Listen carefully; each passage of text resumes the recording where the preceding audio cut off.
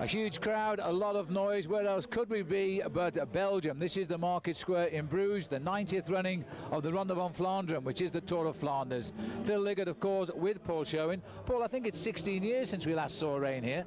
I don't remember ever having a rainy start, and that's going to be a real big difficult thing for the men to handle. They don't like coming out, and it's going to be very difficult, I think, today for us to get a lot of interviews, because the riders will try and stay warm right up until the last possible moment.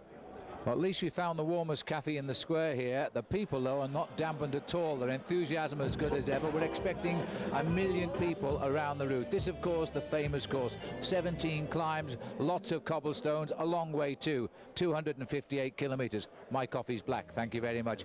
Paul, give us the name of a favourite today. Need I ask? Well, you've got to talk about Tom Boonen. He's won 11 races so far this year. He's the world champion, and of course he's racing on home turf. He wants to win, and I'm sure all of Belgium want him to win too. Probably 1 million Belgians will come out to watch this race here this afternoon. Throw him some other names. Of course, George Hincapie from the United States. Not highly ranked amongst the favourites this year, and I think that might be good for George, because I think George has got the best form of his career. Of course, Alessandro Petacchi, he thinks he can finish the race. He's been here twice before and never got to the finish line. This year he's got Eric Zabul to help him. A new team. I think they're going to be good together, because Eric Zabul, I think, has got some things that he wants to say to T-Mobile, who let him go at the end of last season. And of course, another great Belgian favourite, Peter van Petegem. He's won this race twice, and of course he's a rider in the past who won Tour of Flanders and Paris-Roubaix back-to-back. He's a lot of experience. And of course, because it is very much a lottery, this race, the hills really starting after 90 miles or 145 kilometres. After that, you've got to be at the front, and you've got to have the strength to stay there. Paul, just take us through the route. Well, you know, it's the same route we've had for the last couple of seasons. Starts in Bruges, 258 kilometres. Little incursion up towards the coast, and it's down to the mountains of Flanders. And they really are mountains, especially in weather conditions like this. To me, the race always starts at the Olde Quaremont, but the big story is the Mur de Grammont, right down towards the end. It's 16 kilometres to go there when the riders go over the top. The final climb of the day is the Bosberg, but the 17 mountains of Flanders, they really make this race a tough one. All right, well, the cheers behind us indicating the riders are slowly but surely coming out of those team buses, because they have to come into the square to sign on. Time for Paul to go and do his best, see who he can speak to.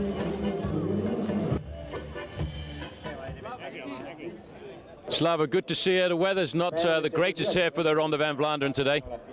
Yeah, I think we have a little trouble from beginning, but I hope it's supposed to clear up in the afternoon, and all the difficult points will be dry. You know this race very well, but George Hincapie seems to be in really good form this season. Well, yeah, George is he's in the top shape right now, and he's super motivated. He has been done many times this race, always close, but never win. So I mean, this is the year maybe. But it's also the year when the team really seems to be good. You had a very good performance in the 3 days of La Panna. The whole team. The Panna is our traditional race, so the Discovery team or US Postal previous team, we always been winning this race. It's always give us an extra motivation. Good luck. Thank you. George, good to see you. You've had a great start to the season, but this week is a week that you really enjoy, and especially this race here, the Tour of Flanders. Yeah, this is one of the hardest races we do on the calendar. It's got one of the most historical races as well, and really important for the team, important for me, and I feel great. The team is better than ever. This is the important thing. In the past, you've been a little bit isolated towards the end, but I think you have the best team for the job this year. The man to beat, though, is Tom Boonen. Yeah, Tom has got obviously a lot of pressure on his shoulders, and we hope to take advantage of that and have as many guys with us on the same team at the end to be able to attack him. George Hincapie seems to me a little different this year. There's no more Lance Armstrong, a stage win in the Tour de France last year. Tour of Flanders win sounds nice too. Yeah, definitely. It'd be a big dream of mine to win it today, and I'm going to do everything I can for that. Good luck, George. Thanks, Paul. Matty, it's good to see you back with this team. Mate, it's good to be back. It's good to be back, and mate, the team's stronger than ever, that's for sure. These are the kind of races that you excel in. These are the races for a real tough man. And I have a feeling the team is in great shape because just recently in the Tour, in the 3 days of La Panna, everybody was good. Yeah, 3 days of La Panna is usually it's the best test for Tour of Flanders, and we certainly dominated the Tour from start to finish. And yeah, there was a funny atmosphere in the bus this morning. A very quiet confidence in the team today. Does everybody really believe that George Hincapie can win this? Yeah, George hasn't done much racing, and you know, George is getting stronger by the year, and you know, there's probably one or two guys in this whole field with as much experience as George, and we've got 7 other guys to back him up. And as obviously life host, he's got great condition, winning 2 or 3 days de Panna, Steen de Volder, the most experienced man here, Vladimir Gusoff. So we've got a super team around George, and it's going to be an interesting day. I've never done Tour of Flanders in the wet. Good luck. No worries, mate. Tom, a very special day for you here in Flanders, because to wear the World Champions jersey and to ride on home turf is a very special thing for you. Yeah, riding the Tour of Flanders is also is anyway a special day, and I think this year maybe will be one of the most special out of my career. I had a perfect last few weeks, and I'm very good right now, so I think it will be a dream day. And the little rumours that people said, oh, Tom Boonen's got a bit of a cold, that seems to be just a few stories in the press. Yeah, there are always stories. If they don't have stories, they make stories. Well, the important thing for you and for Quick-Step is that you have a strong team and they're solidly behind you today. I think we have a very strong team. We're able to do good in the hill zone and have some guys with me in the final. But not only that, we can react on different cases in the race, and that's the strongest thing of this team. I think if you have Bertini and Pozzato and Nuis in a team, they can also win the Tour of Flanders. What about George Hincapie? I think he will be one of the big competitors. I saw him in the Panna, and he looked very strong. And yes, I think after Quick-Step, the strongest team. Thank you. Henk, good to see you. It's been a long start to the season, but these are the races that count. Oh, today's epic. Epic, yeah. It's the battle. The war begins in about 10 minutes. She's going to be on. There's a lot of wind, and apparently no one can make it up the Koppenberg yet. So I got my running shoes on. You've got a lot of responsibility today because Peter van Petegem is a man who's got an awful lot of experience in this race, and he wants to win again. Yeah, actually, my job today is to be with him from kilometre 0, keep him out of the wind and look after him and get him to the front of all the climbs, and hopefully he can launch Boonen off his wheel, but we'll see. Can anybody beat Boonen? Of course. That's why you're here. Exactly. I think there's a lot of guys here that are very, very good at the moment. Discovery, Telecom, Lampro, they're all riders that are really going to give him a run for his money. He's world champion and he's shown that he's strong, but he's very beatable. Good luck, mate. Thanks. Well, bit of pressure on the team, but I believe the ambiance in the race bus this morning was pretty up. Yeah, for sure. We came out of de Panna really strong, and everybody's super motivated for today. This is a big day, and I think we can do it. We have a lot of depth in the team this year, and really good morale. So. I think that's the important thing, a lot of experience, a lot of depth, and the Belgians are very motivated to help George Hincapie. They are, for sure, and those guys know the roads better than anybody else. And so, I mean, this is the biggest part of the year for them. So, what's your job today? I think I'm going to try and get in the early breakaways and then help George throughout the rest of the day. So. Good luck. Keep warm. Yeah, thanks. Difficult race conditions today, but you're a man who excels in these kind of conditions. But are your responsibilities for Alessandro Petacchi or for Erik Zabul? Yeah, we see after 200 kilometers, what's going on, and then we speak, and then we see. It's an important race, maybe a little bit too difficult for Petacchi today, but the kind of race that suits a man who's always good, Erik Zabul. Yeah, it's this week with Flanders, Gent-Wevelgem and Paris-Roubaix is maybe the most difficult week of the year in the cycling calendar, and everything can happen. It's possible to be in the front and also in the last group, so you never know. Good luck. Thank you. These are recorded pictures before we join the action, and it happens so often, Paul. A lot of riders, we were talking about the very strong crosswinds, and they're always dangerous as they race out to the coast. Yeah, a couple of riders from Team Cofidis have gone down rather hard in that crash, and what really causes many of these accidents in Belgium is you see the separation between the road there and the cycle path at the side. Well, there's always a gap, there's always a difference of an inch or two, and when you try to ride across, that's when the accidents happen. Belgian racing by definition is dangerous. Look how the riders here now are slipping and sliding over the cobblestones. I think we're on the wheel of a quick-step rider here at the moment. No, we're not. And in fact, this rider here is Eladio Sanchez from Liberty Seguros. And finally, all that slipping and sliding, he requires a back wheel. Now, as you can see, as we move forward here in time, we're looking now at the shadows on the road, and at last the sun is getting out. And a little bit of a stop there for De Vietem and Lotte. That's Henk Vogels, I think, on the right of the picture, changing wheels here. With Peter van Petegem on the left. Peter van Petegem, obviously the #1 man on the team, and Vogels there passing his wheel across. The reason they're doing this is because the team cars in the Tour of Flanders can sometimes be 1, 2 or even 3 minutes behind. Yeah. So we can see Van Petegem up there. He's been given team number 17, and that's a bit of a surprise to me because he should really be wearing #1 or number 11 as the team leader. He is an experienced man, Phil. He loves this race. He seems to be able to get himself just in the right shape of mind for this event. As we look at the leading group now, we're looking at around about 134 kilometers to go, and this group we're looking at here has got a 3-minute advantage over the main field, which for the moment aren't reacting, but they will naturally speed up as we get a little bit closer to the first climbs of the day. Well, there's the riders for you on the screen at the moment as we look at them here. A nice little breakaway, a traditional breakaway, you might say. There's always a chance, because if we look at yesterday, we had a big tourist ride here, some 17,000 so-called tourists, but they're all would-be racing cyclists riding the course, and in fact they said the course was, apart from the rain, very, very slippery on the climbs itself. So this is the early breakaway, wanting to see the Molenberg, which is the first climb that comes at 145 kilometers. It really does start to hot up then, and I really believe, for me, the race always begins when the riders get to the Old Quaremont. That's a very difficult climb. It's not the most difficult climb, but it's made difficult by the fact that it's steep to begin with, and then it's got a very long false flat for almost 2 kilometers.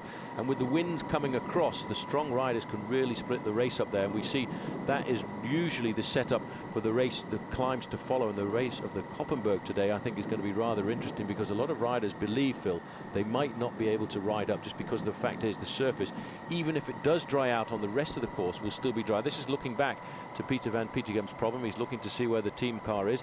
You see the way he was indicating with his hand there, that was to let the team manager know that it was a back wheel that he needed. Well, that's the wheel he's just taken off Henk Vogels there, and obviously it's not riding properly on the chain. He wants to change here. We're going back up to the leaders, hovering on 3 minutes here. Looking just on the rider sitting at the back here is Michael Albacini. Started to start winning races a bit last year. He's on the leaky gas. Sadly to say that their big man for the classics, Magnus Backstedt, has had to pull out with injury, and that's a real shame, because the Paris-Roubaix is his declared favourite race. He's won it once. He was well placed last year, finished 4th. We're just going through the little town of Zwalmen. That's as 133 kilometers to go. In about 8 kilometers time, the riders go along a very long and nasty section of cobblestones known as the Panna Strut. It's a long section of cobblestones. It's 2.4 kilometers in length, and it is basically what would be rated as a Paris-Roubaix style section of cobblestones. Very difficult. That's why you can see the nervousness at the front end of the main field, because even though we are a long way to the finish, all of these riders, Phil, want to get onto the Panna Strut in the first 10 or 15 places. Well, that's the hard thing when you race in Belgium, Paul, and you should know better than any because you've walked up most of the climbs, haven't you? I've walked up a lot of the climbs here. And is the way they race. The racing is all done before the climb to get position. That's what it's all about. It really is almost like a bunch sprint getting into that bend to go round that corner in first or second place, and then you ride up at your own pace, and the riders behind are the ones that have all of the bad luck because they're clambering, trying to find the right gear. The crashes are always a little bit further back. It's interesting to note there's a lot of pale blue jerseys at the front of this group. That is the teammates of Alessandro Petacchi, who's been to the Tour of Flanders on 2 occasions previously and has said here that he really wants to finish, and I think he might be able to if he gets some assistance from his man Erik Zabul, who I think is going to be an excellent ally for him in the closing kilometres. This is Schreck dropping back here, Stefan Schreck of T-Mobile. He's called the team now, the team car's with him now. You can see the number of riders who are coming back with one problem or another, and it looks like he's got a little bit of a chain problem, or is it? No. Well, I don't know what he's doing because he outrode his car now, but that's a view from the top. You see the crowds here, massive crowds. They've actually issued race regulations this year for the spectators and tried to get them to be a little bit more orderly, especially out on the narrow climbs, because this race has its own unique character, and we don't want an accident, and we don't want the crowd to spoil what is a very special happening here in Flanders. Tremendous atmosphere all the last few days. The television programs have been doing deep exposés on this event on the 3 days of De Panna, which is just finished, and by tradition, Paul, that's used as a warm-up race. And if you were watching that, the last time trial was a real sweep for the boys from Discovery. Yeah, first, second and third, they really did ride well in that event, and I think the whole team now are looking forward to a good ride here in the Tour of Flanders. Eric Dekker there just on the left-hand side, he's in fine form this season as well, while at the back we can see Peter van Petegem has managed to get himself back into the main field. No panic at all, and I think that's the important thing, Phil, about a race like this. He's got Wim van Servenvent alongside him. He's going to try and pace him up to the front, but you can't panic because in a race like the Tour of Flanders, everybody has some bad luck. You've got to be able to ride over that, ride through it, and keep your morale high for the rest of the event. They're holding 3 minutes, that small breakaway. Nobody in it of great significance at the moment. A typical breakaway causing others to chase. But just watch the tempo speed of this peloton. They're trying to keep it so high that nobody can actually move forward from the back. They're trying to guide their leaders to the first climb, which is the narrow streets of the Molenberg. And that is where the chaos will begin. And from then on to the finish, it's a matter of hang on to your seat of your pants as you race up these very narrow climbs. There's the pack spearheading. There's the boys at the back trying to get back on as we return up. This is Rick Reinink here from the skill team. They were a wild card team that came in, the skill Shimano squad. They're managed by a former multi-day winner in Belgium, Rudy Kemner, and he didn't win too many races anywhere else. And there's the full line. Thierry Marichal is here, David Boucher, Albacini, Schmitz, Auger. Auger is probably one of the best names, and the other old favourite in this breakaway, I guess, is Marichal.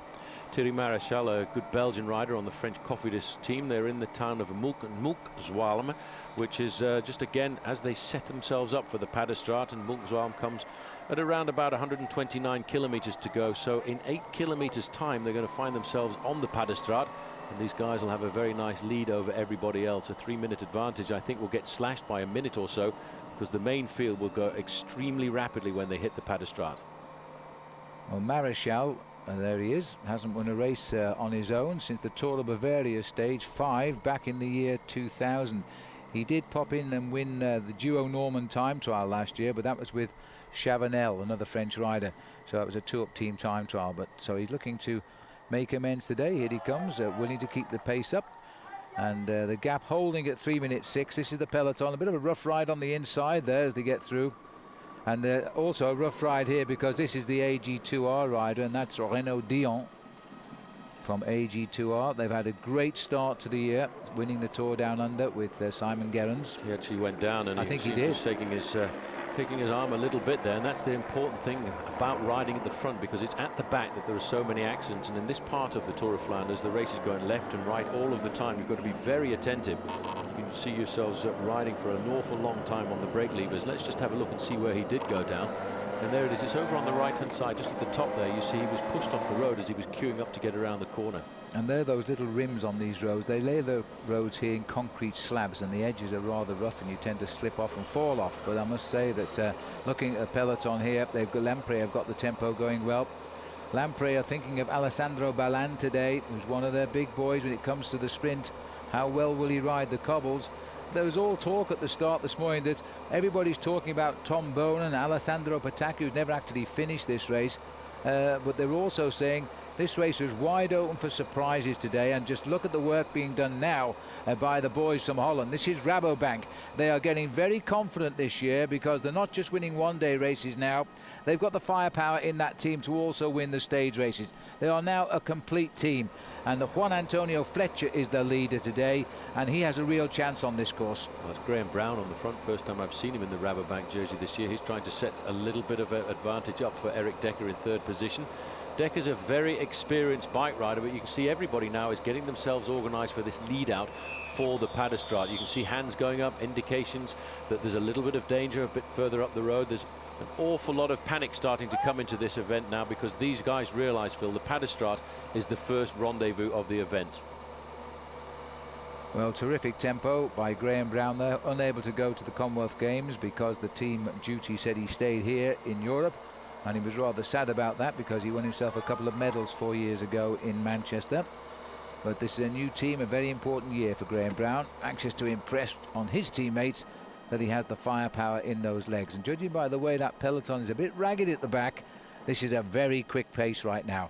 Very rapid pace. You can see the concentration at the front. Those are the guys who are taking lots of attention to keep themselves out of danger, keep themselves at the front end of the main field. They are looking and willing themselves down now towards the Panna Strut. The guys at the back in the long tail, they're the ones who are definitely not in the right place to attack the first section of cobblestones at the Panna Strut, and that will be at 125 kilometers to go. Still around about 3 hours of racing, but still all of the climbs and an awful lot more cobblestones to go. 17 climbs in the Ronde van Vlaanderen, the first one being the Molenberg. They'll follow that up very rapidly by the Wolfenberg, but I really believe that the race starts when they get to the third climb of the day, and that's the Eau de Quaremont. Not very long, but it has a maximum 11% at the bottom, but it's that long flat over the top that really makes it difficult for everybody, and we will see, Phil, the field splinter once they get there. Well, we're still 14 kilometers. That's about 7.5 miles from the first climb of the day, and then they come thick and fast after that. These riders are not too concerned about that breakaway up the road.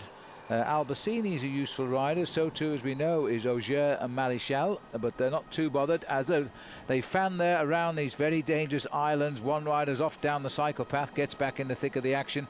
It's go where you can in Belgium, including up the inside of these parked vehicles now. Boy, oh boy, that's a bit narrow as they've all gone through there.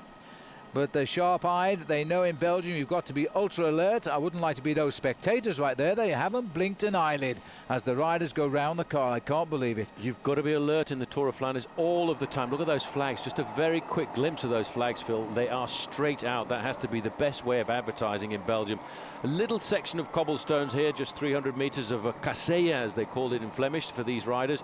Smooth cobblestones, very nice, almost like a highway before they get themselves set up for the Panna Strut, which is going to be in around about now 4 kilometers or so. That was a Zottegem-Steenweg, which is the road to Zottegem, as the riders there went through there. And a little bit of a helping hand here at the back for Thierry Marichal, as the riders seem to be exchanging conversation. That's David Boucher from the Unibet.com team that's a little bit upset it wasn't one of the wild cards for the Tour de France. They felt they had the firepower, having brought in Baden Cook. Not to be, said the organiser of the Tour de France, which is rather sad because it would have let in the English rider Jeremy Hunt, who is on tremendous form this year. Well, Jeremy Hunt's had a fabulous season so far. He's been so close to the win on a number of occasions, and I feel that he could have come up with the win just a couple of weeks ago. These are the leading riders, and you see, Phil, even though the race has dried out, once you get to the cobblestone section, because they go through all of these very long fields, there's always water at the side of the road, and with all the preceding cars, that actually gets splashed onto the cobblestones, making them even more lethal. So the riders now here in the front of the race are on the cobblestones of the Panna Strut, 2.4 kilometers. It's around about 1.8 miles. It doesn't sound like very much, but I tell you what, once the body starts shaking over these cobblestones, they hurt. Well, it was heavy rain at the start, and miraculously now we've come some 100 kilometers or more along the road. The wind has dried the road out very, very quickly. There was groans, I think, from the journalists who follow the race when they saw how fast the road was drying, because they thought it might take away some of the storylines. But you can see if you make the corner on the inside, you are going to be in a spot of trouble. So looking now at the first and only breakaway so far of the event, these 6 riders are getting clear of the field. They've had over 3 minutes.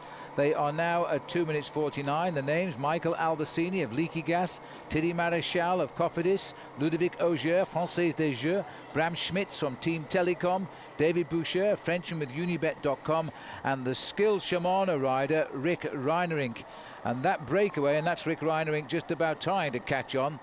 We're now 125 kilometers from the end, and the gap 2:49 and coming down, and it looks as though Big Rick is slipping away.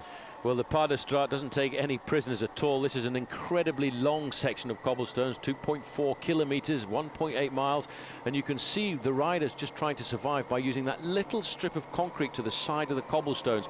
But the problem is, it is very dangerous indeed. You can see that rider just flipping his bike. What he's trying to do is lift his bike across from the cement side onto the cobblestones, which are just a fraction smoother, but it is a very slippy part of the race here.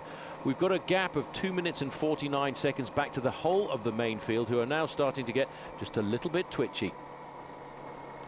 So the riders are 125 kilometers to go, 2:47 the gap, and two riders now becoming detached, and the other rider there is the Française des Jeux rider, so that'll be Ludovic Auger, who's also finding the cobblestones a little bit rough. They've hit them very, very fast indeed. They are losing a little bit of ground to the chasing group, which is the whole peloton.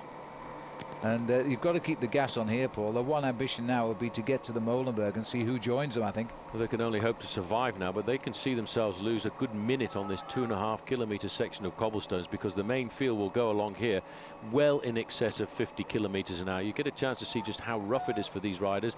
The important thing about riding the cobblestones is we can see now the main field has started the Panna Strut, and you see the queuing up to get around that corner, and right here, in fact, it's T-Mobile who've got the advantage. Now, what does this tell us here? T-Mobile, because they no longer have Eric Zabul on that squad now, so they're going to be working for other top boys, possibly Ivanov, although I think Ivanov will be doing all the work, Andreas Clear, and maybe Lorenzo Bernucci, who's also having a good start to the year. But they certainly believe, and Phonak have also had an amazing beginning to the year this year. The Phonak squad taking out the first two big races in Europe and in the United States, of course, with the Tour de California. We go back up to the chase group here. It looks as though for the moment Ludovic Auger is going to fight back just about, and that's David Boucher just in front of him here. The one over the narrow canal bridges, I think, here. Maybe it's just a tunnel. Looks as though it's been homemade for the job. I think it's a homemade tunnel for the Tour of Flanders here to welcome the riders to the end of the Panna Strut. Little bit of respite now as they turn off the Panna Strut and go onto the smooth road once again. But look at the damage, Phil, that the Panna Strut is doing in the main field. That main field is stretched out over at least a 1 minute mark. You don't want to have a flat tire here, because if you do, your team car is going to be at least 2 to 2.5 minutes behind. This is the back end of the main field. You get a chance to see just what it's like trying to survive. Well, this is tough, and it always is tough in Belgium. The riders know that. There's a lot of riders don't like even coming to Belgium here. I think that was Graham Brown, Paul, who just slipped off the back. And what's going on up here? General slowing, been a fall in the middle of the road. Well, that'll help Brown get back on, if nothing else. The rider down there looks to be Angel Gomez of Sonia Duval. It is. And I don't like the way he's holding his shoulder there. It was a nasty tumble right in the middle. It must have been a touch of wheels, and down he goes. When you go down, cobblestones are hard. They are. When you go down on cobblestones, it really is amazing. It does not receive any bouncing at all. This is Paola Bertini at the front. Now, this could be the big surprise this afternoon. I'll tell you what. Paola Bertini is a man on form. Delayed a little bit in his preparation for Milano-San Remo with that nasty crash he had in Tirreno Adriatico. But he's the kind of rider who really could take the pressure off Tom Boonen's shoulders. Well, Paul and I, moments before we came to air, were saying, why didn't we talk about Paolo Bertini in our openings? Because this man was an obvious choice. It's perfect. He's got great form. He's had 4 wins this season already. And everybody is in awe of Paolo Bertini. Gone are the days when he was the sort of domestique for Michele Bartoli. Yep, it was Michele Bartoli when he used to come up here to try and win the Tour of Flanders, which he did. This man was his henchman, his left-handed. But since then, he's been made a leader himself, and over the last couple of years, he really has assumed that role, winning himself, I would say, the glorious race in Athens, because what a storming ride that was. He took off with 2 laps ago. Everybody expected him to attack on the last lap, so he surprised them all. And he really, I thought it was a very risky move on that occasion, but because of the quality of the rider that he is, it paid off and succeeded. Well, he knows what the road is like. He's not afraid of the course. He got 9th in this race a couple of years ago. And it takes a strong man to dangle off the front like he's just done, tempting the field to come out to him because he wants to make this group smaller. It's obviously dangerous. We've got riders falling off on a pretty regular basis down the pack there. So Bertini prepared to shed a little bit of energy but keep himself in a safe position. And that's not easy to do, of course. It certainly isn't easy to do. Well, this is the end of the Panna Strut for these riders. 122 kilometers still to go to the finish. The next difficulty out on the course is going to be the first hill of the day, the Molenberg, and that is going to come at around about 113 kilometers to go. So just about 8 or 9 kilometers from here. Nice bit of smooth way for them for a change. That's typical paving slabs of Belgium. It's a very cheap way to make roads, but it seems to be quite effective. And this is the leading part of the peloton. The 199 riders well spread now as they've done the windy sector of the race. The crosswinds out towards Ostend and back. Those sectors are never seen on television, sadly, because the cameras don't start rolling till they approach the first climbs of the day. But they certainly serve to weaken up the peloton. That breakaway of 6 hanging on to a 2:42. It's more or less locked in at that just now. 121 kilometers still to race to the finish. And as any rider in this race knows, it hasn't even started yet. Hasn't started. I don't really believe this race ever starts until we get to the Old Quaremont. But you can see the riders in the blue jerseys at the front there. That's Discovery Channel, and they are on the crest of a wave, I think. The whole of the team probably has the form that it's the best form that it's had since its inception, and especially in the right week for them as well, because George Hincapie, I think, is very seriously in with a chance of winning here. There's Peter van Petegem in the middle, knows these roads, lives in the small town of Brakel, which if you race in this part of the world, especially in the months of March and April, seems as if every other race goes through Brakel. It is regarded as the center of the cycling universe. Look at that, Phil. That's the damage that has been done just by one section of cobblestones, the Panna Strut. There's a lot of riders now scrambling to stay in touch, and if you look back, you can see it's a long way back to the team cars. They're not actually in sight yet. And now we see why Paola Bertini, the Olympic champion, was stepping on the gas there. He's pulled a big bunch clear of the field. That's a chasing bunch. They've also been split at the back end by those individual fallers. It's a very lonely business out there just now, especially as you can tell by the echelon forming.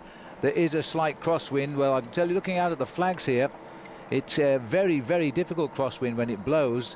A little bit protected from the height of the fields at the moment. But these riders now are going to find this is probably the beginning of the end for them. The clouds, which are very heavy behind them, just now they're racing towards the sun, and it's quite spring-like and warm once the sun does come out. And the peloton regrouping at the front, probably about 70 riders down there.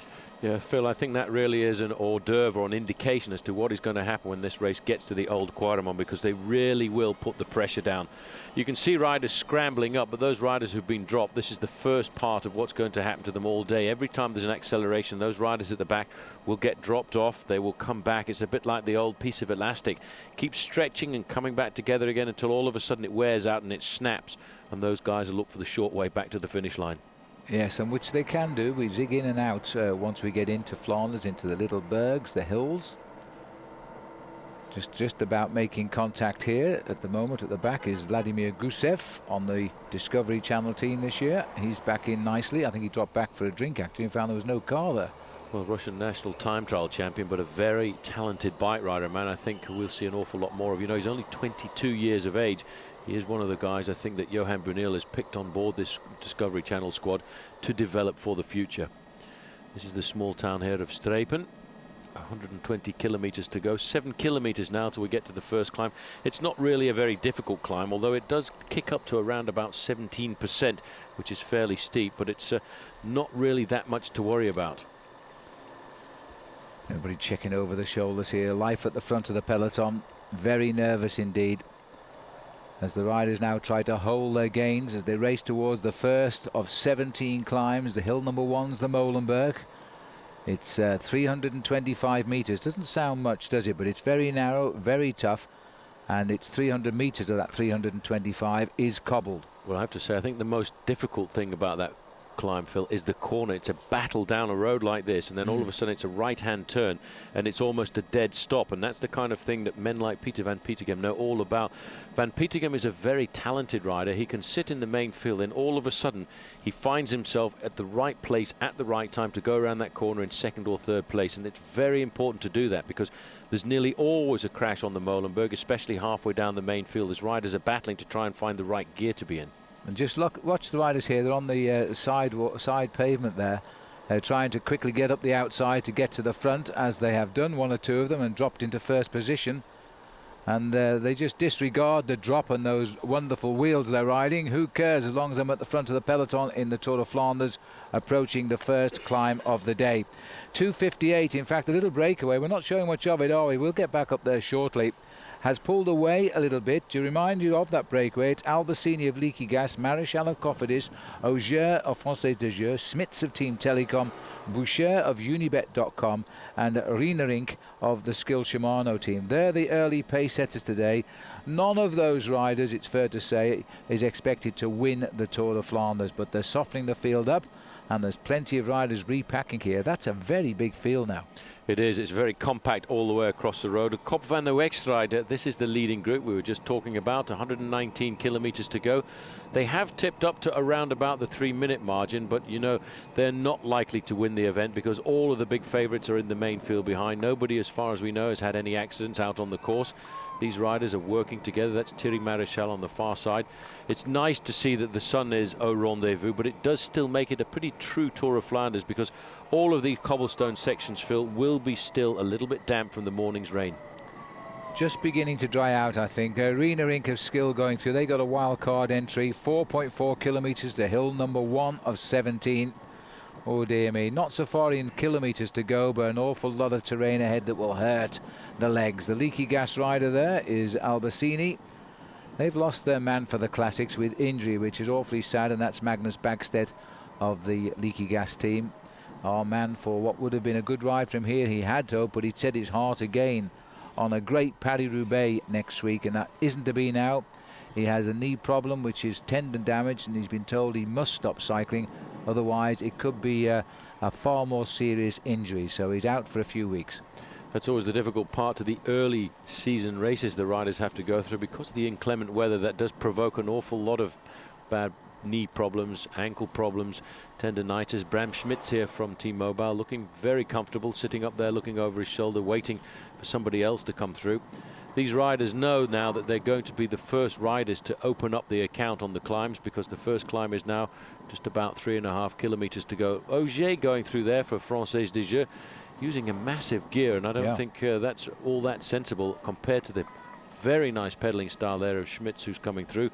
And the main field, just look at the chaos. The crowd's moving forward, trying to see as much as they can, but they don't realize that these riders, Phil, as they come up to the Molenberg, are looking to use every little piece of road because they've got to take risks to get themselves to the front. It really is chaos. There's a rider there stopped with a little bit of an incident. Oh, I think it's a natural break. Well, he must be very confident he can rejoin right now because this field here is moving very, very quickly indeed. Using the whole of the road. Very hazardous occupation, riding on the outside of the flanks of the peloton, but then again, if you ride in the middle, I suppose it's just the same. Leon van Bonn turning around, checking on who's alongside him in the center of our picture. Just look at the concentration on some of these riders' faces here. They've got the front, it's where they want, but how they're going to hold it as we head up towards the Molenberg. This is life at the back here now. The arm warmers are off, the leg warmers are off, the shoe covers will be off soon. And everybody, that looks like Matt White back on the team of Discovery Channel. He's looking to get a little bit of advice probably from Johan Brunel, maybe pick up a couple of bottles for the boys. He's a great workhorse, and his wife, she got a medal in the Commonwealth Games in Australia. She's a road walker, and she says, oh, my husband can't watch me get this medal because he's riding his bike in Europe. And I'm sure she appreciates what sort of race as well. Well, she was the lady who was walking in the Olympic Games to a gold medal a couple of years ago as well, and was disqualified in the tunnel for lifting her leg up, her foot up for a 4th time, and that was a very sad occasion. I think Matty White really had to support her at that time, but that's all part of the sport, and I think she was very happy to get that medal. And she did have the honor, of course, of carrying the flag for the Australian team when they came out into the stadium for the opening day presentation. She did indeed. Now looking at the riders from Lamprey here now. Lamprey have got some good candidates today. They're also getting a little bit out of the season in these early days as they ride along at the front. Alessandro Petacchi, who's scoring well this year, he might be their man. I'm sure he's going to be their man. They're really all riding for him here this afternoon. You can see Cofidis moving to the front. There's Leon van Bonn, a national champion of Holland, a great rider. He's been around for so many years. He was a good track rider in the early part of his career, but now he's turned out to be a seasoned professional. Today I would think everybody, Phil, on De Vitamin Lotto will be looking after the man whose basic season is planned around this 1 week of racing. Peter van Petegem from Brakel will be trying to ride well this week and of course next week, because he's getting up there to around about 37 years of age, so he's quite a mature professional cyclist. But I think in a race like the Tour of Flanders, age is not really that important, because it's a lot to do with the experience and the motivation for a race like this. Yeah, and Peter's certainly got that. He's been training on the course as usual. Robbie McEwen, by the way, the Australian sprinter, he doesn't like to ride this event. He's not in it, but like Peter van Petegem, of course, he lives in Brakel. So he's no doubt out on the course, cheering on his teammates, some Lotto Da Vitamin, or the Vitamin Lotto, as it's called these days. Well, these are all part and parcel of the guests are following the race around, and as we go back to the action here, you can see how everybody, they're so alert at this moment of the race, Phil. They know how dangerous it is. These men too now are moving forward to the Molenberg. There's going to be a little bit of chaos. Nobody should get peeled off on the Molenberg, but there's always the possibility of a crash halfway down the main field, which is why these guys want to make sure they get into the Molenberg in a good slot. The leaders must be within a kilometre of the climb at the moment. We of course are in the hands of the television director as to what pictures we see, but they must be about a kilometre from the start of that climb right now, and that's why these boys are getting a little bit excited, because 2 3/4 minutes behind is not so far. Keeping very fast tempo here, and look at another wave coming up on the left. Well, I just saw Henk Vogels coming up through the middle. This is Graham Brown. In fact, he was tailed off just a few moments ago, but he's fought his way back here because he knows he wants to get Juan Antonio Fletcher up there. He's a man who's moved across to Team Rabobank through the winter because of the collapse. There's Tom Boonen, just a quick glimpse of that white jersey in the middle there. Boonen, remarkably this year, Phil, winning on 11 occasions. We've very often talked about the curse of the rainbow jersey. Well, I don't think it's going to happen this season. He's broken that for sure. He's had a real world champion start to the year. Yes, 11 victories already. Might trade them all for this one if he can win again today. Last year he won it on his own, getting away near the finish. To win as a world champion, that would be very, very special in Belgium today. Awful lot of pressure on the young man. Patrick Lefevre of the Quick Step team, the team of Tom Boonen. When asked was Boonen going to win, he just simply said one of the team will. Well, that's confidence, I suppose. Well, they've already got a pretty good record. They got themselves the win early on there in the Milano San Remo, and Tom Boonen, Phil, crossing the line in fourth place, was just as happy. Yep, I didn't recognise him without his British national jersey. He seems to have worn that a number of times through his career, but Hammond, this is a bad time to have a problem, and he's waiting for the team car to come forward. Has he got a flat tyre? I can't see at the moment. It might have a flat front tyre there. It looks like, is it flat? Yes, the front tyre's down. That's a shame for Roger Hammond at such a crucial stage of the race here, just before we hit the Molenberg. It's a quick wheel change. The mechanic's up alongside him there. The front wheel is in. He should be up and riding very shortly. Kop van der Weekstrijd. Very shortly, these riders, these leading group of 6, will take the right-hand turn and they will find themselves on the Molenberg. They won't have to fight. In fact, there you can just see the cars in front taking the right-hand bend. 1 kilometre or less. There we go, a lot less. There's a turn to climb the Molenberg. It's not a big problem for the breakaway of 6. They can see it clearly. There's the graphic for you. They're saying it's 460 metres, an average of 7%, the steepest of 14.2%, and we only climb 32 metres above sea level. And there's the 300 metres of cobblestones we told you about, and again, well, not again this time, it's David Boucher who looks to be riding the cobbles not quite as well as the others. Yeah, look at this crowd though. This is what the Ronde van Vlaanderen is all about. It is absolutely crazy.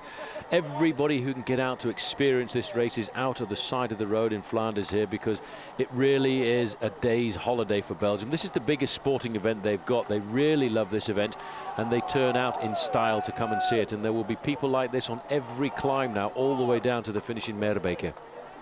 Rent a crowd all over Flanders now, and yesterday I think they told me 17,000 riders took part on the same course as tourist routier, just riding bicycles. enjoying the atmosphere. Then they said the crowd was enormous watching them yesterday. So it's a double header now for the spectators, but this of course is the cream of world cycling, and it looks as though we've got two riders in trouble now. Rick Reynerink also here with Boucher. It'll be a while before we get by them on this very now climb. Just look how wide this road is for the peloton, and look at the flags of Flanders up there. Shows you how sharp the wind is, but basically they're going to be helped up this climb with a tailwind. Yeah, but the difficult thing about the Tour of Flanders is from now all the way to the finish, this race actually zigzags left and right, north and south, east and west. And when one moment you've got a crosswind, the next minute you'll have a tailwind, and then you'll have a headwind. Now there's the main field starting to accelerate, starting to make themselves just that little bit more cautious. And look at the time gap, Phil. Because of this acceleration, we've got a time gap now there of around about the 2-minute margin. Well, just look at the strength of some of these riders now, and Tom Boonen just got to the front. This man is such a classy bike rider. He's going to take him first. The world champion takes the peloton onto the base of the Molenberg. He gets the best view. It'll be carnage behind as Big Tom starts to stamp on the pedals, and the crowd, look at their reaction here, and look at the queue at the back. Well, that is why you've got to go around the corner in the first few positions there, because it is chaos behind. Peter van Petegem is in third place. George Hincapie's not far away either. Phil, I'm trying to rack my brains back here. I cannot remember ever seeing a world champion ride like Tom Boonen is riding here. Not since the days of Eddie Merckx, I don't believe. And as we're now watching Boonen stamp his authority on the first climb of the day, he's going to eliminate a lot of riders. Van Petegem's made a terrific move. He's third wheel. Boonen isn't interested in anybody helping him just now. But once over the top, they have a tailwind here. Once over the top, they flick left, and then they'll regroup a little bit. I think that's Philippe Gilbert getting in on the action on the right too, and he's a man for this course as well. He's a Belgian on a French team. Looks across there. He sees Peter van Petegem on his shoulder, and I would think that the leaky gas rider there is probably Luca Paolini. I tell you what, Phil, that was sheer confidence. Last man to win the Tour of Flanders wearing the World Championship jersey was a man by the name of Eddie Merckx. You might remember that back in 1975. That was an awful long time ago. Merckx won with that jersey on his shoulders. It's a long time since the world champion has ridden quite as well as Tom Boonen is here. He doesn't want to ride away from the pack at this point. He just wanted to be at the front of the pack to make sure he was able to negotiate the Molenberg comfortably and safely, because look how far a lot of riders are behind on a 300-meter section of road. And they're all over 300 meters as well, because at the top is Boonen, at the bottom they're just about queued around the corner. So life is going to be tough for them now, and this is Riblon of the AG2R team, who is just about going to get over the top. The thing is, you'll catch up on a big bunch of riders, and if you get to the front of the bunch, you find it's not the main field at all. They've already split up. It is very difficult now to stay in touch. There's a little flashback for you. It's a matter of queue up and then work very hard on the cobblestones to get over the top. It really is important. That's why you can see the big names like Van Petegem, like Hincapie, like of course Tom Boonen want to go around in the top 10 places, because it's all a question of energy at the end of the Tour of Flanders, how much energy you've managed to save, because it really is a battle all of the time, and it's a battle for those riders who got stopped there at the bottom of the Molenberg. They're going to have to accelerate now to try and catch themselves back up with the race. Boonen just sitting in the middle there. He looks fabulous on a bike in that World Championships jersey, having a quick chat there with Peter van Petegem over to his left-hand side. And Hincapie's not too far back. There is Erik Zabul, Phil, riding at the front as well. Now, Erik Zabul would be a good tip for the win here this afternoon, because I have to say Zabul seems to be really enjoying this change of teams that he's had this year, moving across to Milram, looking after Alessandro Petacchi. He never seems to lose his enthusiasm, but he's faced up to his new team like it's his first team as a professional, which it most certainly is not. Meanwhile, up the road, Ludovic Auger is the rider here. We're down to 4, I think. I don't think the other two have come across this gap. And Mikel Albertini is the rider on the front. Very contrasting styles of all of these riders up here. The big, strong pacemaking of Bram Schmitz. He's the big, tall man with the long, thin legs. And then comes the rather suffering image there of Ludovic Auger, and followed by Thierry Maréchal, who's getting something of an old time in the peloton these days, but he's been around a long time at this level of cycling. He certainly has, and as a Belgian, he's enjoying riding at the front of this race. A French-speaking Belgian, albeit, but certainly he's got a chance here of showing himself off to the crowd. The main field starting to regroup, and that gap has stretched out once again. 2 minutes and 32 seconds back to the group here. and there still is a very large number of riders in the peloton. I think the first major sort out we'll have, Phil, is when we get to the Old Quaremont, because that is a very difficult climb. Steep at the start, but a very long false flat afterwards. That's Matty White at the back there. He got caught out going back to the team car to look after one of his teammates. He's probably waiting to see what the position is of Roger Hammond, who I don't think will have got back just yet. No, it would be very, very hard, in fact, for Hammond to get back just now, as we're getting up towards Oudenaarde at the moment, and then we'll get into Kirk Gate or Church Gate, and then they've got 3 kilometers of cobblestones, and this is all part of the build-up to hill number 2, which is the Wolfenberg. So it's not long now before they start bashing the brains out on 3 kilometers of cobblestones. Henk Vogel's over on the left-hand side, got himself through the Molenberg nice and safely. Thank you very much. And that was after leading out Peter van Petegem into the corner. Stuck in the middle there. Quick glimpse. I just caught sight there of Paola Bertini riding comfortably at the front end of the main field. A lot of quick-step riders at the front end of this peloton. Their job this afternoon is to look after the big man, Tom Boonen. He's going to be a difficult man to beat. I did catch a glimpse this morning at the start, Phil, of Frank van den Broeke, who actually rode quite well in the 3 days of La Panna. Finished in the top 10 in the individual time trial. I wonder if he'll be able to do something today. The bad boy, the prodigal son of Belgian cycling. He's had a lot of ups and downs, and this is probably the last chance he's ever going to get in his career. Well, people this morning were tipping him to either win or not finish, so you have to take your choice. Time will tell, of course. He certainly did have a great 3 days at the Panna. I thought he was sitting just outside the limelight there, waiting for today, and we'll see. The race has a long way to go. That field is basically regrouped, but of course the best position right now is in the first 10 or 15 riders, and that takes a strong man to be there. The rest are following their leader around the Flemish countryside. They know what's ahead, and once on a narrow road like this, you see, you can slow the race right down. Watch that gap at 2:54 go up as I speak to 2:55, because they've got the head of the peloton and nobody can get through anyway. No, that's the other important thing about Flanders. The roads are so narrow. When you've got 10 or 12 riders across the breadth of the road, there is actually no way of moving to the front. There's Boonen comfortably there at the front end of the pack, and it's a status quo now. We're looking at about 7 kilometers till we get to the next climb of the day. Again, a rather difficult climb, the Wolfenberg. Yes, and as the field here now, we're at 110 kilometers today. Remember, the race is a total distance of 258, which is 160 miles. Tom Boonen having a little bit of smile, a little bit of a shunt there at the back, and that's Perez, Marlon Perez, Colombian rider from Team Tenax. They're also a wild card. And a very good climber. A little bit surprised to see him chosen here, but back on the saddle. He probably got, here we go. Oh, well, that's how you dismount a horse, but I'm not sure about a bike. So he's gone off. He was very, very lucky. He's smiling. That was an amazing piece of bike riding, I have to say. Obviously, he was able to twist his feet and get out of those clips and went over the handlebars. I don't think I've ever seen that before. Took him by surprise. I've seen crashes that are very similar to that in Belgium. I remember seeing one guy actually get his front wheel locked in the section of cement between the two sections in the middle of the road. His front wheel just jammed, and he ended up perching on the front wheel and eventually fell off. There's Vogels, looking pretty good, and getting himself back up to the top. Team Telecom rather relaxed now. They must be feeling a little bit miffed that Eric Zabul isn't on their team this time around, because he's right up there at the front. This is the 3 kilometers stretch of Cassium cobblestones for the leaders now. It looks as though we're still only 4, in which case we've lost Rick Rienerink and David Boucher. They don't appear to have rejoined. The Karaka Gate, the gate of the church, and this is a long section of cobblestones. Fairly smooth section. You can see it's a well laid out section of cobblestones. Not that dangerous, but it does go uphill slightly, and that makes it rather difficult for these riders. When they come off this section of cobblestones, they've got around about 4 kilometers, and then they'll come to the second climb of the day, the climb of the Wolfenberg, which is a steep tarmac climb which goes up to around about 19% with an average gradient of 6.3%.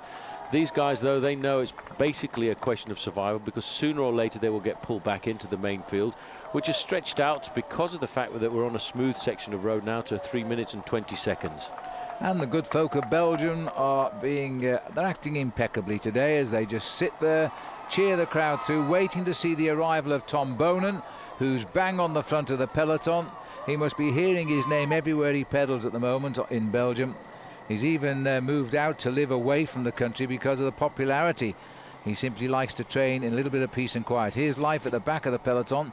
Looks as though Leon van Bonn, the champion of Holland, has slipped right back. This will be a flashback from moments ago. I'm not too sure why, unless he was stopping with a flat tyre. Well, that was on the Molenberg, and that was a little earlier on, and that was a report that he seemed to be in a spot of difficulty, and that was a big surprise to me because he looked rather good just a few moments before the Molenberg, riding up at the front end. So back with the leading group of 4 riders. That's Thierry Maréchal on the front, and they've stretched it out to about 3.5 minutes, and it will certainly start to disintegrate that gap, Phil, once we get to the rapid succession of climbs, like of course the Old Quaremont, the Patersberg, the Koppenberg. That really is the reputation of this race, and there's so many climbs, and they're all in recent years really compacted down towards the end of the race. Yes, all the big names of this race are still to come here as these riders stay clear. 108 kilometers left to go, 3 minutes and 37 seconds, but still going up here because the pack have just shut it down at the front. The race is still ahead of them. They were close to just over 2 minutes at one stage. It's gone out to nearly 4 now. But they won't rate these riders as possible winners. But believe me, this race has been won in the past by riders who weren't rated as winners. And the biggest one that springs to mind in modern times, I suppose, the last French winner, Jackie Durand. Jackie Durand. There was a race a couple of years before that when a man who from Belgium was a rather surprise winner, René Martens, and that was on a day like today when a breakaway of 10 or 15 riders got clear. They were given a 10-minute advantage and they were never seen again. So tactics can really play out in the Tour of Flanders, but I think the level of the sport now, the teams are so well drilled, so well disciplined, they dare not and would not let something like that happen. Hey, but watch this now, because this is Gerolstein in the light blue jerseys here getting into the action. They've hit the other end of the 3,000 meters or 3 kilometers of cobblestones. Plenty of help coming from T-Mobile just now, despite the fact they have a man in the breakaway. He's a throwaway today as far as they are concerned, nothing to do with their tactics. He's up there and working hard and being chased here by his own team at the minute. And I think they've got great hopes for Andreas Clear today. Marcus Seberg was the Gerolsteiner rider on the front there. He had a very good finish to Paris-Nice, taking out the final stage, and what a win that was on that occasion. He got dropped about 95 times on the Col d'Ez, but still fought his way back and surprised everyone with a very clean sprint down towards the finish. Well, that was Marcus's first win, Paul, for 4 years, and so he deserved it. He certainly did, but what a battle it was for that win. I do remember commentating on that and seeing him get dropped, and every time he got dropped I thought that was the last time we were going to see him, and he pulled himself back and he managed to survive. This is a long section of cobblestones that these riders are looking at now, 3 kilometers long, and once they come off that, about 4 kilometers, and they'll then have to attack the Wolfenberg, a very difficult climb. But it is a most important time in the race here when you have to keep yourself up at the front end of the peloton. You can see how difficult it is. There's a lot of puffing and wheezing going on at the moment. That's Zabul over on the right-hand side, and every time we see these accelerations, we see the main field stretching out into a very long line. Well, judging by the way the riders are over to our right, their left, the wind is coming right across them now. It is. You can see that flag at the top of the picture there, pushing them right over. Follow my leader, 3:41, hovering, 107 kilometers, not ticking off too quickly just now, but concentration in front. Looks like Petacchi for the first time is also forcing his way into the thick of the action. That's an interesting one. He's vowed to try and finish the Tour of Flanders. He's only 2 attempts before. He hasn't made the finish. Well, let's see if he can get there this time around. Well, he certainly would like to. There, number 174 is Graham Brown. Brownie, I'm expecting a lot from Graham Brown this year. Once he gets himself settled out with a new team, I think we'll see him win 1 or 2 races. He's an Olympic gold medalist, in fact a 2-time Olympic gold medalist, the Madison, and of course the team pursuit. A great bike rider. I'm glad at last, Phil, in his career to see him riding for a top team. Well, this is life at the back of the peloton here at the moment. The boys from AG2 are slipping out of it just a little bit and not looking too active, are they? We've just seen in there, I think it was Riblon, I think it was Christophe Riblon. As the riders now are together, all together doing the work and doing very well indeed. But a long way to go yet, 106 kilometers. As the riders try here now to do something about the breakaway, but the breakaway has never been their concern. Their only concern, Paul, as to hold position at the front of the peloton. They're basically riding against themselves. They're not too worried at all about that breakaway. They know they'll pull them back once the big accelerations start. In fact, I think I caught a little glimpse there of Matty Heyman also riding for the Rabobank squad. Heyman coming here almost immediately from Melbourne, where he won himself the gold medal in the individual road race, and he was able to force the team to allow him to go down to the Commonwealth Games, and good job he went, really, because he got probably one of the best wins of his career. Yeah, and it's his first road race win for a number of seasons as well. He did it so well, riding in the colours of Australia. In Australia, you can't do much better than that, I don't think. Liberty Seguros struggling a little bit at the back, and you can see how difficult this race is starting to be. It's now coming into the zone where we are looking at elimination from the rear, and big sign there at the side of the road for Ludo. I presume that's Ludo Dirksen's. Well, he's not actually riding the race here this afternoon, but you know, most of the Belgian fans feel they're not really worried. No cheer anybody right now. Ludo's just retired, must be one of the oldest guys in the peloton, just before he gave it all in, and one of the big characters as well. And they're the characters we'll miss as the season unfolds, I think. We're watching here the breakaway now. The Kop van de Wedstrijd is the head of the race. 3:42, still building, but ever so slowly now as they're heading up towards the next climb of the day. There it is. Another lovely crowd on it, of course. They know where all the climbs are here. Well, the Wolfenberg is around about 800 meters of climbing. It's 17% at the bottom. Only climbs up 40 meters in altitude. The average gradient is 4.7%. And this is again an indication of the crowd that is turning out here today for the Tour of Flanders. The Flemish Championships, the World Championships, as far as the Belgians are concerned, for them, this is probably the most important race of the whole year. It is a fabulous crowd that has turned out. The leading group here, these 4 riders, are holding on to a 3.5-minute advantage, but you wait until the main peloton starts to chase. That will be wiped off the board very quickly. 105 kilometers and gone at the moment. And this is a nice climb for these riders because it's a good surface of the roads here. Pretty steep at the bottom. You can see look at the flags now, the opposite way to what they were before. Well, that's the funny thing about Flanders, Phil. You've got to pay very close attention to those flags, because 1 minute it's indicating the wind coming from the left, then it's from the right, then it's head on, and you can see that there's 1 or 2 riders already starting to go off the back of the group here now. There's another problem here, and is that Henk again? Looks like Vogels getting onto the radio, telling them that he's got a problem, and this is not a good time to have it. Well, flat tire, and in fact it looks as if he's broken his gear mechanism. That's tough for Vogels, because his car is a long way back now, Phil, because 1 or 2 riders were getting dropped. So for Vogels to catch up now, it's going to have to be a very big superhuman ride. That's the end of Henk, I'm afraid to say. The Australian rider from Perth. He rides the Vitamin Lotto. He gave his wheel, remember, earlier on to Peter van Petegem, and he doesn't deserve luck like that, but I don't think he'll get back now. The tempo being built at the front by Leaky Gas here, who also have candidates in the likes of Luco Paolini, who was placed in Milan-San Remo, and so they'll try and work for him today. He's a good finisher. This is a tough man's course, this. You don't need any more talent in road cycling. You don't need to be a great climber or a great sprinter. You just want to be a hard man who can hold position. Everybody's starting to calm down a fraction now. Once they've gone over the Wolfenberg, they've got a little bit of respite, I would have to say, Phil, for around about 20 kilometers or so, because from the top of the Wolfenberg, 20 kilometers to get to the old Quaremont. Then you've got 3 very difficult climbs in quick succession. You've got the older Quaremont, you've got the Paterberg, and then you've got the Koppenberg. And that really makes it a very difficult recipe for these riders to live up to. These are the back end of the group, and there's a lot of riders now starting to suffer in the race, Phil, because of the crosswinds, because of these constant accelerations. And this is when the race is really starting to get just that little bit tougher. 103 kilometers to go to the finish. That leading group of 4 riders has almost 4 minutes advantage, but that's not something I don't think anybody in this race for the moment is worried about. A mere 60 miles to race. It doesn't sound very much, does it? But this is the Tour of Flanders, and this is where these boys have been under pressure now ever since these little climbs started. We've only done 2 of 17 of them. Every time they go over them, there's a big split in the peloton. The rider behind have to waste a lot of energy to rejoin the front runners, while the big names are riding. As far as we can see, most of them have got position at the front. Van Petegem We've caught occasional glimpses of, oh, I thought that rider had gone the way he jumped on the pavement there from Française de Jeux, but he jumped up the paving stones, okay. Petacchi is up here too. We've had glimpses of him, the world champion Tom Boonen, looking immensely strong right now and may yet be the man to beat today.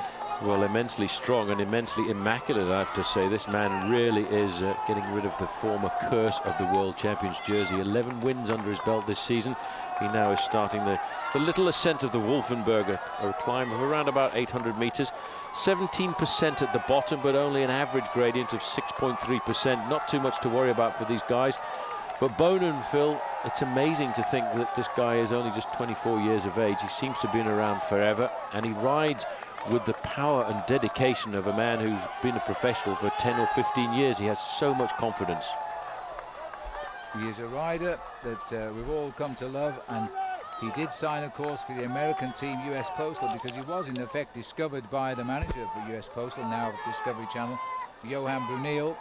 But he wanted out of the team, and he wanted to break his contract. And really, if a rider wants out of a team, even if he has a contract, his heart isn't in it, so you may as well negotiate and let him go. He went across to Patrick Lefevere's setup, and the result is he's become currently one of the best bike riders in the world.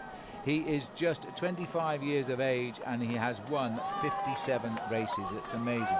It is really remarkable. 20 races last year, 24 races the year before that. But he's a man who I think, Phil, is going to be the man of the classics for the next 10 years, because he really rides with complete and utter confidence. I mean, the way he won the Tour of Flanders last year was a major surprise to us, but then all of a sudden he backed it up with a win in Paris-Roubaix in a very similar style as well. Well, wise man Tom Boonen getting the food in now when life is a little bit easier for him. Just coming over the top now of the second climb, the Wolfenberg. And we race on now to climb number 3 of the day.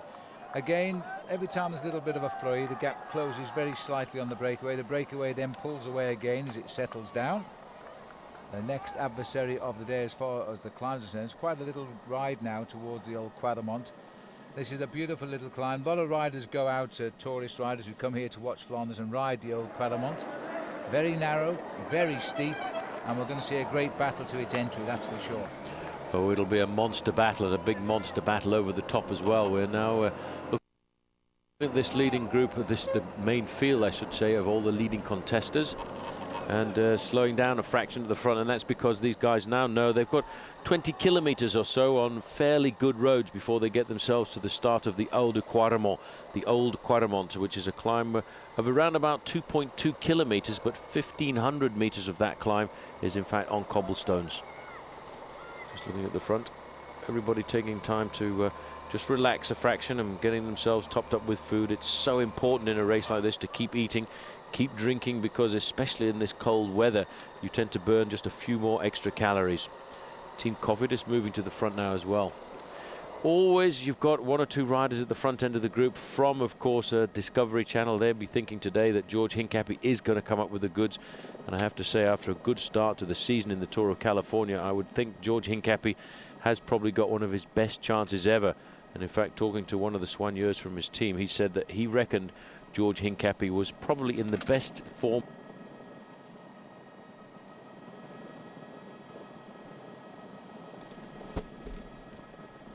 So 101 kilometers to go, 4 minutes and 6 seconds, and they are still all over the front end of the main field. Cofidis, interesting to see them riding so well at the front end of the main field. They're a local team from just across the border in the northern part of France. They could be thinking about trying to protect really the position of Thierry Maréchal in that leading group, because I don't see any of their men being major contenders. Rick Verbrugge might think he can do something. He wears number 97 for Team Cofidis, but these guys now, I think, over the next few kilometers, the next 20 minutes or so of racing, will just try and relax, if you can relax in the Tour of Flanders, because the race, to me, Phil, is really about to begin at 80 kilometers to go. Well, just looking down the honours list, Paul, we've said it before, 63 times that Belgium has won this race, and that compares with Italy and the Dutch 9 times apiece. And there's a long, I don't think nobody's ever going to obviously catch up those wins by the home nation. A lot of those wins came in the early years. It hasn't been a great period of wins for Belgium in recent years. Tom Boonen started to fly the flag now since the retirement of Johan Museeuw. He won it 3 times, but apart from that, we've seen the Italians start to get their grip on this race, and also the Germans, because Stefan Westermann, who won, was only the 2nd German since the former world champion Rudi Altig won this race, and between them, they've got the only 2 victories for Germany. And Switzerland, well, they haven't won since Henri Suter, and that's an awful long time ago. When Suter won back in 1923. Even I wasn't born then. No, that's true, and there's not many cyclists work. But you can see a lot of lamprey activity at the front end of the main field. Alessandro Bellan, Phil, a lot of people believe he's got the ability to win this race here this afternoon, and that's why their jerseys are moving to the front end of the pack. But I think it's a little bit of time out for the guys now as we go through 99 kilometres to go, 19 kilometres to the Old Quaremont. And one of the early breakaway of 6 riders, Rick Reinering, is about to get caught by the main field. But I have to say he's given his team a little bit of exposure on television this afternoon. Nice to see the old skill jersey. Reminds me of a man by the name of Sean Kelly. Indeed it does. It's a continental team now, but he got in here as a wild card. It looks as though he might have a little bit more effort in that body still, wisely waiting as they dodge the cars. Quite legally parked off the road, but the riders have made the road that little bit wider just now as they race back into the action. And that flotilla of motorcycles getting a little bit too close. I think they should be moved on by the race referees because if those riders do attack, they'll be swamped. Well, one of the riders on the motorbike, in fact, who's in charge of making sure the photographers don't get so close to the front end of the race, is a man by the name of Frank Hosta, a former winner of the green jersey at the Tour de France and, of course, a winner of the great Ghent-Wevelgem Classic. I saw him this morning just before the start, Phil, and I reckon he probably could have jumped back on the bike and got himself to the finish of this race. He did look pretty fit, I must say. Well, Team Milram now, all at the front end, thinking about Alessandro Petacchi. And I have a feeling that I do believe that Eric Zabul will be the man who rides best for Team Milram here this afternoon, because I think this race is just a little bit too difficult for Petacchi down towards the end. Well, we've seen Eric in the bunch. I can't see him at the moment. The Milram boys, though, obviously know that Petacchi and Zabul are here. That's why they're riding at the front, looking very relaxed and calm, keeping the tempo up. These are strange races for the majority of the non-Belgians in the event because of the road situation here. The road furnishes the constant splitting up, the cycle paths.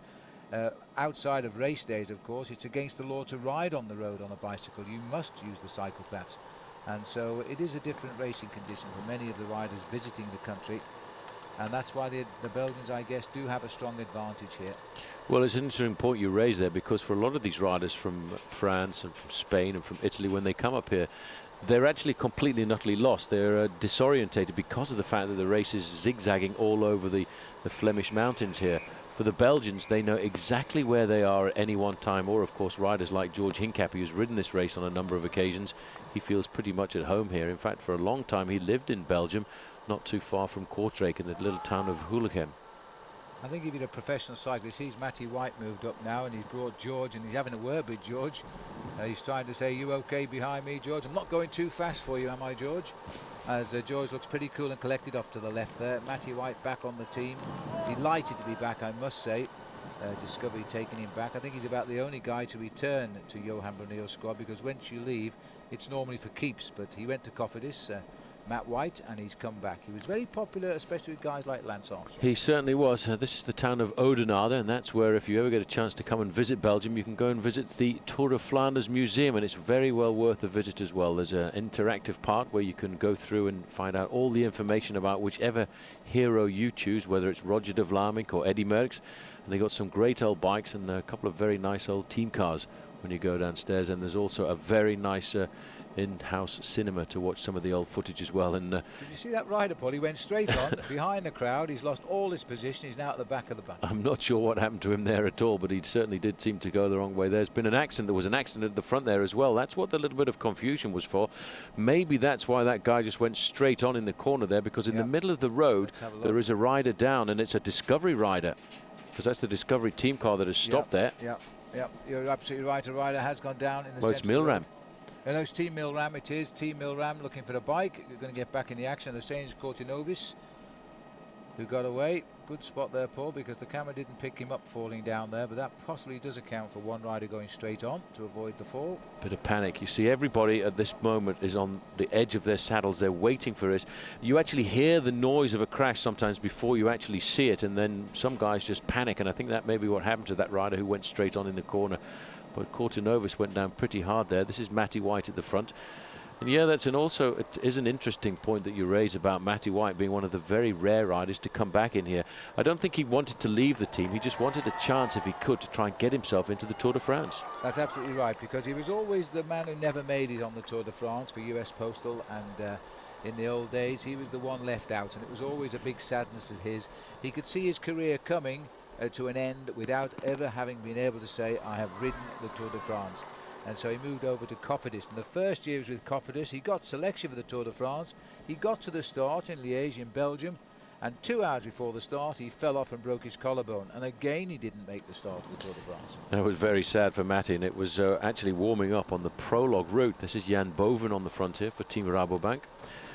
Rabobank have had a pretty good start to the season with a win in Tirreno Adriatico by Thomas Dekker, and he's a rider that Phil, that the Dutch really are following his progression. He's come up a long time. We've seen him ride for the Rabobank 3 team, the Rabobank Continental team, and now finally he's made his way through to the top ranks, and I think he could be the top stage race rider for Team Rabobank over the next 10 years or so, as long as he keeps the natural progression which he seems to be following. Well, the peloton reorganising at the front here. White's still up there. Just to finish the story of White, he has finally ridden the Tour de France. He did it last year, and he finally finished 123rd. But where you finish doesn't really matter. It's the work you do for your team during the ride when you're not expected to win the Tour.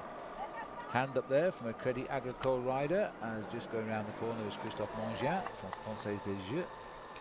Mongin, former stage winner in the Tour de France and a former French national time trial champion and national road race champion. I can't quite see that sign there, but I'm sure it says... It says Ronde, I think. Ronde, yeah. As we draw it away, it becomes more clear. That's a human sign saying Ronde, and something else, of course.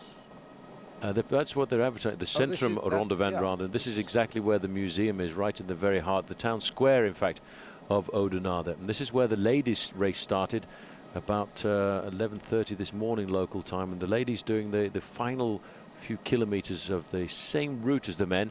It'll be interesting to see. They normally come in around about an hour before the men finish. Well, let's hope they all come in the same way this year, because last year the winner came from the left of our commentary position and the peloton came from the right. So I did joke about that this morning with the organisers. They said they're going to try their best to get it right today. What happened was, just about 2 kilometers from the finish, the peloton followed the vehicles that were being turned off the race route, and they came in the wrong way. I suppose it was the quickest way to the finish. Well, it was not helpful, but they did get a result somehow. I'm not sure how. So looking at the riders here, there's Hincapie in the middle, starting to be attentive. Everybody now, Phil, has to be attentive, because this is the real important part of the race. We're going right the way through Oudenaarde, right through the middle of town, and now setting ourselves up to about 158 kilometers covered in the race, and that's about 100 kilometers to go to the finish. But the older Quaremont comes at 84 kilometers to go, so 11 kilometers now to the top of the older Quaremont. These riders have stretched out their advantage quite a bit over the last few kilometers, but I think it's because of the lull of this 20-kilometer fairly flat stretch. The riders in the main field taking a back seat, making sure that they've taken on board a bit of drink, taken on board a bit of energy, and making sure that they get themselves ready now for what is going to be a very intense part of the racing. The old Quaremont for the 4 leaders, 8.6 kilometers away. 95 kilometers to go. These boys driving on. They really will not be dreaming of anything more than just where they are right now. They won't be thinking of the finish. They know that the chances are they won't see it in the lead. It'll be interesting to see what the old Quaremont picks out of them. The weak ones will slide to the back.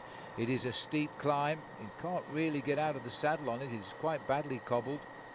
And a lot of riders in the peloton, I don't think, will ride up it. No, it's going to be very difficult. That's why, again, it's going to be an important part of the race this year, the big battle to be at the front end. In fact, the story overnight is that a number of fans went out and stole cobblestones from the They've actually put security to stop people taking the stones. Yeah, some people are a bit crazy. They stole 3 cobblestones from one place and 1 from another place, and yeah, they've put security on overnight to stop people choosing and stealing what is a major monument here. Yeah, it's not something we like to hear. A souvenir is a souvenir, but don't take the road of the Tour of Flanders, because they leave rather big holes in the spaces where the cobblestones were. Here's the main field now, again coming out onto a wide, good piece of smooth road here. Everybody always looking around, always checking who the riders are alongside them. who's feeling good. As you can see, these boys now taking on lots of fluid, as much food as they can eat, because they know what lies ahead, and this is the time to do it, because at times you won't be able to take your hand off the handlebars because of the cobbles or the climbs to come. Well, again, it's a big battle for the Old Quaremont. 10 kilometers to the summit of the Old Quaremont, about 8 kilometers to the bottom. And the Old Quaremont, again, Phil, a very narrow road. If you get yourself into the top 10 at the first corner at the bottom, well, then nobody's going to be able to come out past you and displace you, because there is nowhere to go by. Just watch this rider taking on board a bottle here. Looks like Mark Wouters taking on board bottle number 2 there as well. He missed that one. No, he did, sadly for him. Yeah, I wonder what he's thinking in the back of his mind there, but at least he's got one. Former champion of Belgium, Mark Wouters, got the yellow jersey in the Tour de France. He had a great spell in his career mid-term when he won major races one after the other. And this is the other end of the peloton, with riders still popping back to the team cars and taking advantage of what is a slight lull as we nudge up to that breakaway at 5 minutes. It was brought back to just over 2. It's going away again now, and that's the way it'll be for a moment. The tempo will start when the big riders split off the front of this race as each other starts to attack. Just sitting here at the back at the moment, number 206, there's Frederic Verschelen. Chocolat Jacques, slightly new colours for them this year, as he takes on plenty of food for the rest of the day. And looking at the back of the peloton, there's no effort at all there right now. But that's not the case in the next few kilometers, because you'll see the charge to get into the Old Quaremont in the first 5 to 10 places is going to be just like a bunch sprint, and that's when you see riders taking massive risks, and that's when I think we'll get a chance to see once again the World Champions jersey. A nice little cheeky move here by Liberty Seguros, trying to pull themselves to the front end of the main field. And why not? When you've got a little bit of a lull in the race, give it a go and see what happens. Leaky Gas got 5 men here at the front. Luca, 6 men out of their 8 entries, and Luca Paolini will be their marked man today. A couple of riders popped over to the cycle track on the right. Chocolat Jacques moving men up to the front as well. I'm not too sure who's gone there for Liberty Seguros. Looked a very neat little rider as he's left on the other side. We'll catch him up when he gets clear. Well, 2 Australian riders on Liberty Seguros here at the Ronde van Vlaanderen. Alan Davis, who was 3rd in the Commonwealth Games in Australia, and of course Aaron Kemps, who is in the field as well. Moving up to the front, you can see the red, black and white jerseys of De Vita Monlotta. They're looking after Peter van Pietegem.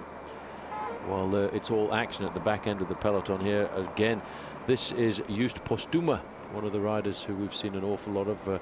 Very good ride in Paris-Nice last year, a good ride in Paris-Nice this year as well, when he got 2nd on one of the stages, taking on board bottles. Now, they won't be for him, those will be for some of the leaders of the team, because the team leaders don't want to lose position at all at this stage of the game, as we get so close now to the start of the Old Quaremont.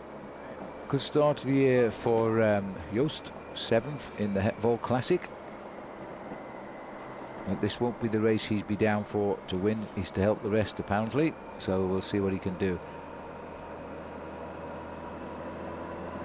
Just 25 years of age, plenty of racing left in his legs there. Another 8 seasons if all goes well.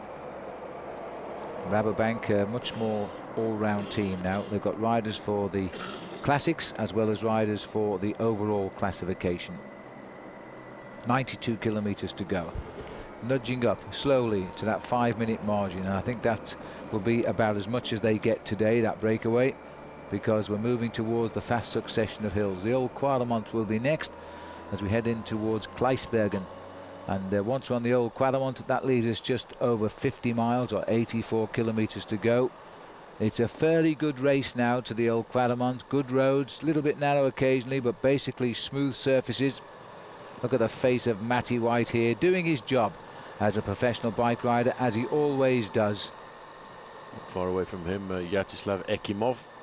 This, I think, today, Phil, is all about George Hincapie. I wonder what Hincapie thinks in the back of his mind, because to me, he's the ideal body for these races, and he rides very well over the cobblestones. A quick chat to him back to the team car, Johan Brunel and Dirk de Mol in that team car. Hincapie knows how important the Old Quaremont is. You know, Hincapie's been around for a long time, turned professional at 19 years of age, and for many, many years he was the youngest member of the professional peloton. Now he's becoming very much one of the elder statesmen, and last year was a massive change for him. And I was just joking with one of the Belgian commentators before the start. We talk about, you know, the number of riders who've won Paris-Roubaix, Tour of Flanders in the same week. And the Belgian commentator said to me, well, nobody's ever won at Luz Ardiden Tour of Flanders in the same year. Well, it is a 12-month period, I suppose, and that would be amazing for a mountaintop winner to win the Tour of Flanders. Yes, it could well be right, but we'll see. He's looking good. Let's leave it there for now, because so often George has looked good and it's not quite worked out for him at the end. It did come good in Ghent-Wevelgem, and that's not very far away, and of course that comes up this week as well after this race is over. George will ride all 3 events. This is Thierry Maréchal now tapping through for Cofidis. 4:44, seem to be settling down again. They're not pulling away now. Bram Schmitz is the T-Mobile boy, but he's got no friends on his own team back there, because at times they're being forced to set the pace. Well, they really believe that Andreas Klier can win this event this afternoon. It's a pity they lost Erik Zabel. I'm a bit surprised at a team who's had so much goodness out of a man like Erik Zabel for so many years, when they've put a lot of money into Jan Ullrich, who has not been really capable of doing what they paid him for, and that's winning the Tour de France again. A man by the name of Lance Armstrong seemed to get in his way every year. But Erik Zabel, I think, rather sadly, not paid up for all of the years of his great service to the squadron. He decided he'd move away during the winter month and went across to Milram, and I think that's going to be a big asset for Alessandro Petacchi. Now there's a problem. David Boucher, he was in the breakaway a little earlier on, and he's now back in the main field.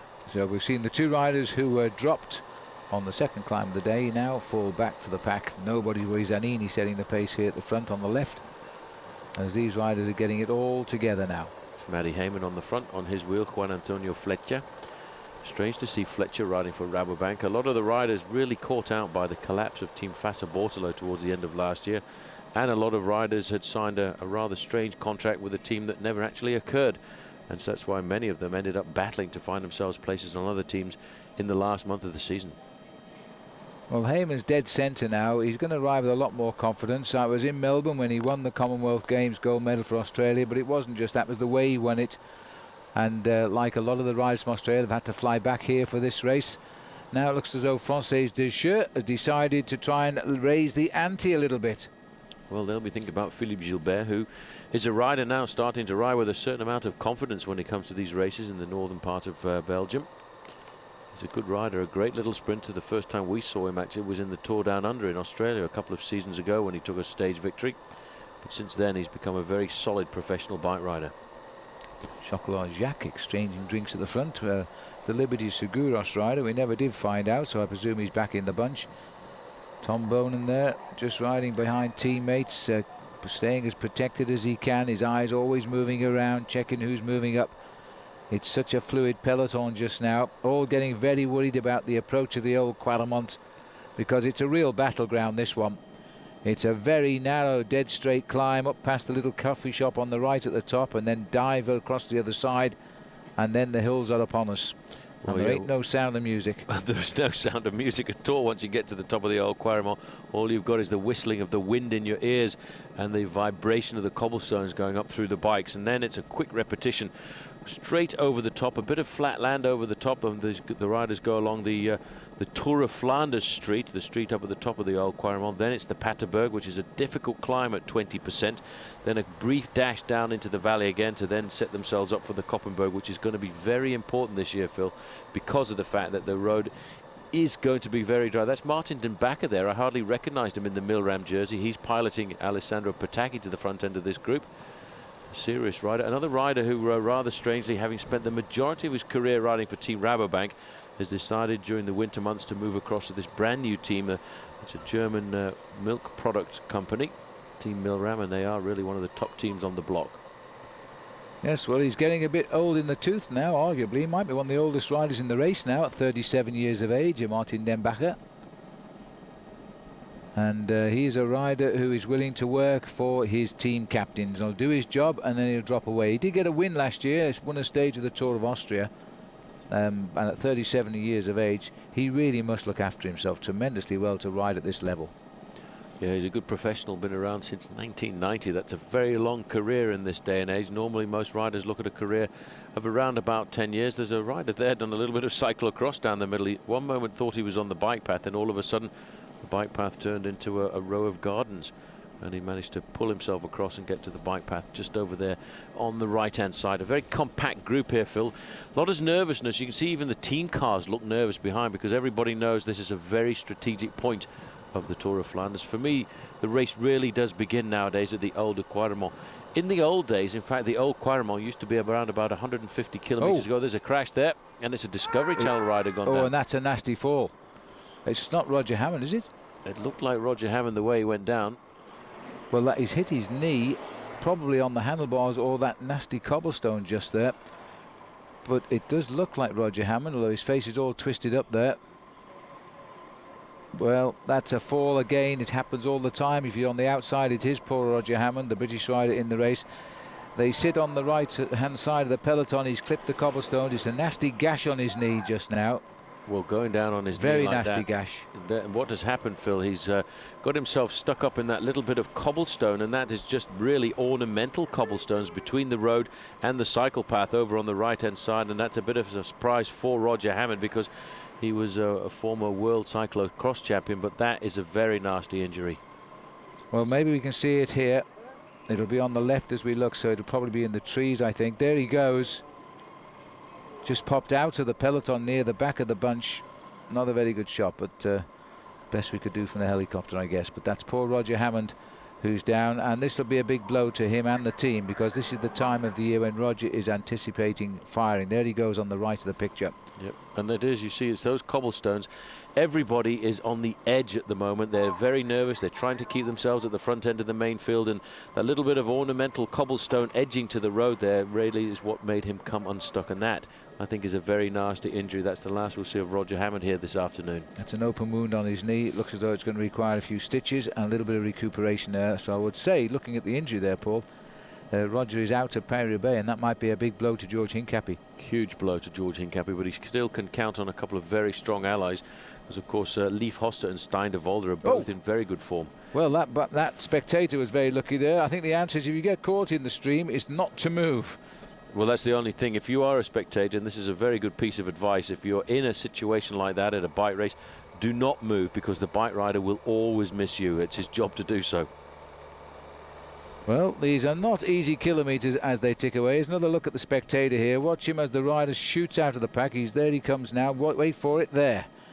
No, sorry, there. Just lucky enough. He should have stayed where he was. He was doing all right, but now he's still okay, and the peloton go forward. Scary. Very scary indeed. Look at the gap. It's come down to just around about the 4-minute mark. 87 kilometres to go. And everybody now getting nervous. Lamprey on the front. This rider setting the pace, and what he's doing is trying to make sure that his man Alessandro Ballan stays in the front 10 or 15 places. Now it's nervous. You can sense the nervousness starting to rise up. Quick step on the front. These are the leading group of 4, the Kop van der Wegstrijd. They are already on the small road that leads up to the cobblestones at the Old Quaremont. No battle for them. The battle is behind, around about 4 minutes and 8 seconds behind. They're about 1.5 kilometres away from the climb here. 3 kilometres they're saying up there, or hill number 3, sorry, that's what they're saying. They're just on the edge of it now. 2.5 kilometres long. It is all cobblestones. As you clatter over the top, there'll be a sharp left up to it now. These are the leaders, and I think we might see a little bit of a split in this leading group now, because if they are feeling tired, and they've every reason to feel tired, they've been away a long time, then it'll come up on this climb as they make their way up to the little village on the top of the climb. Bit of smooth road for the moment, but that's a real shame about Roger Hammond, the British champion there, who's gone out of the race with a badly cut right knee. And it looked very deep, although we were a long way away, of course, from it. The peloton. Chocolat Jacques got a couple of riders at the front. De Vitamon Lotto also very much in presence. They really are starting to whip it up now, Phil. It's important to get to the Old Quaremont. I can't see Tom Boonen. We're in the small town here of Berchem, and that is around about 6 kilometres for these riders to go till they get to the start of to the top of the Old Quaremont, so 4 kilometres away from the bottom. But you can see they have stretched this race out into a very long line, and that's because of the acceleration of the teammates of many of the team leaders. And look at the gap, it's falling as we watch it now, 3 minutes 50 at the moment, because the peloton now is not racing against the leaders, it's racing to hold position on the road here and let nobody back up to them. Again, the strong men of about 25 riders there. Here we are further up the road. It doesn't look that steep on the television camera, believe me it is, and it's already unhitched the rider here from Française de Jeu. That'll be Auger. As the peloton now begin to narrow out. Oh, it's looking a real rough ride down there for one or two of them as well, as they bounce off the pavement into the centre of the peloton. It is everybody for himself now as the Tour of Flanders heads for the old Quaremont. Well, if you caught a glimpse of that flag there, Phil, it was completely from the right-hand side, and that's going to make it very difficult. Not in the first part of the old Quaremont, but when you come out of the small village and then go onto the false flat over the top, that will split the field here this afternoon. I can see us having around about 60 or 70 riders together over the top. Peter van Petegem, look at that. This is the knowledge of the Tour of Flanders. He's right up at the front end of the main field. He's asking his teammates to keep it nice and high. A little bit further back, there's one or two riders from Quick Step starting to line themselves up because they want to try and place Tom Boonen here as well. Well, that was Wim van Sevenen doing the sterling work, the long lanky rider on the team.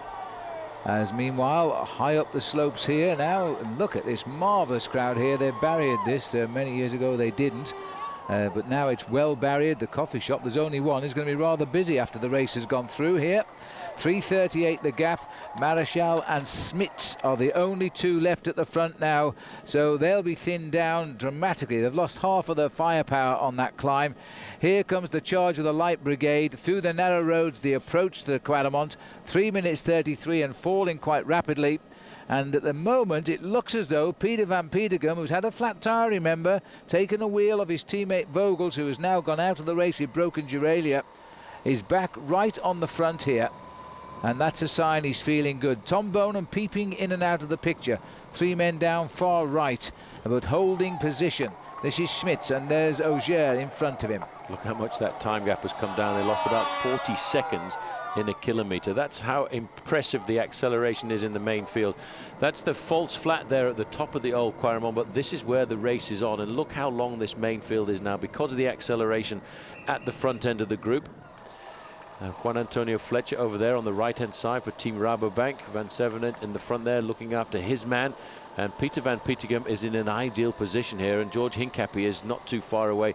This is why you've got to be at the front, Phil, because once you get to this part of the road, there's always a little mechanical incident. Man with his foot on the ground there, the very experienced Stefano Zanini of Leaky Gas got caught out there. There's the face of Eric Zabul.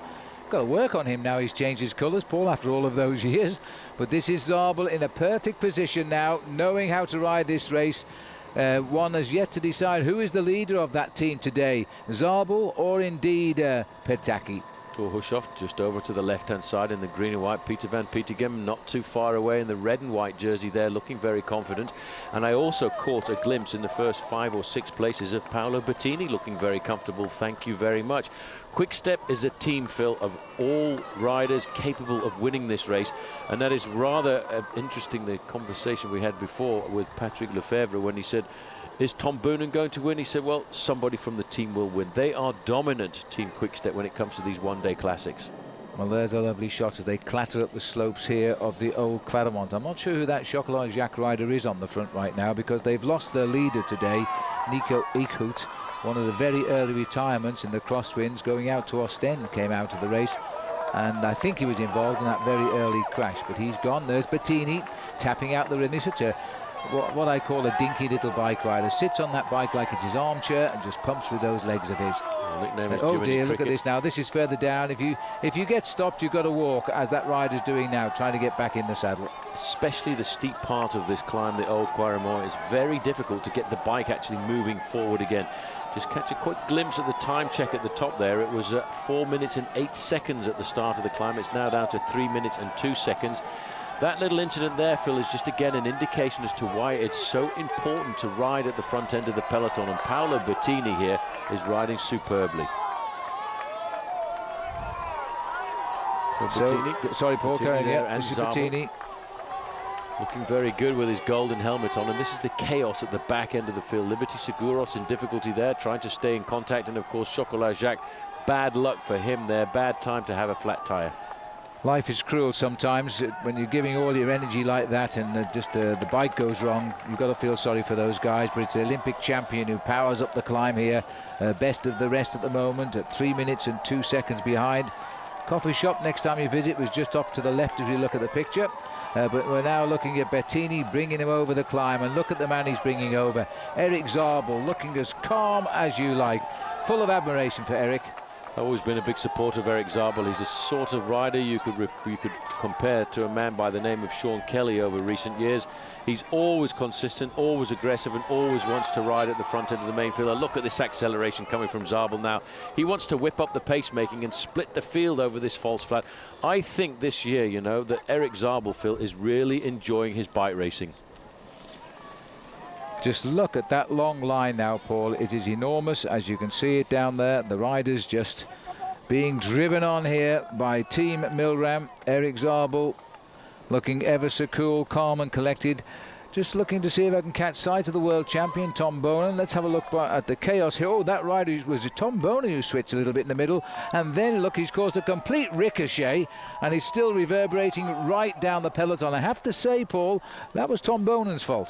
Well, it wasn't Tom Bonen's fault. I have to say that was the fault of the road there, because I know from experience... blame the road. He'll never fight back that road. On the left-hand side of the road, there's a nice little piece of smooth concrete, and all the riders want to ride on it, but all of a sudden it stops, and Boonen, I think, was trying to flick himself back onto the cobblestones. Paola Bertini wants to break the race here a little bit. You can see him riding at the front. He's riding superbly this season. There's Boonen. I just caught a glimpse of the world champions jersey in around about 10th place. Zabul, 35 years of age. He finally changed his teams. He's won 193 races that I know of, and he might even say he's won more. But he's right there in second place at the moment, behind the Olympic champions wheel of Paola Bertini.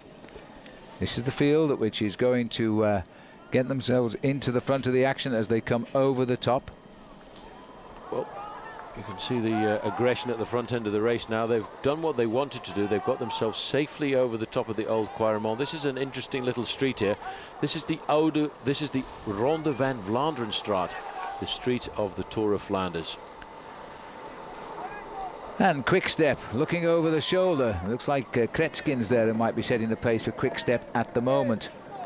This is the chaos at the back of the race here, and this is a Lotto rider, Bart Dox, I think it is, who's slipping away. Yep, it's a very tough climb up at the top there. You see how it's formed a small group, just that one climb, the Olde Quaremont there. There's about 40 riders in that group. Nobody has been caught out by the acceleration today, but they will still battle to try and keep this group nice and small to go now down to the next climb, the Paterberg. They basically ride along the top of these hills on the outskirts of the town of Ronse, drop down into the valley below, and then it's the Paterberg, which is a steep climb at 25%. Kretskins on the right, Van Sevenant dead centre for Lotto, the world champion there, quite happy to follow wheels at the moment. Bertini has dropped back into the pack now. He rides a bit like Robin McEwen. He's a man who disappears from view very quickly, but he's never far away from the action.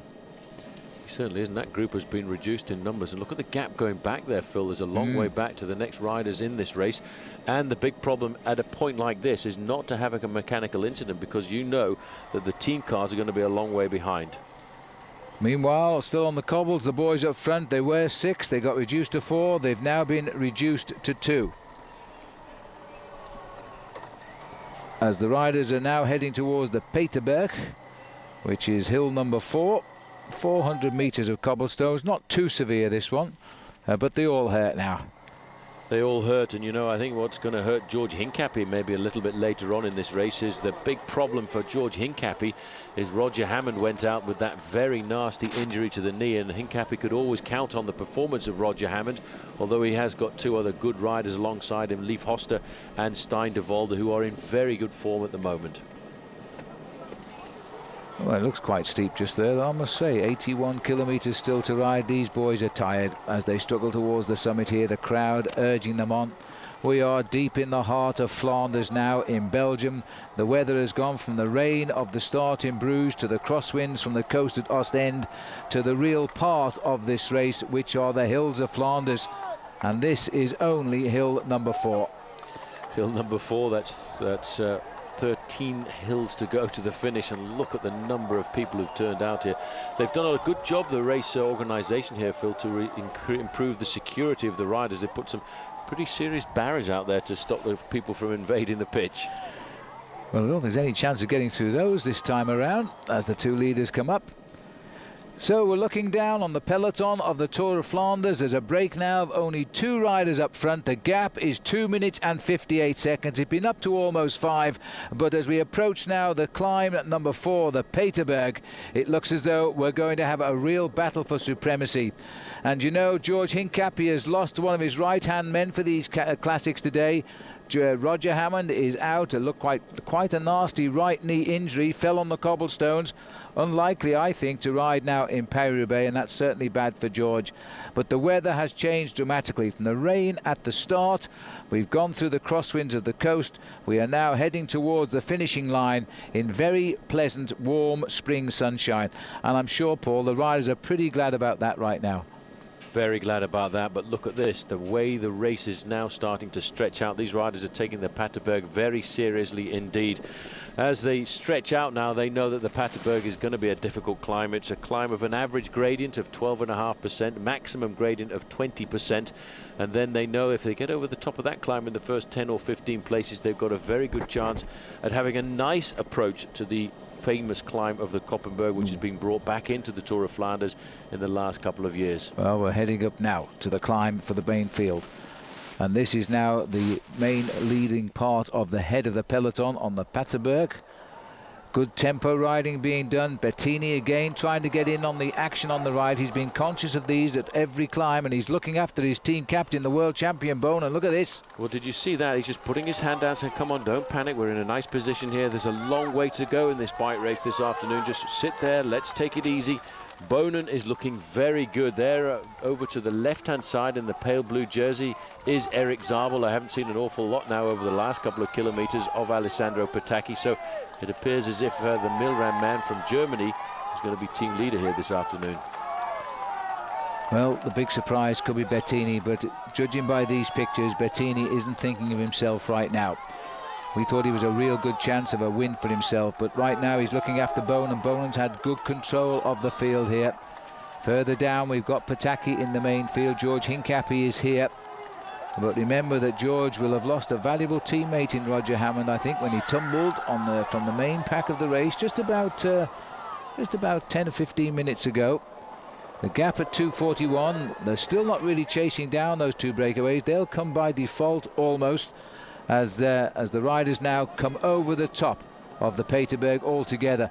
But you take a look at this. There's about 45 riders in the heart of this peloton, although I do think, Paul, that little chase group got on the back of this lot. It looks as if the chase group has managed to reintegrate the peloton there. There will be a lot of chasing back all of the time now from here all the way to the finish as riders get dropped on these climbs and battle to get themselves back into the race and then get dropped once again. It's a scenario which will be repeated on another 13 occasions as these riders now go over the top of the 4th hill of the day.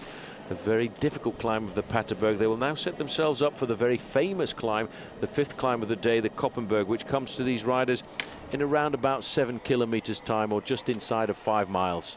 Well, this is Bram Smits, who along here with the other rider up in front, Thierry Marechal, the only survivors of a 6-man breakaway which dictated the race. They got a lead of almost 5 minutes when they were 6th.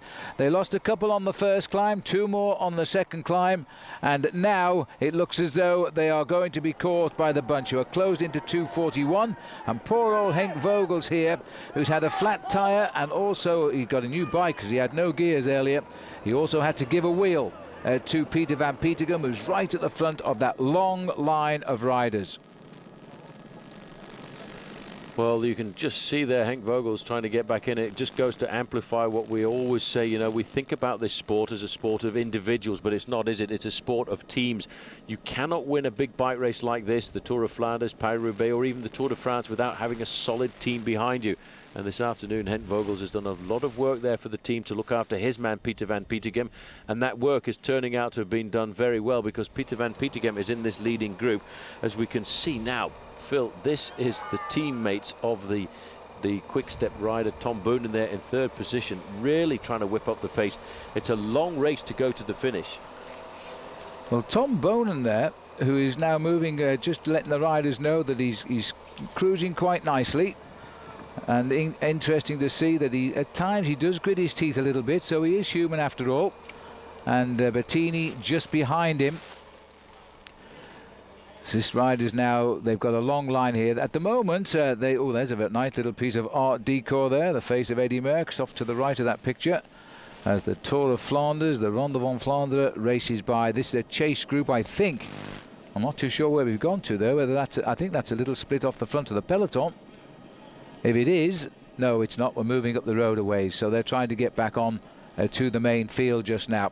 These riders all been split off. The next big destiny, as far as the climbs are concerned, is now the dreaded Koppenberg, and that is a very severe climb, a maximum gradient of 22%. The rider there from the Belgian Championship jersey, by the way, Serge Baguet. He's been doing a lot of work today and looking after the team. He's dropped back at just a couple of places right now. This is group number 3 here, which means that we have 2 leaders and there must be a small escape. Well, this is Bertini on the front again. You know, Bertini's all over the front end of this bike race. I did hear a rumour that Team Quickstep really wanted to eliminate a lot of riders early on, and they wanted to do that once they got to this very important point here of the Koppenberg. We're Tour of the Farmyards now, rather than a Tour of Flanders just now. Well, they're saying it's Group 3, but technically I suppose they're correct. But there are only 2 riders in between. They've been dropped from that leading group. This is Baguet, keeping the pace as high as he can here, thinking of his team. Even though he's the champion of Belgium, he's not the expected man to win today, and he's got both his big guns behind him there. Boonen looking a little bit determined, and also behind him Bertini. Bertini looks good. He looks absolutely superb here this afternoon, but this team looks good as well, Phil. Very rarely do you see a team taking control so early on. It's because I think everybody's just a little worried about the Koppenberg that's coming up in around about 3 kilometers time. The riders will summit to the Koppenberg at 73 kilometers to go. It's a very short climb, but the fact is, on a day like today, it is very difficult to get a bicycle up because of the fact that the surface is so moist. 75 kilometers left to ride today. The race now really has just got underway in earnest here. Serge Baguet is second in line. He is in fact Quickstep this year, but last year he would have been riding for De Vitamin Lotto and defending for Peter van Petegem. So how fortunes change now, because he's looking for the likes of Tom Boonen and Paolo Bertini. Again, a little bit of a regrouping there. It's probably about 45, 50 riders, the big hitters that are left now in today's Tour of Flanders from the 199 that set off. In between, there's 2 riders dropped from that leading group. We should see them pretty soon, I think. Ludovic Auger is one of them, and the other one is Michele Albacini from Leaky Gas, somewhere up the road between the breakaway and this charge here. It's amazing to see how Quickstep are controlling this race here. There's Baguet going around the corner there in first place. Bit of an interesting story too, Baguet, because he actually retired from the sport a couple of years ago and started practicing his professional as a roof tiler, and then he decided it was a bit boring, so he'd have another try at being a professional cyclist. And in fact, he went on to get himself a stage victory in the Tour de France, and that, I think, was back in 2001. But now he certainly is a very integral part of Team Quickstep's assault here on a second win in the Tour of Flanders. Well, interesting indeed. These are the 2 leaders here, the British flag flying there and the English flag. 1 in 5 or 20% the Koppenberg at the middle of the point there, which isn't quite what our race plan tells us. They give it a little bit steeper at 22%. But Marichal and Smits now riding the Koppenberg as well, and this is hill number 5. We look down on the 2 leaders here. The gap is coming down rapidly. It's probably just on 2 minutes now for Bram Schmitz and Thierry Marichal, the Cofidis rider there. This is the Koppenberg, halfway up. There's the flag of Norway flying, no doubt for Thor Hushovd. It looks as though Schmitz might be struggling a little bit here.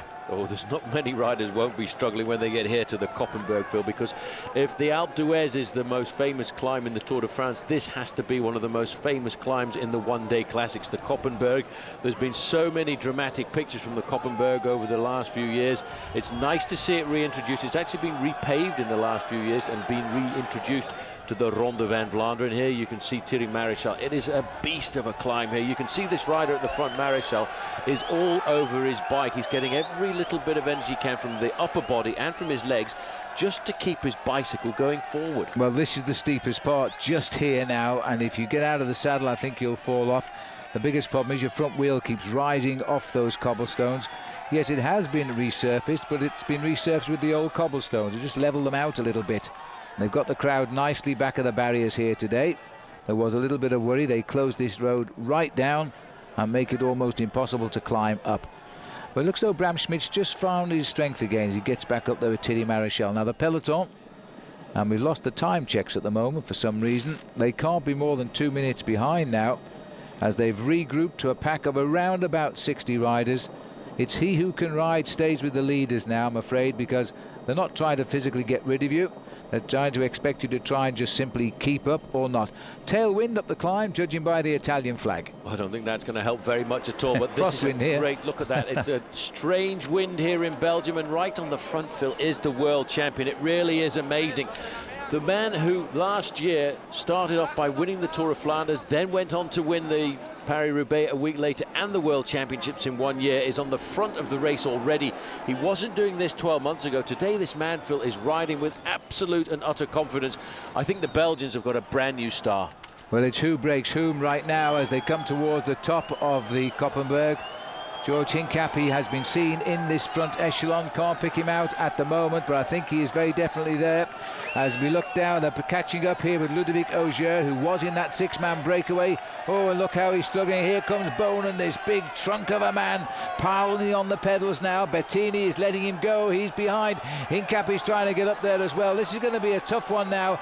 Yet another decisive move. Now, Boonen, he's not going to be anticipating a long breakaway here, but who can join him when he shows strength like this? This is absolute power for Tom Boonen. Where's number one there? Goes straight past Ludovic Auger. That is remarkable. Hincapie was looking pretty good there, but I don't think he'll try and chase this down, Phil. He'll probably think it's too far to go. There's Hincapie now, followed by Paolo Bertini, and of course everybody. Phil, they've got a gap here already. There's Peter van Petegem coming through. Paolini's going through next.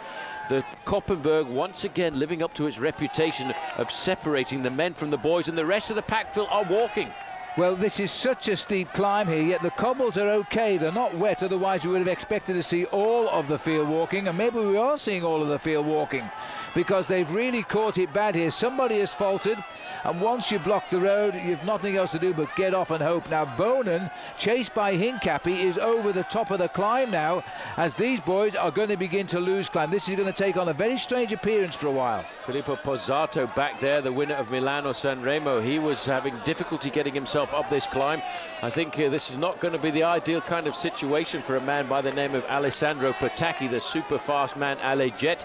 This is a very difficult thing to do. You know, in this day and age, Phil, of plastic soles on the rider's shoes, it's very difficult to run up a set of cobblestones. In the old days, we used to put a little bit of leather underneath the shoes, especially for this climb, the Koppenberg. Davide Monlotto having a problem at the side of the road. The thing is, the race is so steep at this point, you actually can't get going again on the bike once you stop. Well, I know that the cyclo-tourists come out here and they attempt to ride this on Saturdays. Well, they don't now because they have a ride here, but in the week to see how far they can get up before they stop. They don't anticipate even crossing the top, and now you get some idea of just how steep it is. It's quite common to walk on this climb if you're at the back of the field, but today I think more than normal are walking. Well, it's almost a very similar kind of incident to the reminiscence of the 1970s and 80s when we used to see only 7 or 8 riders getting by. In fact, it became a tactic with one team, the rally team, to get 3 or 4 riders in front of them. Then they would actually crash on purpose to block the road, and that was in the era of the great Jan Raas. The great Jan Raas, former world champion. As we're looking now at the riders here, they're in differing frames of minds, I think, right now. I think that was Henk Vogels again pushing his bike just underneath our camera. Well, these are the scenes on the Koppenberg with 72 kilometers still to go. Prove very decisive. I would think when we get back up to the front with our cameras, we are going to see very few riders, if indeed anybody more than Tom Boonen. Maybe George Hincapie was seen chasing. He knew that this would happen today. And the look of resignation on some of the riders here on the Koppenberg. They're not thinking of being anywhere by the end of this climb, except perhaps in the showers. Well, that's Matty Heyman going up there, the Commonwealth gold medalist. That really has been a major decider here again this afternoon. Phil, this is like looking at Tour of Flanders from the 1970s in the era of riders like Freddie Mertens, Roger de Vlaeminck, and of course the great Eddy Merckx. And you can see riders shaking their heads in disgust. They will go home tonight with stories of how they really hate the Koppenberg and of course the Tour of Flanders. You get some idea there from the camera just how steep it is once it starts to kick up. These riders were left behind. They're coming through past the race director's car there, sort of, as they also falter and try to get the feet back in. Once you get your feet in, you can't push your way because the hill is so steep, you tend to slip off. And they've even got the assistance there of that tailwind, and it is a win. Now from the helicopter, as the charge goes on across the town, it looks as though Hincapie's in that leading group. As we've swung back here to the two leaders. Now they'll make a U-turn and come back up to these two. These are the two men at the front, Thierry Marichal and Bram Schmitz, and they're being chased now by Hincapie among others. 1 minute 26 seconds it says the gap is now. So they're coming back, and we need to now get down there and see which riders are in that breakaway. I think we've got two of them nailed down, George Hincapie and Tom Boonen, but there's a group of about 6 or 7 riders, maybe a few more. Hill number 6, the Steenbeek-Dries, and that is a climb of around about 800 meters at 12.5% maximum, 7.5% average grade. And today the Koppenberg has had a serious effect because there are small groups of riders all over the Flanders. Another group here of around about 8 riders trying to pull themselves back in. I think once they ascertain who's in that leading group with Tom Boonen and with George Hincapie, they may well just rest a little bit. These guys know it's all over. 1 minute and 23 seconds. Take time to sit up, take on board some food, because in a moment you're going to see the heads of state. You're going to see the top men of the Tour of Flanders coming forward. There's no way these two remaining riders were going to hold off that chase group. All of a sudden the Tour of Flanders has got serious. There's a breakaway. I think it's 9 riders trying to reach them here. A couple of survivors of the breakaway in the pack. There they are down there. Boonen is third wheel. George is 3 from the back. Those are the 2 leaders. I'm looking to see if Erik Zabul is there. Bertini is certainly there with his little gold helmet on the front. I wonder if Zabul has made the move. Tremendous show of strength by Tom Boonen on the climb of the Koppenberg, and good vigilance by George Hincapie.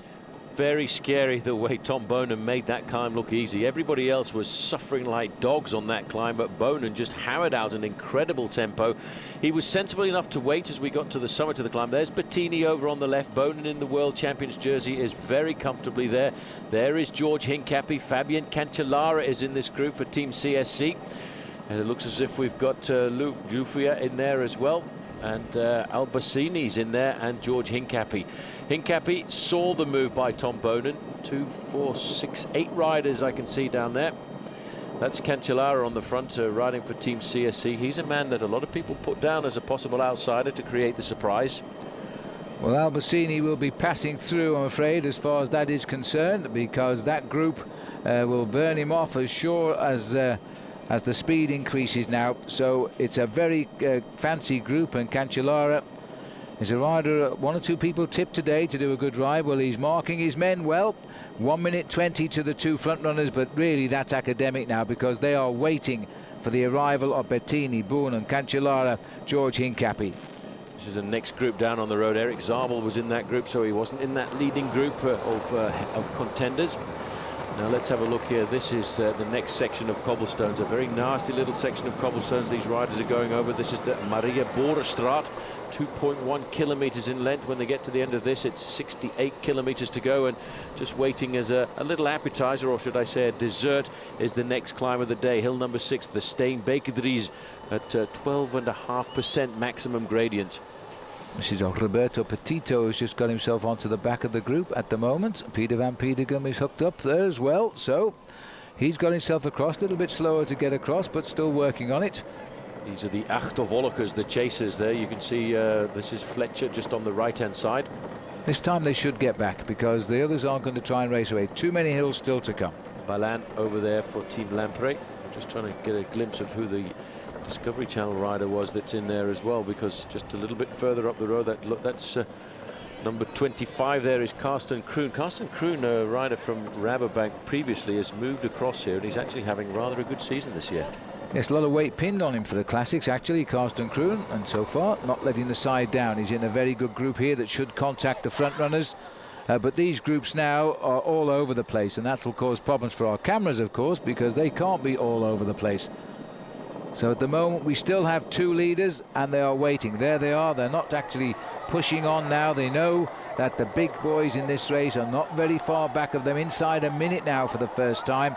The group number 3 there, which includes Karsten Kroon, should make contact.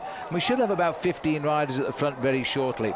Onto that climb now, the Steenbeek Dries, and this is hill number 6. There's only 10 more to go after this.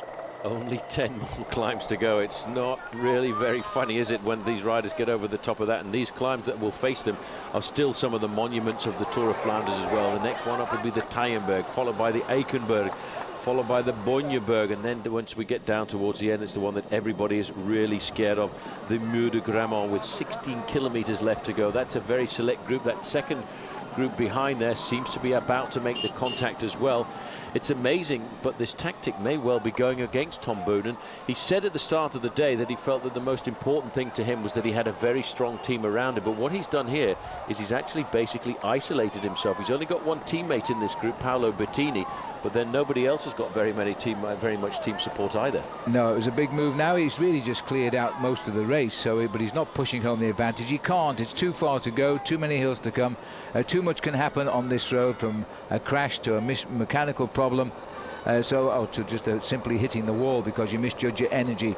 So Bertini's been a power of strength for Boonen at the moment, riding tremendously well. And they're very shortly going to be joined by the Peter van Peterwen group. So there's George Hincapie, probably, as the team are telling us, in the best form that he's ever had at this time of the season. And I think a liberated man now that Lance Armstrong has retired from the sport, and he's actually seeming to move himself into the role of leader of the team. It'll be interesting to see how he holds himself up when we go to the Tour de France in a few months' time. But this, Phil, has always been the week of George Hincapie in any season over the last few years. Tour of Flanders, Ghent-Wevelgem and Paris-Roubaix. Well, the sun is out at the moment. It's a perfect day now after the rather dreary start from the square in Bruges. The riders quickly getting rid of the rain, as indeed happened yesterday for the tourist riders who did this course as well. It rained for the first couple of hours, then they finished, although they were rather dirty when they finished in nice sunshine. Here is Boonen. This is the makeup of the group. Van Petegem has now reached them. Cancellara Kroon has also got on. Watch out for Alessandro Ballan, because he is a real flyer at the moment. So too Fletcher, and George Hincapie has made. Leif Hosta, spoken amongst many as the likely favourites as well, has made it also for Discovery Channel. Well, one of the riders from the Caisse d'Epargne Il Baleares team who's got in there that I don't know very much at all about is Jose Julia. And I'll have to go back through the record books to find out anything about that young man. I presume he must be a first-year professional. But he, in fact, at the moment, Phil, riding with all of the top professionals in the world, because there's some seriously big names in this group. Yes, but how long are they going to start riding with each other before they start falling out with each other? You see, there's already a little split here because of the contretemps that's going up there round at the back of the pack, as those 4 riders, led again by the world champion. Oh, he's doing that jersey justice. Tom Boonen takes them around the corner. 3, 6, 9, looks about 11 riders in this group now, and beginning to build over the field. Well, Julia, by the way, won a stage in the Tour of Spain a couple of years ago. That was in 2004. One of the riders who used to perform on the Kelme squad. Came across to the Il Baleares Caisse d'Espagne team last year and didn't get himself a win. In fact, he had rather a quiet season. This is the Tyenberg already. In fact, this can't be the Tyenberg. It's unbelievable. 67 kilometers to go. Well, it should be the Tyenberg. It's come a little bit early. It's down at 66, but that'll be the top of the climb. This is now the chase group, and they're still in pursuit of 2 riders here as they continue. A group of now 11 men. Tom Boonen there in second place. George Hincapie is in here. He's got one teammate with him in Leif Hosta. Hosta's finished second in this race a few years ago now, but looking for the possible win. He's got great form after his victory in the 3 days of De Panne. And they're catching up rapidly with the 2 men who were 6 down to 2, setting the pace. And 66 kilometers done. We're on the climb number 7, which is the Tyenberg. Steinberg, and there is the group now being led by a very confident, I have to say, Tom Boonen. Not too far away from him is Peter van Petegem. He's the man they'll have to watch out for when it comes down towards the end. There's van Petegem over on the left-hand side, followed there by Georgi Hincapie. In the group as well, Cancellara and Karsten Kroon for Team CSC. This really is rather scary, Phil, to see a group like this going clear at 66 kilometers to go to the finish. It's going to be a big battle. There's Fletcher at the back there in the orange jersey of Team Rabobank. And I would have to say that it's going to be very difficult for anybody to start catching up with this group if these men continue to work together. Well, this is an awful, leaves an awful long way to go here. And it's the big guns who have caused the split. The Paola Bertini and Tom Boonen have been riding like 10 men just at the minute. This is a group now, which is Karsten Kroon. He's tagged on the back there just about. And I think joining there is, I think it's Francisco Ventoso from Sonia Duval. It looks like number 66, yes it is, who's tagged on to the back of the group as well. There's the catch. Well, not quite, but they're only just round the corner. There they are, just around the corner. A little bit of encouragement coming up for these two riders who've opened up the race here at the Tour of Flanders for an awful long time. But being serious professional bike riders, they knew once they got to the section of the climbs, it was all going to come back together. It was just a question of who was going to be the first faces they would see. That's Hincapie on the front. This is a great opportunity for Hincapie this afternoon. I would have to say the one man he really does need to beat, though, is Tom Boonen, who has ridden up every hill so far, Phil, with so much ease. Well, here comes the what's left of the cavalry now. It is a very, very select group of chasers here. Leif Hosta of Team Discovery along with George Hincapie are in this group. One or two big names. Peter van Petegem, a former twice winner, is in this group. The world champion and defending champion of this race, Tom Boonen, caused the group to split, and they're now about to pick up those two riders in front. And then it's who can catch them, because really the big names in this race all of a sudden are at the front of it, and they're left with 65 kilometers to go. 1.5 hours of racing with these riders still at the front end of the main field. That really is pretty remarkable to see that action coming, and that's all to do with the acceleration of Tom Boonen and Paolo Bertini. There's the catch. We now have two more in the breakaway. The question is, where are the rest?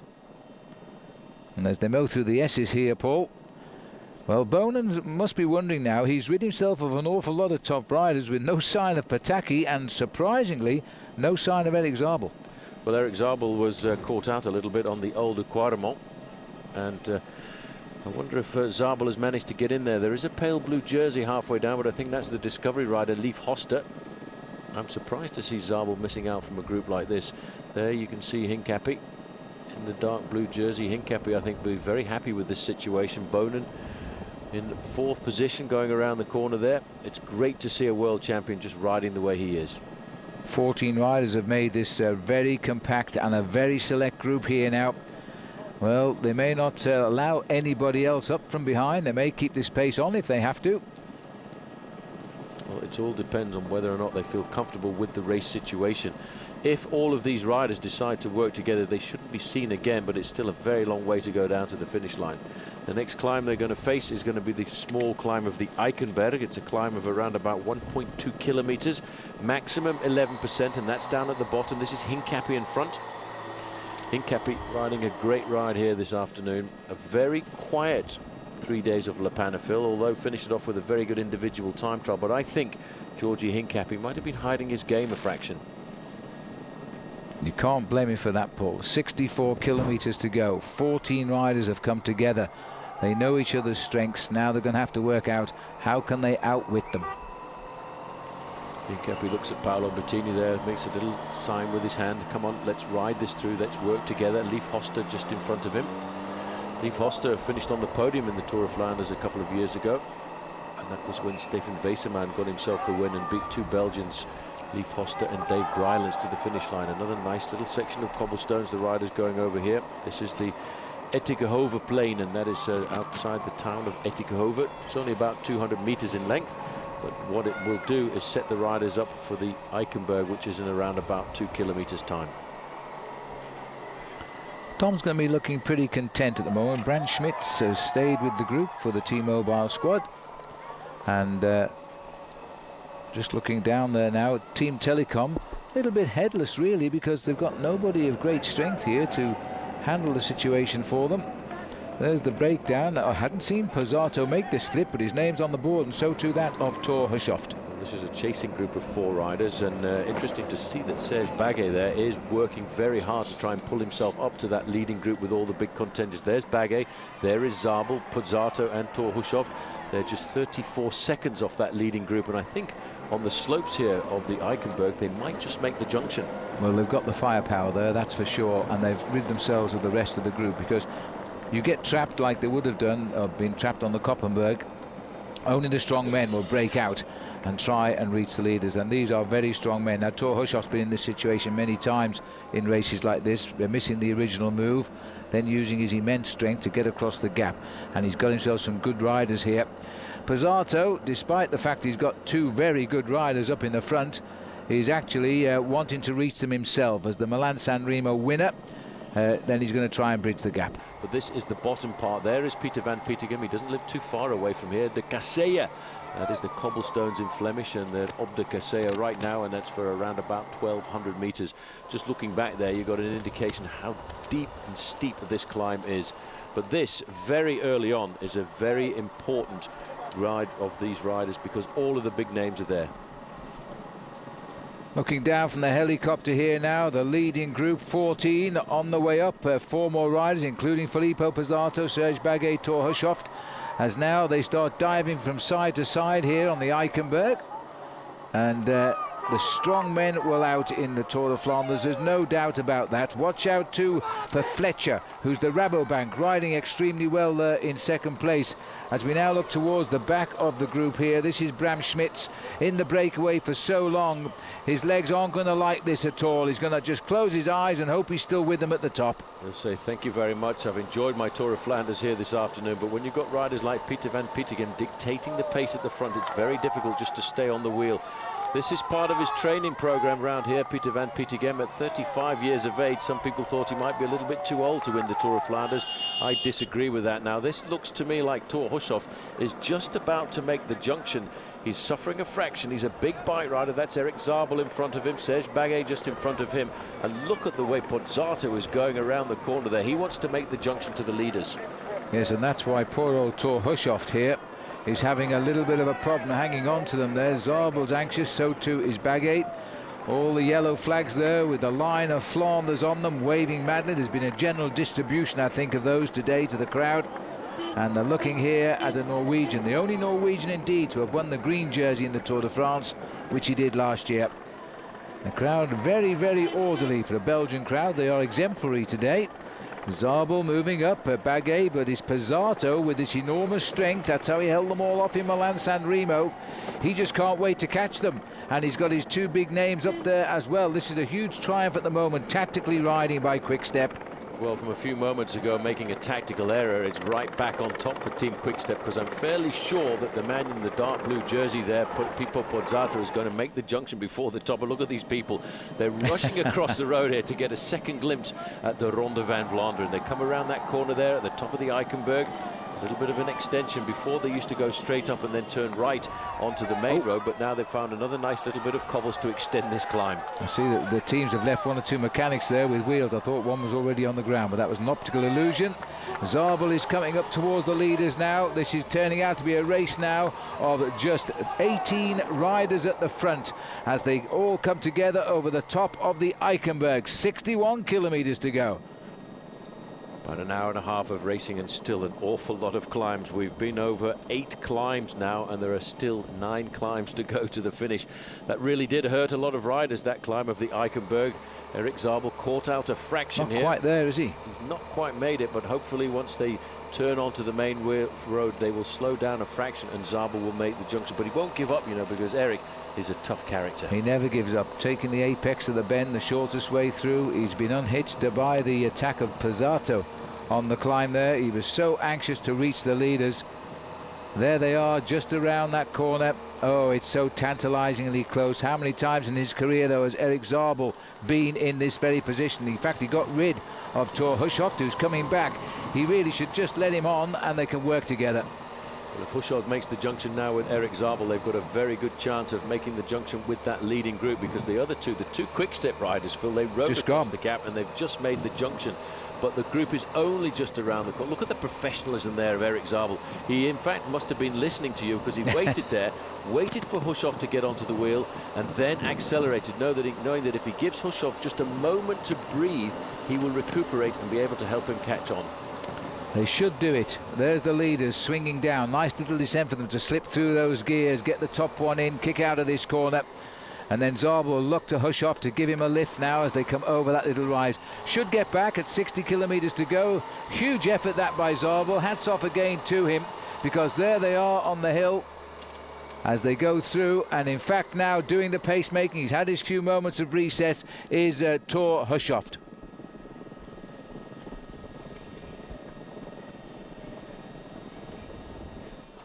Well, it looks like they've done it. There's Thor Hushovd going around the corner. Just a fraction of a slowing down in that group there, and they've managed to come back. Good ride, Erik Zabul. There he is, 168. Today he's going to be the leader of this team, and Alessandro Petacchi for the moment is nowhere to be seen. Well, the group now is 14 riders strong, as they'll settle in and they'll just wait for the next obstacle now and the next move. Anybody else who's got legs behind might slip across the gap. The gap, we have no time checks anymore, as we now head on to the next climb of the day, hill number 9. You see that little bit of sportsmanship there. Thor Hushovd just tapping Erik Zabul on the back to say, well done, thank you very much. I just needed that breather to allow us to get back into this leading group, and look at the fields there. And if I get to the finish, I'll outsprint you. Did you mention that? No, I forgot to mention that, because whatever happens, it will be a battle towards the finish. I don't think it's going to be a bunch sprint from this group, though, because there's a lot of big names and a lot of climbs still to come. Paola Bertini riding like a star here this afternoon, and once again the advantage going back to Team Quickstep. 4 men in this leading group. And that comes, well, Bagay's come right up to the front third wheel. It might take Pozzato a little bit longer to recover from his chase. He's a bit further down. I make it for 18 riders in this group now, as they're heading up to the Wolfenberg. 5.2%, 12.4, steepest at the bottom, as you can see, and it's just over a kilometre long. Smooth road, though, just made up of a cement surface, not too difficult for these guys, but every one of these little climbs, what it does is just add a little bit of fatigue into the riders' legs as we get slowly but surely closer to the finish. That's Bagay over on the left-hand side, champion of Belgium, and it looks as if somebody else is coming across the gap here. Well, your guess is as good as mine at the moment. This is a champion, Sergei Ivanov, who's coming across the gap. T-Mobile, now that's a huge effort by him. I wonder if he was the man that T-Mobile were working for, and not Andreas Klaya. Well, that's a huge effort by the Russian champion. Good ride, because the pressure was certainly on here. Kop van der Weekstrijd, front of the race, and look at those flags just buffeting across the field. That's an indication the wind is very strong here this afternoon. Boonen looking very comfortable there, just in third position. Very happy, I would have to say, that he's got a teammate alongside him, but there's a casualty just going off the back of that group there. Or is it Ivanov coming back on through the cars? Somebody's going off the back, and that's a T-Mobile rider just over to the right-hand side. Bram Schmitz. And that probably is Bram Schmitz, as we can see one T-Mobile rider being replaced by another. Well, this is the sadness of the narrowness of the route, as Ivanov was being delayed there in his huge effort to snatch these riders before they fly away. He's got round the cars now. Well, Bram Schmitz would be the most likely candidate, because his legs surely can't last much longer, but he's working with Ivanov to try and rejoin. There's the group up front. This will make 19 riders at 58 kilometers. It's amazing how a rider who has been broken by the race can all of a sudden find a little more strength when he knows he can help his teammate to get back into the event. And there he's probably giving his last few moments of energy just to help halve the gap between Ivanov and that leading group. To get his Ivanov, man back. Look at the face on him. He's killing himself here for his teammate. Well, it'll be a great job done by Bram if he does this, because it'll be his swan song, but he'll have got his champion teammate into that leading group. And that's why you're a professional, and that's why you're a teammate. You do your job and you wave farewell, and you share in the prize money if they win any the next week. 58 kilometers to go, and that's a fine effort by Bram Schmitz. He's been out in front in a group of 6 originally for so long, and then he was the one of 2 riders to survive until up came 11, and then came 4 more, and now there's a group of 18. But one's gone, as Ivanov now has to sprint that gap closed and join the leaders. But look how Bram Schmitz, Phil, after that unbelievable effort there on behalf of his teammate, has stopped almost in the road.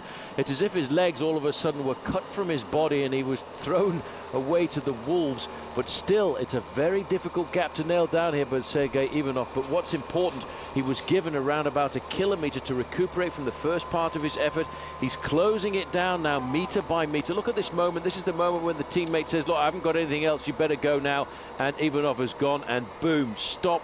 There, Bram Schmitz will now have to wait and see if he gets picked up by one of the chasing groups.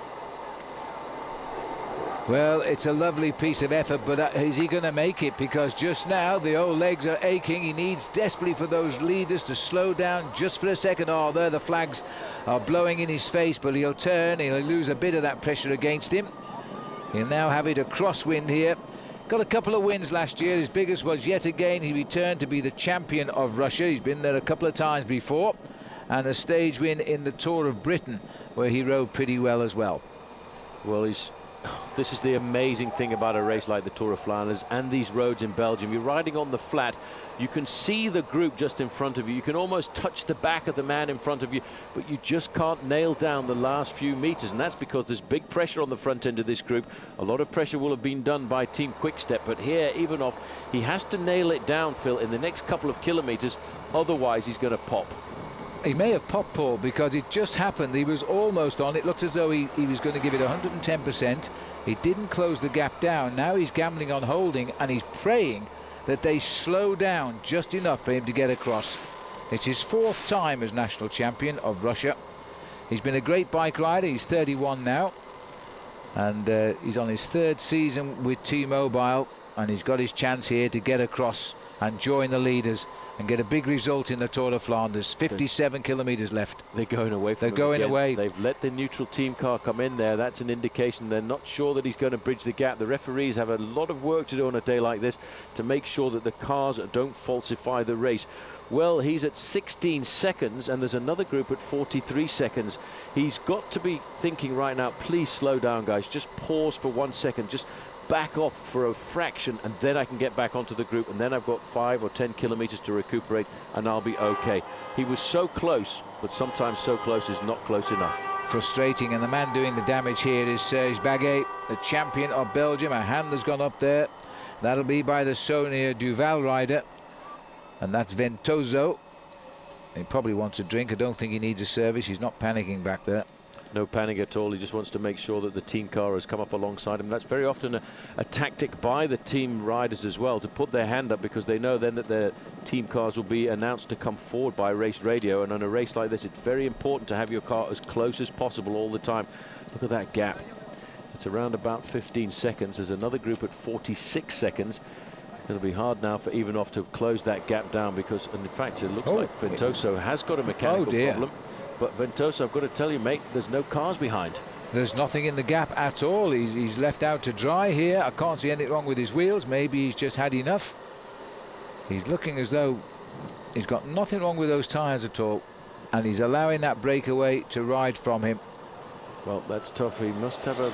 Looking pretty tired, actually. Good bit of physical, and rather sad for him there, because the pressure's really on, and at the front, most of the work being done by Serge Baguet, riding like a man possessed here this afternoon. Looking under, there's no cars behind. That's the very difficult thing about the Tour of Flanders, to keep the cars up there all the time when so much is going on in the race. That 3rd group is losing time. They're down to 51 seconds. Well, it's not a flat tyre, because if you go around a corner like that, there's no problem at all with the tyres. It could, Phil, just have been physical. It might be a puncture in both legs. 55 kilometers left to ride. 16 riders left in the group. Yes, he's taking a drink, so he wasn't short of a drink. That's all gone now. No, it's all too obvious now, and I'm not surprised. This race has been full on. This is a terrifically select group here. No Alessandro Petacchi. I think as an all-round bike rider, though, Tom Boonen is in a class of his own. He may not be quite as quick as Petacchi in the sprints, but he has a lot more to offer the sport than Alessandro Petacchi. And Tom Boonen now is really in the driving seat here. George Hincapie and Leif Hosta, the 2 best men of Discovery. Remember, they've lost also Roger Hammond today, but the 2 best men of Discovery are in this breakaway. There's a couple of changes. Oh, Frédéric Guédon wants a surprise winner of Paris-Roubaix, and Schmitz has joined up with him now, but surely he can't help him now. I think Schmitz has given everything here this afternoon to help his own teammate get up there and get across. And the team cars are now being allowed to go past. That's the 1 minute mark. So Frédéric Guédon, although he's a surprise winner, as you said, of Paris-Roubaix a couple of years ago, I don't think he's going to ride across a 1 minute gap to men like Serge Baguet, Tom Boonen and George Hincapie. That gap is actually opening. It's gone to 1-1 as we speak. It's actually opening. So this group is pulling away now. And a group of 16 riders should pull away on a course like this, especially with the names that we have in this group. Filippo Pozzato has got here as well. And he could be the biggest rival, even though he's on the same team as Tom Boonen. And also Serge Baguet for Quick-Step is here, and so too Paola Bertini. So George Hincapie and Leif Hosta, the two Discovery riders, are going to have to ride a very clever race now. They'll have to ride a very clever race because the tactical advantage is on the shoulders of Team Quick-Step with 4 riders in this leading group. And I think we will see another climb coming up fairly shortly. About 2 kilometers to go. It's a smooth surface climb, the climb of Forest. It's a climb with a maximum gradient of 12.9%. You can see the race organization. They're trying to keep the cameras out of the way, trying to make sure they don't falsify this race. But everyone wants the picture of the day. That's not a bad picture there when you look at Team Quick-Step controlling the front end of this group. Tom Boonen, he's a monster of a man, isn't he, Phil? 3 Quick-Step riders, resting 1 just now in the center of the pack there, and that's Paola Bertini, who's been doing a lion's share of the pacemaking. But the way they're riding just now with Tom Boonen on 3rd wheel, I'm wondering if we're going to see another one of those scorching accelerations on the next climb to try and reduce this even more. This is the rider who's Ventoso, who dropped back from that leading group, and he's definitely hit the wall. It's as simple as that. No excuses, made the effort, read the move, but his body didn't want any more. And we're going up the road here now. It looks as though somebody else has also given up here, because this rider was on the group. And it's poor old Sergei Ivanov. We've forgotten about him. He hasn't caught up yet. No, he's trailing at around about 30 seconds. It's amazing. He got to within 100 meters of the tail end of that group, and he just couldn't nail down the final few meters. That's what this race is like, the Tour of Flanders. It's an up and down race. It's zigzagging all over the countryside. And because of the wind, even on the flat roads, it makes it so very difficult sometimes to nail back a gap. But look at that for a bit of domination. Thank you very much. Tom Boonen, Paolo Bettini, Serge Baguet, Filippo Pozzato. Van Petergem's in there, but I tell you what, Andreas Clear has managed to get in there as well from T-Mobile. He could be a very dangerous man later on. Alessandro Ballan is in that group. Our man Eric Zabul, a great performance by him, and of course for Liquigas, Roberto Petito. Yes, Zabul getting in there, but how long is he going to last when we get to the next hills? The whole of the team performance is now on him. Bought this year to help Petacchi win races and be his final lead-out man, but the talk was that Zabul would be the man of Flanders for the team and not letting the side down yet. He's got across to this leading group, and Pozzato setting the pace here. Fast tempo riding by him, and not looking at all under pressure here. As you look down now, we're on to the next climb of Forest. 13%. It's only just over half a mile in fact, this length, the length of the climb. Well, this is another man having a bit of a problem at the back. Thierry Maréchal, he was in the breakaway, and he really oh dear me, now they're all in trouble here as they've gone off the road, Paul, and it was Maréchal's fault, I think. He took off 2 of the riders there. I think he's just got totally fatigued, and that's him gone. Yeah, he was in that leading breakaway for a long time with Bram Schmitz, and he was just holding on. He was probably taking a few too many risks there to try and stay in contact, but he nearly took out Thor Hushovd and of course Eric Zabel, who should reintegrate the group quite easily because they will have recuperated a fraction. 44 seconds now back to the next group on the road, and that must be 44 seconds back to Sergei Ivanov. Yeah. There is the Lampre jersey of Alessandro Ballan, and here is Eric Zabel just moving up to the front. It's quite interesting, that jersey, the new Milram jersey. It reminds me a little bit of the old Czech Republic jersey. Yes. Here lower down the slopes is Ivanov. They seem to be slightly at the front there, just doing tempo here. Now, if that's the case, Ivanov may keep on trying. You never know. You suddenly find you're on. This is the leading group, and it looks as though it's all down to Quick-Step now to control this race with 4 riders in it. Well, they really have dominated this race. They are the team so far who have dominated all of the tactics. They've done what they wanted to, accelerated on the old Quaremont, made a first selection, then created a second selection over the Paterberg and the Koppenberg with a brilliant ride by Tom Boonen over there on the right-hand side. And I think the crowd here are going to go crazy if he was to win this, and if he was to win it in the World Champions jersey. That hasn't been done since a man by the name of Eddie Merckx did it, and they might have liked him quite a bit, didn't they? Just a bit. This man's looking the most likely candidate to be a Merckx because he rides just like him. Tries to dictate the race from the front from a long way from home. And I think Ivanov is getting on. 38 seconds now. Pippo Pozzato, a great win in Milano-San Remo on the front there in the light blue jersey. He was the man sent out to defend Team Quick-Step whenever the last minute attacks came towards the end, and he did that admirably. Used his calm judgment to wait to the moment when the group was just about to get caught, launched that last minute burst and survived in front of all the sprinters and knocked Alessandro Petacchi down into second place. Terrific riding this by Pozzato. What a great talent he is as well. Looks over his shoulder. Thumbs up to Boonen. In response, Tom, yes, a little bit of a nod there saying I'm cool and this is the team for you. This is the #1 team in the world the way they're riding here. 40 seconds back to Sergei Ivanov. It's a difficult thing to do to try and ride onto a group like this because these men are dedicated to making sure that they survive to the finish. It's a long chance to stay clear when you're so far away from the finish line, but this is a very select group of riders. I notice Hincapie, Phil, riding very sensibly, and his age this afternoon may well be his big advantage because he has ridden these races so many times through his career, been so close to a win. And I have to believe that before George Hincapie retires from the sport of professional cycling, he will win either the Tour of Flanders or Paris-Roubaix. Well, how many times has his problem always been Team Quick-Step, especially in Paris-Roubaix? And here we are on the Tour of Flanders. George in with a real shout today. And they've got 4 Quick-Step men up against him, but he does have Leif Hosta, who is on great form and could well be the man to divert the attention of Quick-Step if they've got the power towards the end. Still a long way to go, in not so much in the kilometers, it's only 49, but the road that will take them to the line is still very, very hard. Here comes the trier of the day, Sergei Ivanov. Just ahead of him there is Auger. He's coming back. Well, he's got a long, hard ride if he wants to make the junction. It's 42 seconds. This is a slight decline in the race. The riders now will go onto the main road at the small town of Horebeke. Then there's another climb. Again, it's a smooth surface climb, the climb of Steenberg, a climb of around about 820 meters.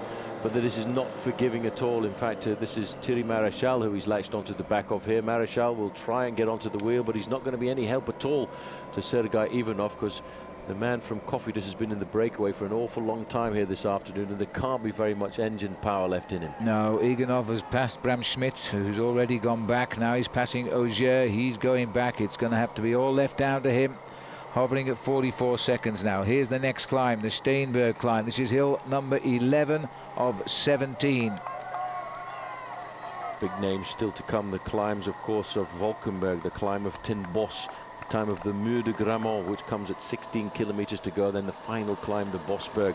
I wonder if our man from the northern part of Belgium, from Antwerp, will try and make the move a little bit further out and try and win on his own. This is still a very big group. He's got to outfox some very clever riders in this group, Phil, if he wants to. He is announcing the colours very early on here. He's got his team all over the front of this group. 4 riders from Quick-Step dominating, setting the pace, making all of the time. But a man like Peter van Petergem, alone in this group, is a very clever and cunning bike rider. These are the 15 leaders now on climb number 11 of Steenberg. Just still trying to get on here is Ivan Ivanov. He's caused the latest guy to be dropped at the front, which is Auger on the early breakaway. Thierry Maréchal, I beg your pardon, I've been calling him Auger. Thierry Maréchal, he's out of it now. That's enough for him as Ivanov continues his quest to try and catch up. He's still at 42 seconds. The leaders are down to 15 now. And Ivanov here, I think, might find himself on a fruitless chase. Still in that group, George Hincapie and Leif Hosta, the 2 Discovery Channel boys. But there are 4 riders from Quick-Step, including the big favourites here, Paola Bertini, Tom Boonen in the White World Championship jersey, and the man who's been setting the pace now for about 5 kilometres, Filippo Pozzato. Pozzato is a very happy rider on this Quick-Step squad. It's a very international squad as well here. He's a couple of moments ago put his thumbs up to look at Tom Boonen to see if that's exactly what he wanted to do. They are dedicated now. This is really a well-drilled squad, and they do a great job of getting everybody on form for the specific objectives that they had through the season. At the back of the group, this is Thor Hushoff, very much on his own, and that seems to be the sad case for Thor Hushoff. This Crédit Agricole team, whenever they've come to the classics, they've only got one man, but they have no support when it comes down to the last kilometers. So the leaders over the top of the Steenberg now, a climb with a maximum gradient of 12.8%. What's left of the peloton still to climb that hill. The gap to Ivanov is 36 seconds. We're not hearing at all where the rest of the race is, but quite frankly, I think it's now completely out of the hunt. These are the men of Flanders today. This is the race. The race is at the front. There's no comebacks here. This is all a question of domination. Look at that nice smooth move there by Juan Antonio Fletcher, taking on board a drink. Sitting at the back of the group, we've got Thor Hushoff. There is George Hincapie riding alongside Leif Hosta. Now what they've got to do now is try and plan on how they're going to outwit the Quick-Step boys, because having 4 riders in the group just gives you so much tactical advantage, and of course it gives you a big psychological advantage too, because you know you've always got somebody to back you up. Well, Pozzato has been simply superb here, and quite clearly is riding today to get Boonen across the line first. There's no doubt about that now. What happened in Milan-San Remo when he won, and Tom Boonen finished 4th, but was so happy that Pozzato had won. It looks like today is payback day, and it's Pozzato who's setting the pace. That long line here, no one is helping the riders from Quick-Step. Everybody is waiting for them to make a mistake. Little Petito sat on the back here of this group here, and he's gone on the back of Thor Hushoff, one of the riders who came across earlier in a group of 4. There's Hushoff. He was balked by Marichal, who made a mistake on the climb 2 climbs ago. There's Karsten Kroon also up here as well. Leif Hosta. And in this group, Big George Hincapie riding wisely towards the front, I think. I think he's just obscured by the car at the moment. There's the Olympic champion, Paola Bertini. Another little pocket dynamo just charges along. Well, Bertini this morning at the sign-in, in fact, told all of the Belgian crowd when he was asked who's going to be the leader of the team today, he said, well, it's got to be the big man. But he's the kind of rider who is so talented. If tactics plays out towards the end, he could ride away to a very comfortable lone victory. But I wonder if he will dedicate himself to Tom Boonen. He knows how much Boonen wants to win here in the Tour of Flanders, especially with the World Champions jersey on his shoulders. And as I said a little earlier, we do have to go back to 1975 when a world champion last won this race, and that was the famous Belgian Eddy Merckx. This is a little bit of service at the back for Thor Hushoff. Make sure you keep yourself topped up with food. There, number 23 is Fabien Cancellara. A lot of people have said that he could ride well here this afternoon, and it's nice to see him riding comfortably, supporting Team CSC in their hopes to try and get the win here. So as we look at 46 kilometers to go, this is a very select group here. Poor old Sergei Ivanov is getting no closer. I really do think, you know, this is the selection in today's Tour of Flanders. Hand up at the back there, Paul, and that looks to me as though it's Cancellara, the other man here for CSC. They'll be quite pleased with this situation just now. This is Ivanov, still battling, but still losing ground. It's a very much losing battle for him. You see the helicopter in the distance there. That's basically the way a lot of riders will judge the distance between themselves and the group that they are chasing, because the helicopter hovering above these riders are bringing us the live pictures down to the finishing line. There's Hincapie. Hard to know what he's thinking behind those dark glasses there. He was very confident this morning. Doesn't say a whole lot, but he did feel that he was in good form. The team have said he's in great form. There's Van Petegem over to the right-hand side in the red and black jersey, De Vita Monlotto. He's the man who may well have the nous to win this at the end of the day. There's Andreas Clear, T-Mobile. T-Mobile's a favourite for the race here this afternoon. He'll be quite happy. He'll just sit there and hope that his teammate comes back. You might have just caught a little bit of a hand gesture there. That was to indicate there's a couple of nasty little bends coming up. These riders do communicate all of the time, because they wouldn't want a guy following them to come down in a nasty accident. Andreas Clear, who had the best finish in the Tour of Flanders last year when he finished 2nd, but 6th the year before. He's a man for this race, and he's got himself into the right move. Well, this is a long section of cobblestones these riders are looking at here. This is the cobblestone section of Haarhoek, which is 2 kilometers, 1.2 miles in length, as they came onto it over the Boven Straat. And this will take them into the hometown next of the man who is in this leading group, Peter Van Petegem, a very famous town of Brakel. Another little short stab up the hill here now, and it's Serge Baguet. He's the most likely to go from this group first, I think, the champion of Belgium for Quick Step. He's done a lot of work here to get this team organised today, and he'll give his maximum. I don't think you'll see them for a lot longer because this is hurting him here on the climb. Pizzato taking a well-deserved break in not falling back any further than second wheel. Tom Boonen always sits in third place, and Bertini the rear guard. He's a little fella though, not much of a rear guard really, is he? He's not going to protect him from the wind. No, Jiminy Cricket they call him because he's always jumping out of the pack. But I tell you what, when he jumped out of the pack with 2 laps to go in the Olympic Games in Athens, nobody ever saw him again apart from one rider, Paulino from Portugal, who hung on to get the silver medal on that occasion. But you know, over the last couple of seasons, since the retirement of Michele Bartoli, Paola Bertini has really become the #1 man in the one-day races for the Italians. Absolutely. World Cup winner for the last 3 years of its life. Now, of course, replaced by the Pro Tour, which nobody fully understands. And again, the Pro Tour leader has chosen not to start in a Pro Tour event. But we're looking down on the breakaway here. And this is a breakaway exclusive of 15 riders. The one big name which jumps out at us who isn't here is Alessandro Petacchi, yet again, probably riding to obscurity. He may yet not finish the race again today. But Eric Zabul's made it and showing everybody how to do it. He's in the group, he's doing no work now. He came across with a big effort with Thor Hushoff, and they're sitting at the back of this group now. And in fact, that's Hushoff taking a rather strange route. A little bit of cyclocross for Thor Hushoff there. I think he was just caught out at the edge of the cobblestones and felt it was a lot safer to jump onto the grass. Not always the best part of valor riding in the gutter, but if he could, he would ride a little closer to the front. Now moving forward here is a team car of T-Mobile. They'd like to have a little work with Andreas Clear. Let's just have a look at that again. You see Hushoff taking a few risks there and ending up very much on the grass, and then it's a dangerous move and a dangerous maneuver to get yourself back onto the cobblestones. But that, Phil, on the front is perfection.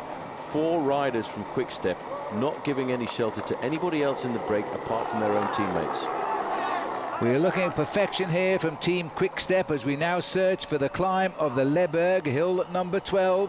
Philippe Pizzato has got himself back on the front. Serge Baguet, the champion of Belgium, but also Quick Step. The world champion Tom Boonen in the white jersey, also Quick Step. The other one is the Olympic champion Paolo Bertini. He's the 4th in line. Thor Hushoff hangs on to the tail of an exclusive group now. 15 riders here, and still he's out there, but losing ground, I'm afraid. Sergei Ivanov, the Russian champion, slipping back now to almost a minute, but he won't give up. Well, a minute, that is almost a kilometre at speeds like this, and it's very difficult for one man to come up against a storming group at the front. Which, by the way, Filippo Pozzato is 3rd overall in the UCI Pro Tour, and if he gets a place in the top 4 or 5 today, he could be the overall leader, and that would be not defending his own chances in that Pro Tour, because here he isn't even thinking about the Pro Tour. He's thinking about a win for Tom Boonen. This race stands in its own right. It's one of the great classics here in Belgium. There's 1 million spectators around the route today. There was thousands watching just the tourist ride on this route yesterday. Some 18,000 cyclists covering the same route just to see how they got on. Similar weather at the start for both events. Heavy rain. It's eased away to a beautiful spring day now. There's a study of emotions here. The tempo by the Milan-San Remo winner, Filippo Pizzato, as he sets the pace. And this looks as though Baguet might be getting himself into a spot of bother now. He's done a tremendous amount of work for Quick Step, but he'll be the first one to go for the team, I think. Well, he's fighting to stay in contact there. He knows how important it is to have another teammate in there down towards the end, because if the group splits and the cars are a long way back, it's important to have somebody who can pass across a wheel. But you can see that Quick Step, Phil, are using all of their ammunition here this afternoon. They're down to 3 men working at the front. Baguet has done a magnificent job. He rode across to this group and then he dedicated himself to keeping the pace as high as possible. And I wonder now if he's able to stay in contact with this group. He's probably hoping that his teammates just back it off a fraction. Well, they had a little bit of rain here earlier, but that's splashing out of the puddles now. Meanwhile, at 59 seconds, the lone figure here of the chaser, Sergei Ivanov. He's actually, I believe, pulling away from everybody else in the race, but he's just about hanging on. He's been out to 1 minute 2 seconds, so there might have been a slight easing at the front, and he's closed a couple of seconds. What he needs now is to look around that corner, see the tail of the cars behind the riders, then he'll feel a little bit happier.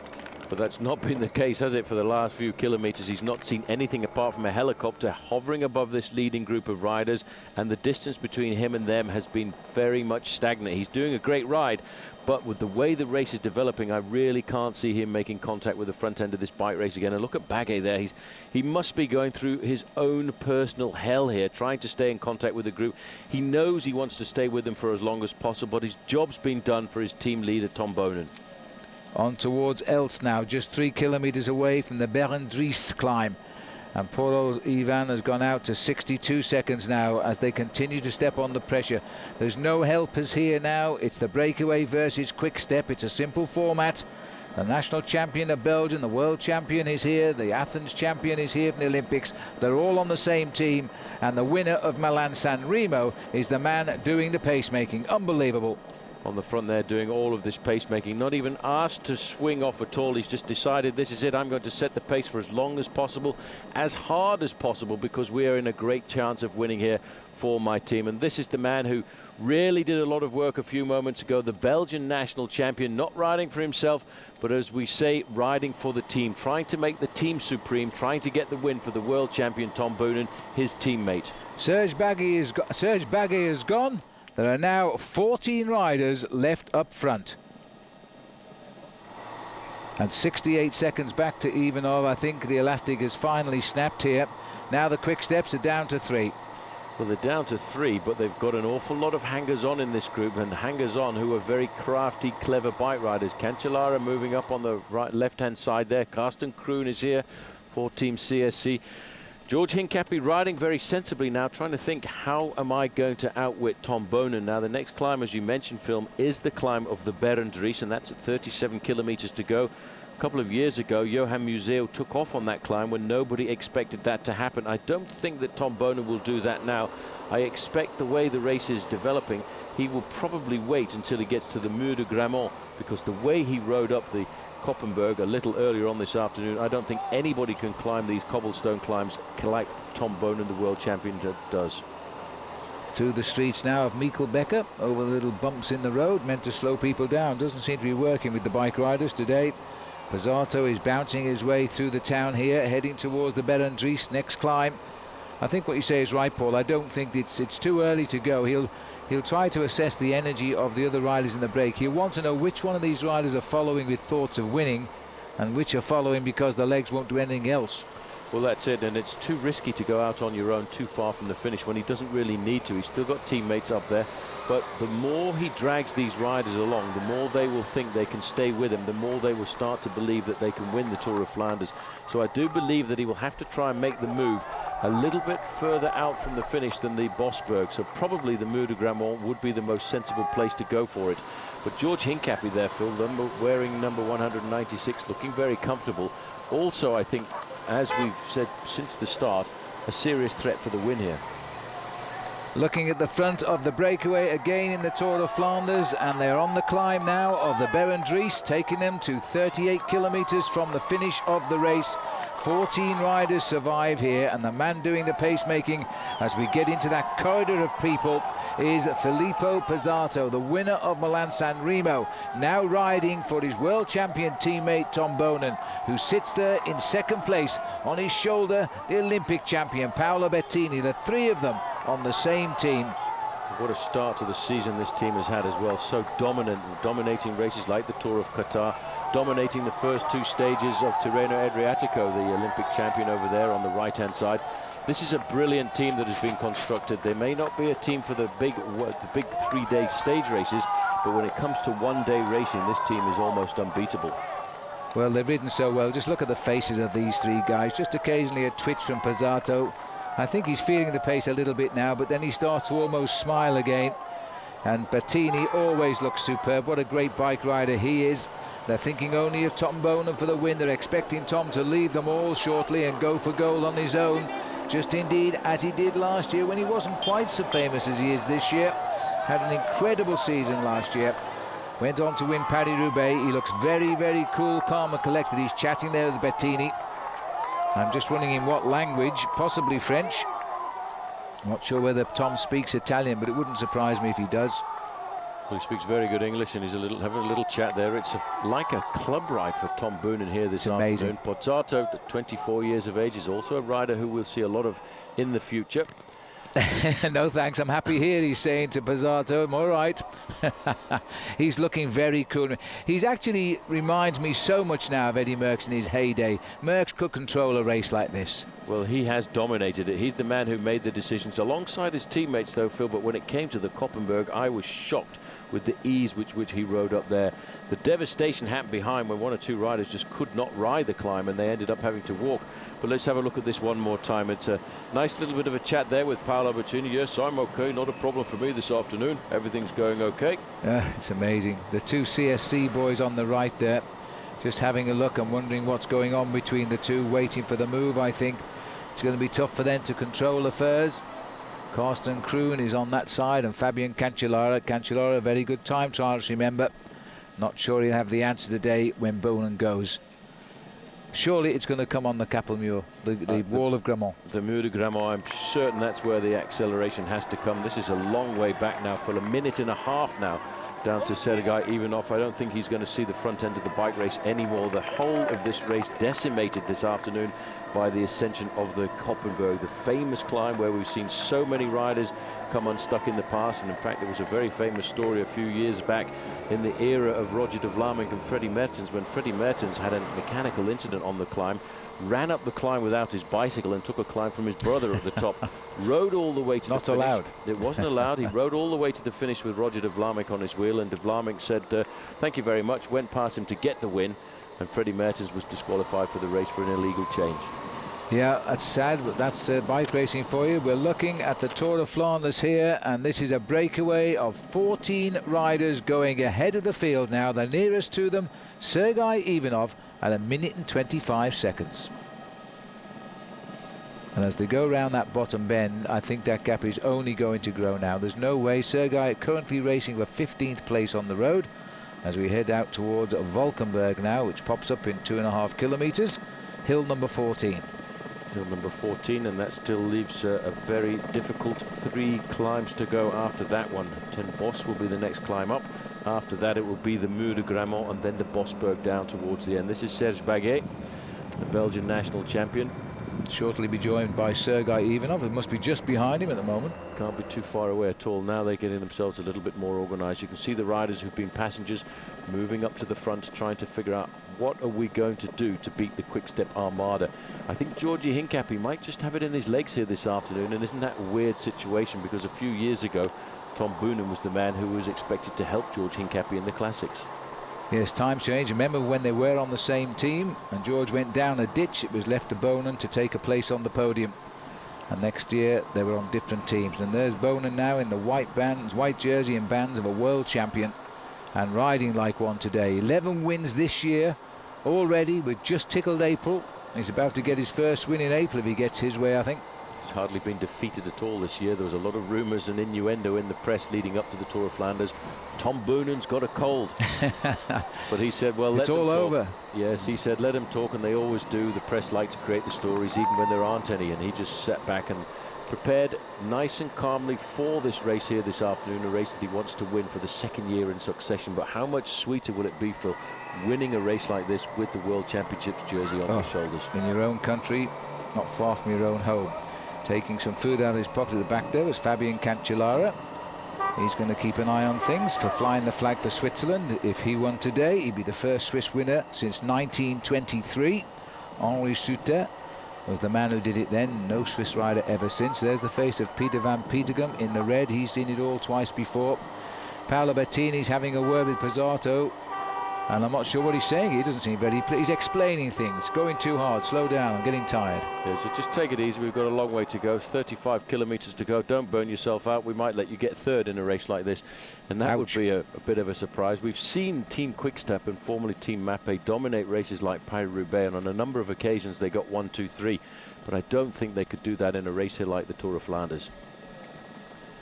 Composition of the breakaway for you completely.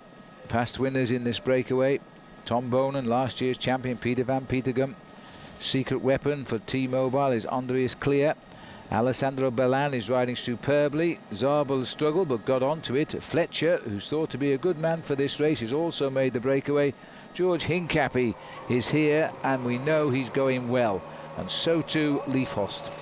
Well, Andrew is clear in the pink jersey of T-Mobile there in about 4th position a couple of years ago, was the winner of Gent-Wevelgem, and everybody thought on that occasion this is the man for the one-day classics. Then he seems to lose his way a fraction, and now he's coming back up to the top end of his game. There's Juan Antonio Fletcher from Team Rabobank over on the left-hand side. Yes, that time that Clear won Gent-Wevelgem, he beat poor old Henk Vogels into 2nd place, who was making his comeback after a terrible crash he had in the United States. And I remember Clear saying, "I'm sorry, but somebody had to win." And Henk saying, "Yes, I'm sorry, but it had to be you." Well, Henk's a very funny character. He was looking very confident on the start this morning, very jovial, and he said, "I'm only laughing like this because I'm absolutely scared about the race that we're going to have here this afternoon." But he should be reasonably happy as they go through the town of Brakel, because the man from Brakel, Peter van Petegem, is in this leading group. Yes, the supporters will be in town. He's made the split, and that's all that matters. The great man of the Tour of Flanders.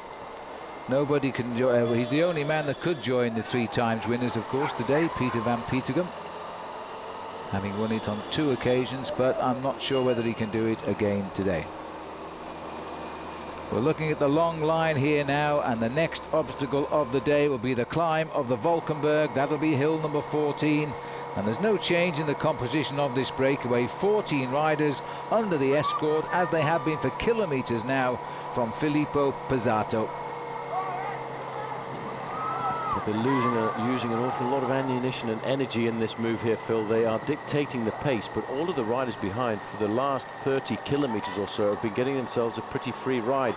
Such is the confidence in Tom Boonen that he can ride away from this group down towards the end. That's Fletcher down on the left-hand side there for Rabobank, riding on the slightly smoother part of the course. This is the Wolfenberg, 12.8% at the steepest part, and only an average gradient of 8.1%. Let's not forget these guys have been in the saddles since 9:30 this morning, and that's an awful long time, because we're now looking at around about 4 o'clock in the afternoon local time. Yes, and these are the decisive movers. There's nobody, we're hearing nothing about anybody coming now. Off the screen has gone Sergei Ivanov as he drops away. He should have caught up with Serge Baguet, the champion of Belgium, who was doing a lot of work for these 3 on the front.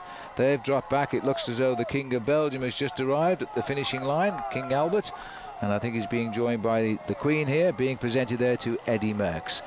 So that's the finishing line for you, where the sun is beautiful. At last the sun has reached Europe. It is a warm spring day here for the finish of the Tour of Flanders, and Tom Boonen is all that's needed to make it a perfect day in the life of the Belgian people, and he's looking so strong.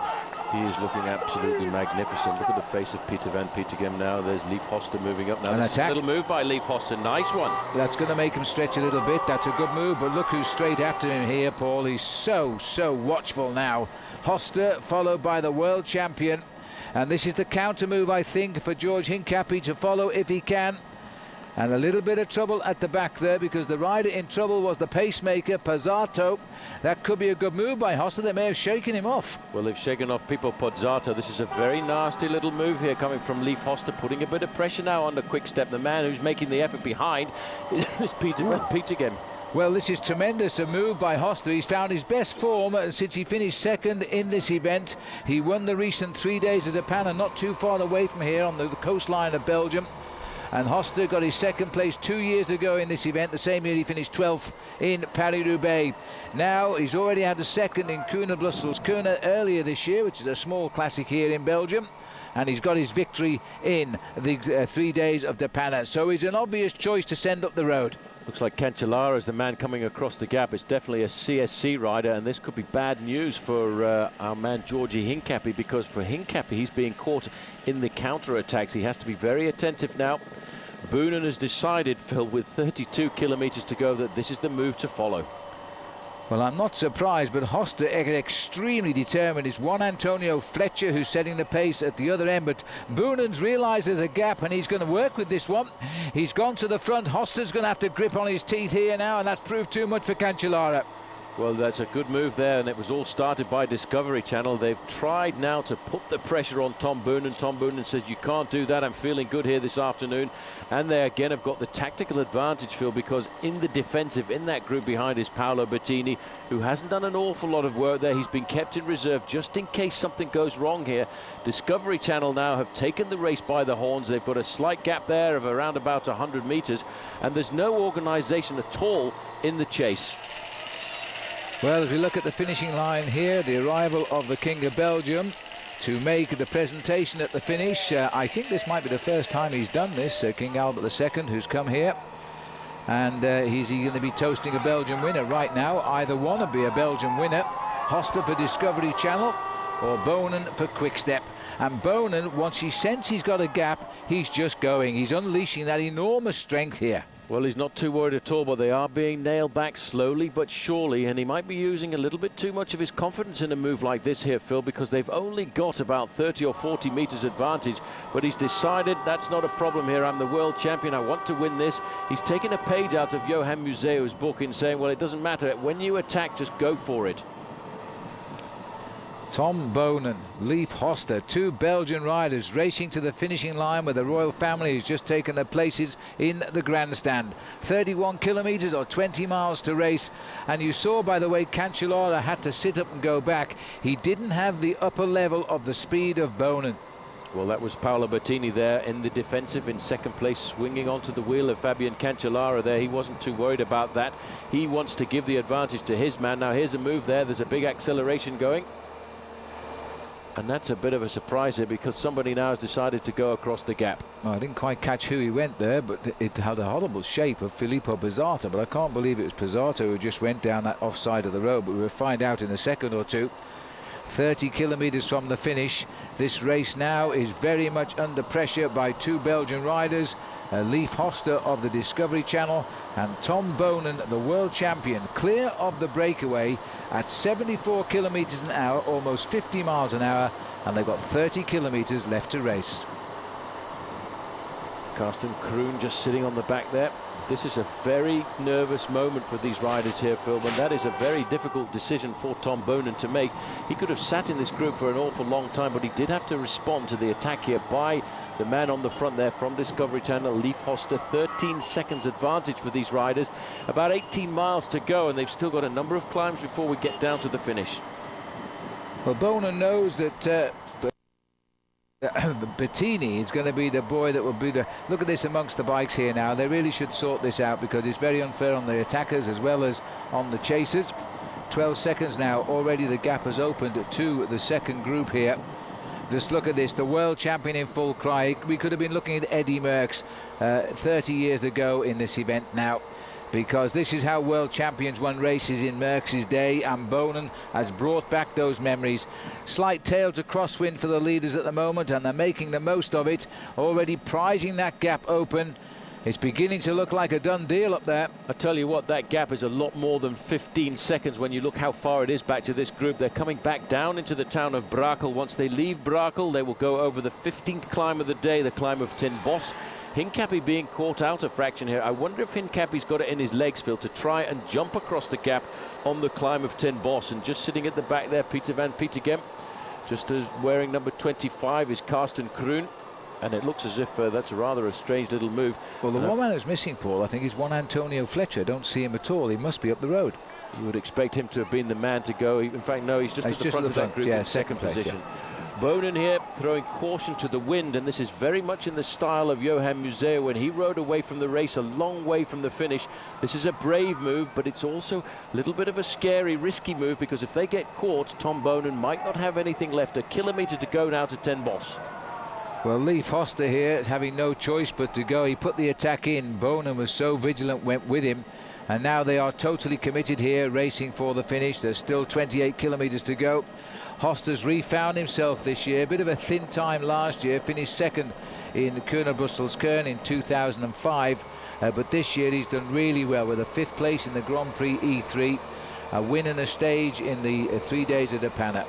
Coming across the gap, Roberto Petito is the man who saw the possibility of getting himself up to the front group. He's got about 50 meters advantage, and I can't believe that he's going to ride across the gap to the world champion and Leif Hosta.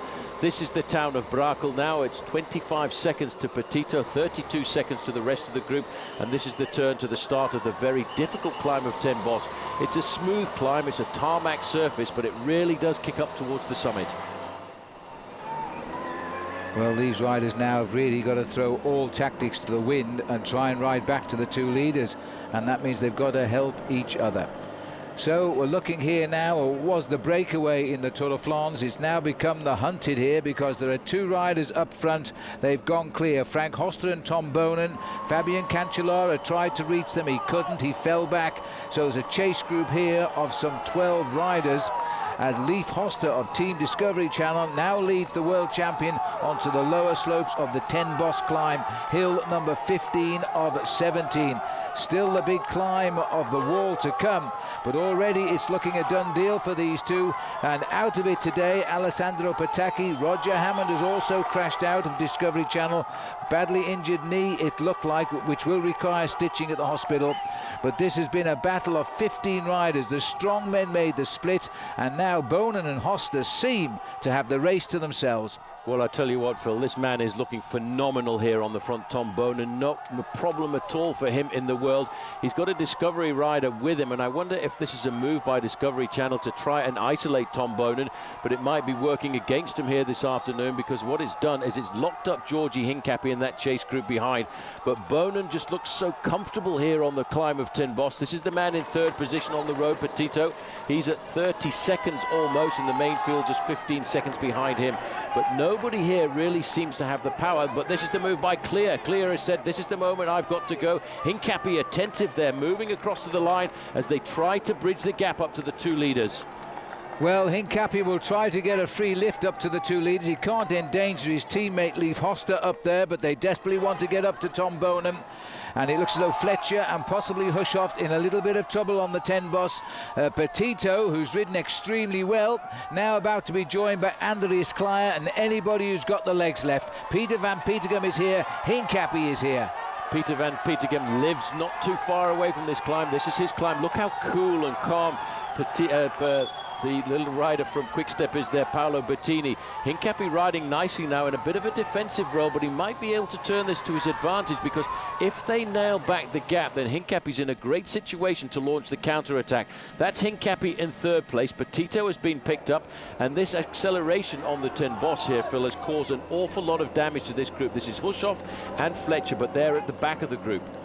Well, they've been uncoupled now, and so too another rider is coming back our way as well. So that's going to take out 3 more riders in that fire group up front. And already the gap is 39 seconds. So this has been a war of attrition since these 15 riders tried to decide the whole race themselves. But now we've got a group of riders here coming together. Well, that's Eric Zabul just in front there, being joined by Juan Antonio Fletcher and being joined by Thor Hushoff, but that acceleration there has completely splintered the group. They've gone over the summit now of Ten Bosch. In 10 kilometers time, Phil, they'll be lining up for the Mur de Grammont. Look at Bettini on the front there, very happy. He's nicely situated here. He's got with him Van Petegem. He keeps looking over and saying, guys, you want to win the Tour of Flanders here this afternoon, you better chase my teammate down, and if you catch him, then you've got something to take from me as well. Well, Bertini is there, Van Petegem, Cancellara, Kroon, Clear, Balan, Hincapie, and Petito, who started it all, is now sitting on the back of this group. It was a good effort for him. He hasn't won a race since he won a stage at Tirreno Adriatico in March 2004. New team for him in Leaky Gas. He had a couple of, well, most of his years he spent with Fassa Bortolo, and that team ended last year, so he went over to Leaky Gas. Another man that's aging on now, 35 years of age for Roberto. He made a good move, and it forced a selection. He got rid of Zabul and co. Yeah, but look at the gap, 49 seconds to the two leaders. That is a phenomenal proportion of minutes for these riders to open up that gap. Just at the back there is Kroon. Cancellara's in this group, but these guys now don't really know what to do. Hincapie's just sitting there. He's playing the teammate's role. He's sitting back and waiting to see whether they can pull him back. He might well try when it comes up, and there was an indication from Paolo Bertini to the team car, don't worry, you go and look after the guys up front, because Tom Boonen needs you a lot more than I do here. Look at Boonen here now. These two are working together. They must work together. It at least reduces the odds to 1-on-1. And Leif Hosta reliving his great days of 2 years ago when he finished second in this race behind the German Stefan Wessermann. We didn't really know much about him then, but again, hats off to the shrewd manager of Discovery Channel, Johan Brunel. He's kept him on through thinner times, and this year it's all going so well for him.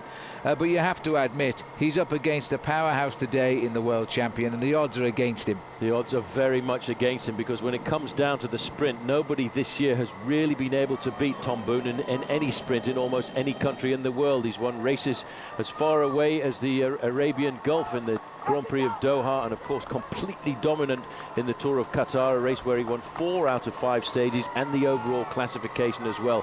And he walked away with stages at Paris-Nice, but this is what he really enjoys.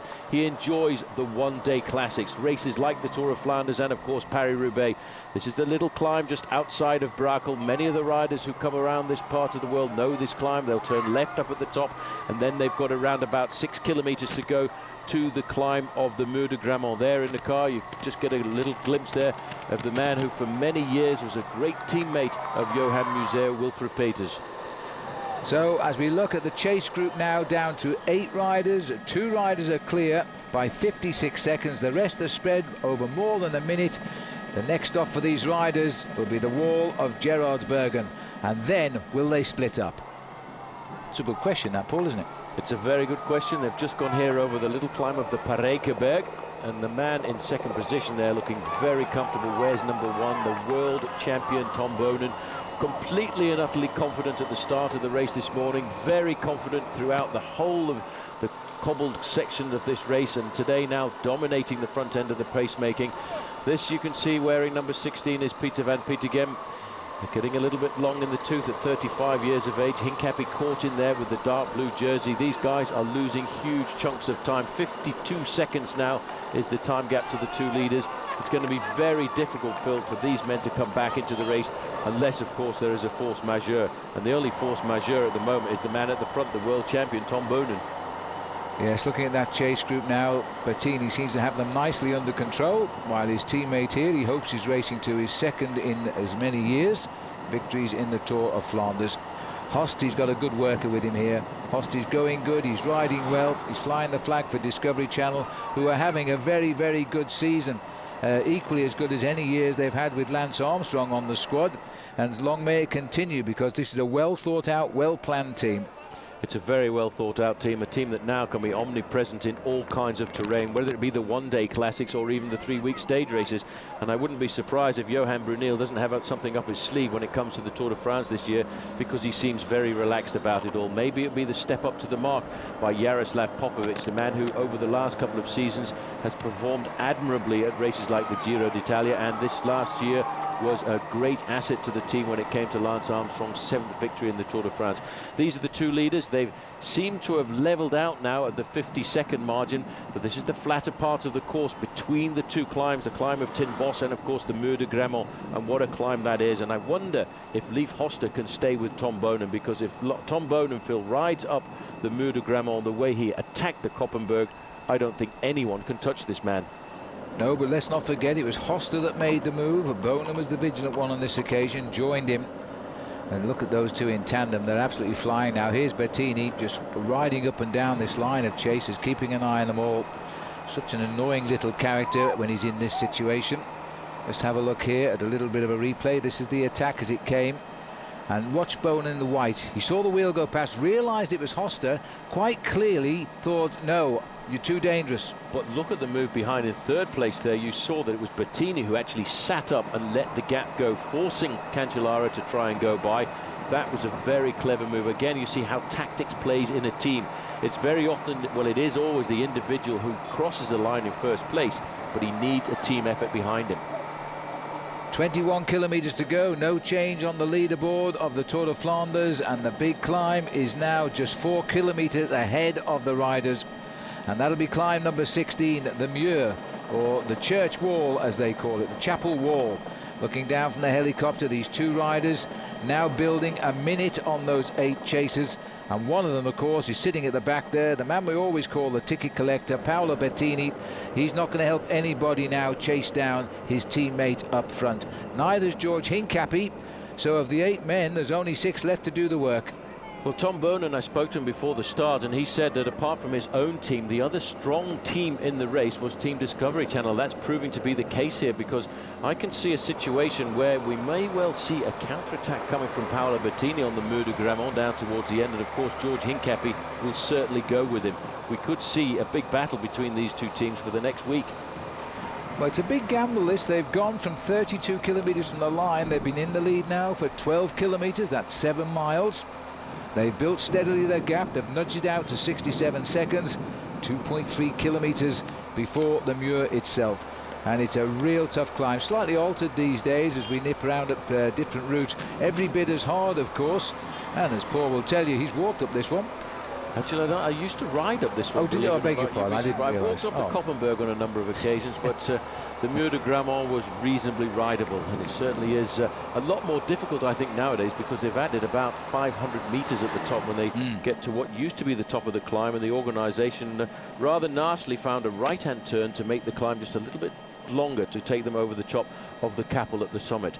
But you're looking down here at Tom Boonen, he looks very comfortable. He doesn't look as if he's under any stress. He looks like Eddie Merckx in 1975, Paul. He just looks like a world champion. He is brilliant, and it's so good to see a world champion riding so well. So very often over the last few years we've seen the world champion have a hard time because of the pressure of wearing that jersey on your shoulders, but Tom Boonen is so proud of that jersey.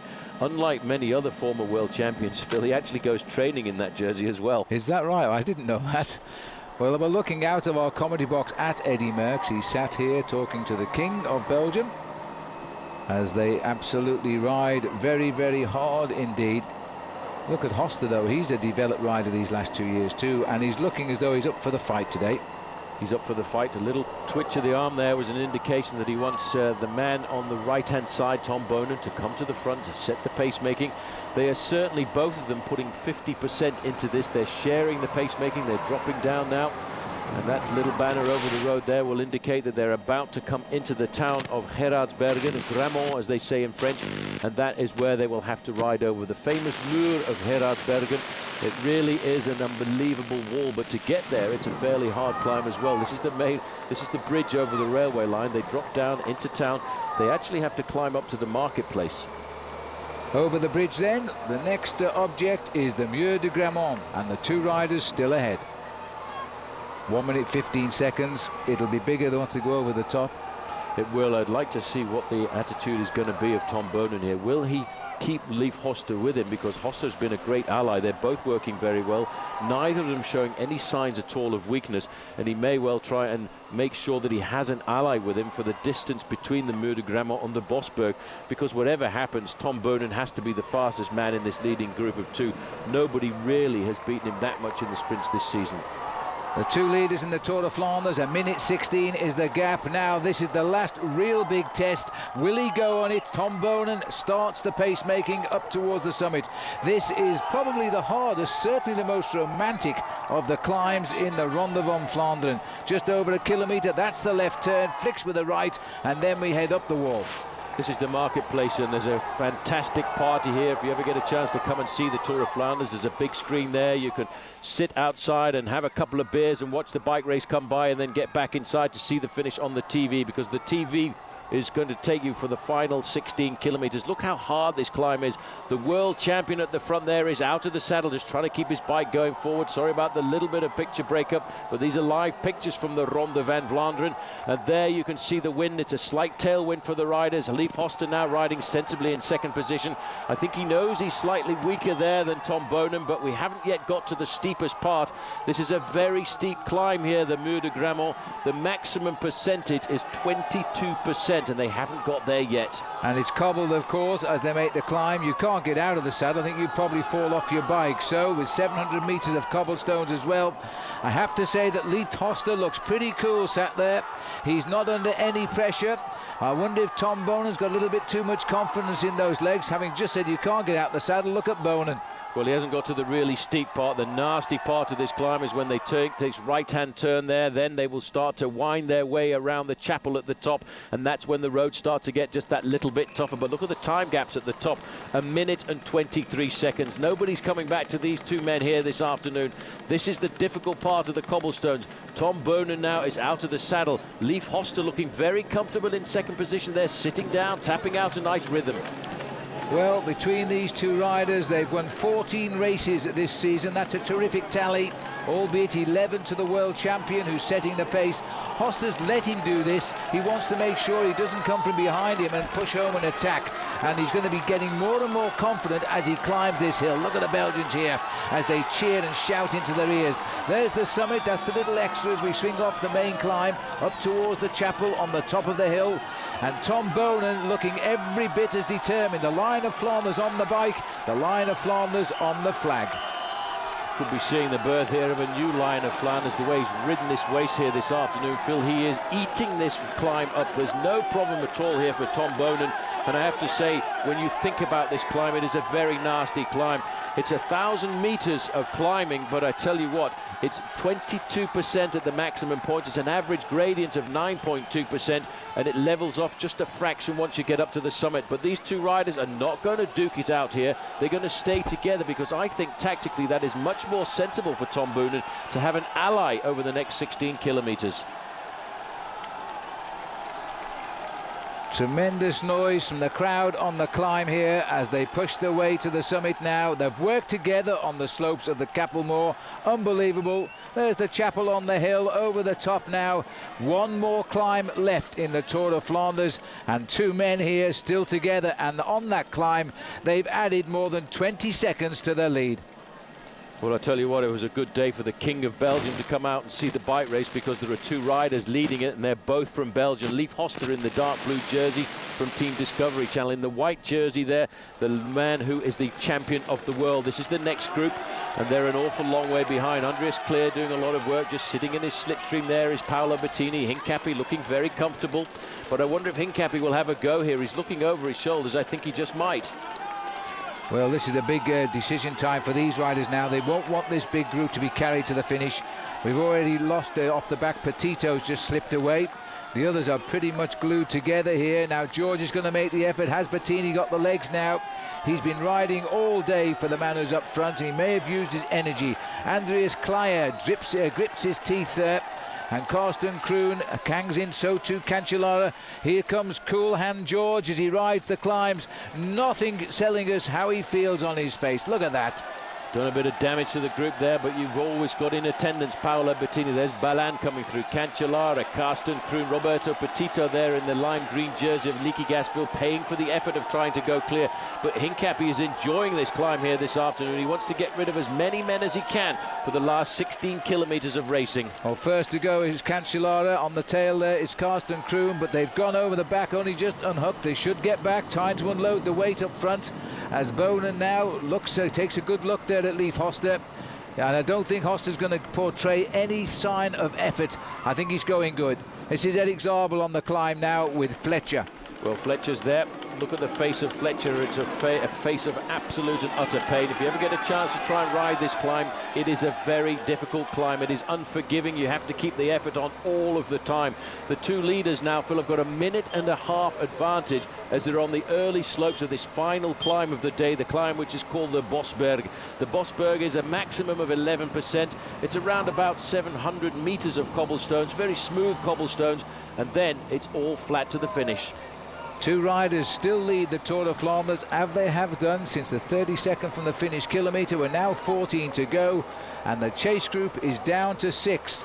Things are looking good for Belgium today. Things are looking very good for Belgium. Two Belgians in the first two places, and there's a couple of Belgians looking to maybe make it a 1-2-3. There around the corner, Boonen using all of the road there, going almost up against the curbstone, but he straightens it up, keeps himself comfortable. These riders both sharing it nicely. This is Hincapie at the back, pushing forward. Andreas Clear there in the pink jersey of Team Mobile. Peter van Petegem at 35 years of age is still in with the chance there of a podium position for Belgium. Well, they've got back. They were just off the back. Now they're back in the group, the two boys from CSC. minute 35 and pulling away. We're looking at the two leaders of the Tour of Flanders now, and just sitting in the slipstream is Leif Hosta and Tom Boonen, the world champion. The gap nudges up. It's a minute 34. Attenbeke is where we are now, 13 kilometers to go. The group behind has strengthened a little bit. The CSC riders have rejoined, and now we're heading for the last climb of the race, and this will be who is going to be the boss of the Bosberg. Well, in the old days, it used to be Edvig van Hooijdonk, the boss of the Bosberg. Here this afternoon, I have to believe it's going to be the world champion. It's very difficult to start a race like the Tour of Flanders as the #1 favourite, but that is certainly what Tom Boonen did.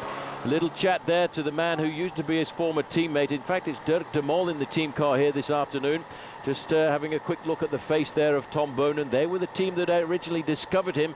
Couldn't keep him on board because they focused much more in those days on winning the Tour de France, and what a loss that has been. But they've been admirably replaced him with this shape here of Leif Hosta, who's doing a great job, and they caught everybody by surprise. And after all, it was Leif Hosta, the man who made this move. Well, Hosta has only won 7 races in his career, which began back in 1998. As we look at the graphic here for the last climb of the day, 11% at its steepest point, just under a kilometre. But he's had second in Kuhne Brussels Kuhne. He's finished second in this race in 2004. It's time he moved up to the winner's podium, but the odds have to be against him. This is the Bosberg, and there goes Tom Boonen. Does he? Is the reaction? He's trying. He's just getting out of the saddle. I don't think he's going to get rid of his man Leif Hosta here. This is a climb of 1.3 kilometers, average gradient of about 5%. The maximum is just at the bottom of 11%, and there's 400 meters of cobblestones as you get up towards the summit. Boonen is not trying to get rid of Leif Hosta here. He's quite happy with the situation, because I think he'd be quite happy with Leif Hosta assisting him to get to the finish, and the gap is still expanding to 1 minute and 36 seconds. Tom Boonen, though, as the #1 favourite before the start, has lived up to that reputation, but now he's got to make sure he can stay with Leif Hosta to the finish and lead him across the line. Well, a huge crowd here. Many of them, of course, know this course inside out. They've seen the race a number of times today. They've made it to the Bosberg to see them for the last time on the hills of Flanders before we dive for the finish in Meerbeek and Ninove. 12 kilometers, 1 minute 40. That's a winning gap for sure. And Leif Hosta, to me, is every bit as good as Tom Boonen today. We might be in for a surprise result. Well, we could be, but you know, it's very difficult to try and beat a world champion who's got a sprint like Tom Boonen. You've just got to do the arithmetic. When you look at the number of wins Tom Boonen has had this year, Phil, he's had 11 wins to 3 wins of Leif Hosta, but Leif Hosta's wins have been the overall win at the 3 days of La Panna and a stage in an individual time trial. When it comes down to sprinting, I don't think anybody in the world can rival Tom Boonen now, except a man by the name of Alessandro Petacchi, and he's a lot way back. If indeed still in the race. No news at all about Petacchi. We've not seen him. He did try to make the split. We did see his face at the front. Then it was all gone. And Tom Boonen, remember, who broke this race up with a superb attack which whittled it down to just 15 men. He's now followed the wheel of Leif Hosta to take him up there. Wilfred Peters there. Last word of advice perhaps from the Quick-Step team car as the main chase group here now on the climb of the Bosberg. Last chance for somebody to launch an attack from here as well. I think these guys now, Phil, are just on the defence. There's Georgi Hincapie in the dark blue jersey in the middle, but the time gap is stretching to a huge proportion, 1 minute and 44 seconds. The two riders from CSC sitting on the back, Cancellara on the right-hand side, Carsten Kroon wearing number 25. Petito has recovered a fraction to pull himself back into this race, and Paola Bertini must be wondering whether or not he can finish it off and get first and third on the podium at the end of the day. Well, nobody making a move, and that is a sure sign they are very tired and they don't have the confidence. There is a little move at the front to try and stretch it out. I think it's coming from Clear, but it's not going anywhere, is it? Andreas Clear trying again, but he's pretty much covered by George Hincapie and Paolo Bertito just waiting there. They are having a fairly easy ride as Bertito lets the other riders in the break come by. Carsten Kroon reading that one, nipping around quickly as the field begins to break up just a little bit. Alessandro Bellan in the pale blue and pink jerseys there of Team Lamprey, doing a good ride. He was a big pre-race favourite here this afternoon, but it just goes to show once you let the gap go in a race like this, it's very difficult to nail it back. Back with the two leaders, 1 minute and 40 seconds. Tom Boonen, the world champion, looks absolutely superb here, and what a magical finish it would be for him if he can cross the line with the world champion's jersey on his shoulders. Well, he's sitting there solid as you like, riding on the hooks of the handlebars, which was exactly the style of Eddie Merckx 30 years ago, exactly the style on the handlebars. And looking to the right here now, Hosta doing the same, leaning onto that wind. They know now the challenge is here around them because the group will not come back. 1 minute and 40 seconds is the gap. That is enough as they run inside 10 kilometers or 6 miles from the finish. As nobody attacked on that climb, it's a pure pointer that there's nobody with the legs left after a very, very exciting race today. 15 riders really sorting out the main part of the race. It all started a long way to go. It started around about 80 kilometers to go, and that was on the slopes of the Eau de Quaremont. The man who set out the pacemaking there was this man, Tom Boonen, already looking very good. These two guys, it's nice to see that Leif Hosta, Phil, even though he knows he's probably going to get beaten in the sprint by Tom Boonen, is still prepared to share the pacemaking. And look at this speed, 64, 65 kilometers an hour. That's over 40 miles an hour after 6.5 hours in the saddle. These two riders, Leif Hosta and in the lead at the moment, the world champion Tom Boonen, are heading to Ninova and they're not going to get caught. Blue skies ahead, a little bit of a rain cloud, but hopefully it won't come over our way. Shadows still on the road here with the sun high in the sky above these two riders. 6.5 hours again in the saddle today for them. There's been a little bit of reaction from the great break, has there? Yeah, well, it's not going anywhere if there has been. Peter van Petegem. Yeah, and Paola Bertini doing the marshalling job. Paola Bertini follow everything here this afternoon. He wants to make sure that if this group does sprint it out for third place, he's the man who's going to cross the line in third place. He's got a very fast finish himself on 2 stages, the first 2 stages of Tirreno Adriatico. This is a little bit dangerous here. You see that black line down the middle? It separates the 2 pieces of concrete. There are a lot of professional riders call that the Death Valley because it's so easy to get your wheel caught in that, and that's why sometimes you'll see the riders flick the bike across there just to make sure they don't get caught in that. But these two riders now are getting slowly but surely closer to Ninova. One of these two riders, Phil, is going to win the Tour of Flanders here this afternoon, and I cannot believe that Tom Boonen, who wears number 1, is going to get beaten. Well, I'm not so sure, Paul, because Hosta to me looks as though he is actually riding extremely well. And I think if I were a betting man, I'd bet on both of them. Best to cover your costs, absolutely, because I tell you what, the man who has the fastest finish is Tom Boonen, but it is very difficult in a 2-up sprint. You can make mistakes. Leif Hosta has finished 2nd in the Tour of Flanders before, and that was in the sprint for 2nd, and he was up against a man by the name of Dave Bryland. Sorry about a little bit of picture breakup, but this is live coverage coming from the road of the Tour of Flanders. Tom Boonen does not look like a man who's had a cold this week. He doesn't look at all like a man under any pressure at all, but neither too does Leif Hosta, the man who started this move for Discovery Channel. A very clever move by him, caught everybody unawares except one man, and that was Tom Boonen. The shadow over the riders now. The gap is 1 minute and 46 seconds. The end of the Tour de Flanders, 7 kilometers away, and they are still holding their own. So this is now a war of attrition, but everybody else has dropped out. There's not going to be a lot of finishers today in the Tour de Flanders. Tom Boonen working very hard with Leif Hosta. No signs of passengers, no signs of tactics at the front, and may the best man win the sprint, it seems to be decided. Here is a little move off the front by Andreas Clear. He's tried a couple of times over the Bosberg. Now he's got himself a little bit of a gap, but they're all scurrying for the wheels here. Well, the man scurrying for the wheels there was Paolo Bertini, followed immediately by Georgi Hincapie. Those two riders have got men in the break, and little chance to see there that arc-en-ciel, the rainbow, and that rather coming because the man in the lead wears the rainbow jersey, the world champion Tom Boonen, joined of course by Leif Hosta. Well, noticeably, Alessandro Ballan of Lampre is sitting at the back there, and I reckon he'll be the guy to wipe out the 3rd place when it comes to the sprint. He's sprinting very, very well. George Hincapie's had a 4th in this race before.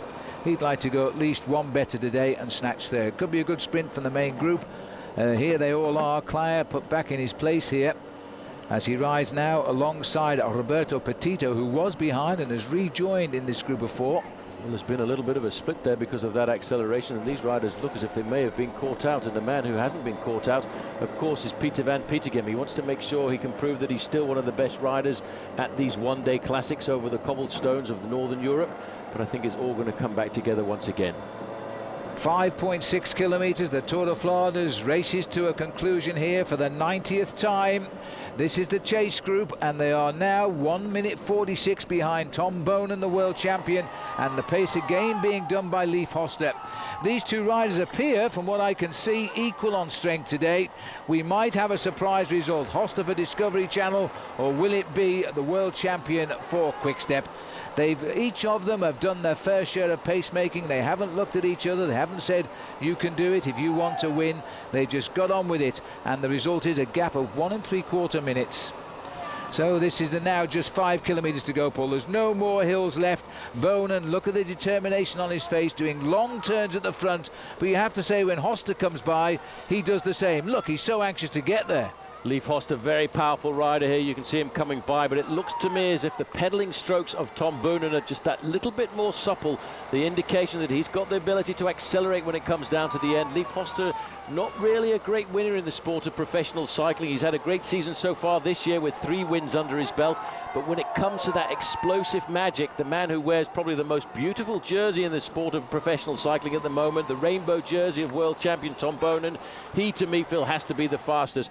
We're now into the small town of Denderwindige, which is not too far away from Ninove. Once they come out of this town, they're going to turn onto a very long straightaway of about 3 kilometers. At the end of that straightaway, they'll see the Flamme Rouge, which will indicate there's not too far to go. These two guys are so anxious to get to the front right now, and as soon as Boonen felt a little bit of slacking of the pace, he's gone straight through to lift it again. A flotilla of cars behind them. Whichever way you look at it, this will be win number 64 for Belgium in the history of the Tour of Flanders. It's only a question of which one. Hosta had a little look over his shoulder there to see if there's anybody coming. Well, there's no one. 1 minute 48 is the gap. This is the race now for the victory, and who will take, sadly, a second place. Hosta launched the attack to put them here, but Boonen is the anticipated man who will finish it off. 4 kilometers to go now for these two riders, and there's nothing between them. Strength for strength, these men are almost equal, but look how Boonen there has just put his gear down a fraction. He's trying to loosen up the thighs. This has been a very long race, 258 kilometers, very cold towards the start. It all comes now down, Phil, to the last 3 kilometers, and the man who's got the calmest approach to the finish line. I was wondering there if Boonen was planning to try an attack and wipe out Hosta and win alone. Here comes Wilfred Peters again. Little bit of advice. They took a big stare at Leif Hosta. Remember, you can't talk in the wrong language because Leif Hosta understands English as well as Dutch, so they can't cheat in that respect. Not that I'm calling it cheating, really. 1 minute 49 is the gap, just over 3 kilometers from the end. Will Hosta try another attack? Because I'm not sure they want to take this to the sprint. Well, they're going to have to take it to the sprint because, you know, the man on the front, Leif Hosta, does not, I don't think, have the acceleration to get away from Tom Boonen.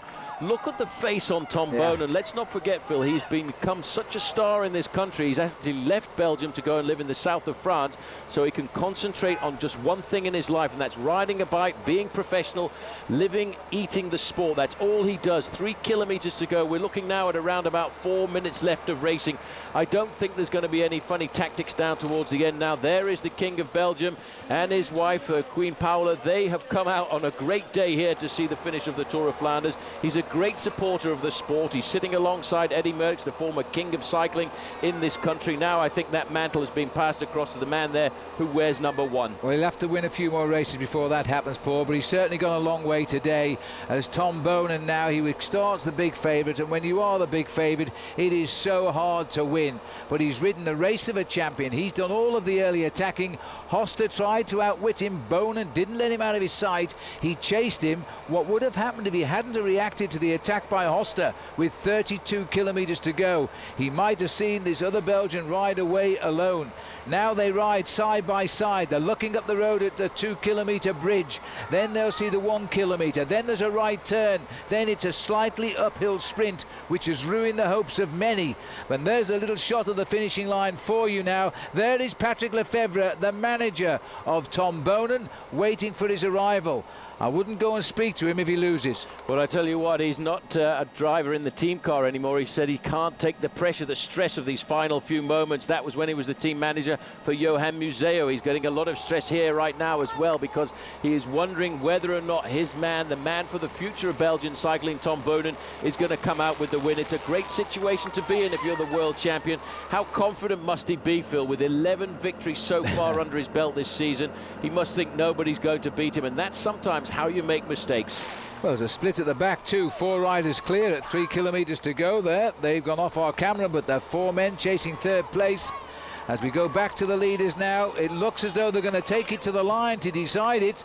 Nobody has tried to sprint away. Remember, it wasn't far back down this road where Boonen raced to victory last year on his own. I think he's found his measure with Hosta today. It's a question of who's quickest in the last 150 metres. And it's a very strange sprint here as well. When you come into the finishing town of Meerbeke, you take a right-hand turn at about 400 metres to go. This is a corner at 1.5 kilometres to go. Boonen leading them around there in first place. But the climb up to the finish line, and it is after 258 kilometres a climb, is very difficult to judge. Now is the moment, and you can see Tom Boonen saying, come on, come to the front, you lead out. Now this is rather strange. Now this is what the tactics are all about. This is the track stand now, and this is going to be side by side. This is going to be a nervous few moments now. Boonen is shaking his head and saying, if we do this, the boys will be back up. And Hosta is going to gamble and say, well, then you go and I'll follow.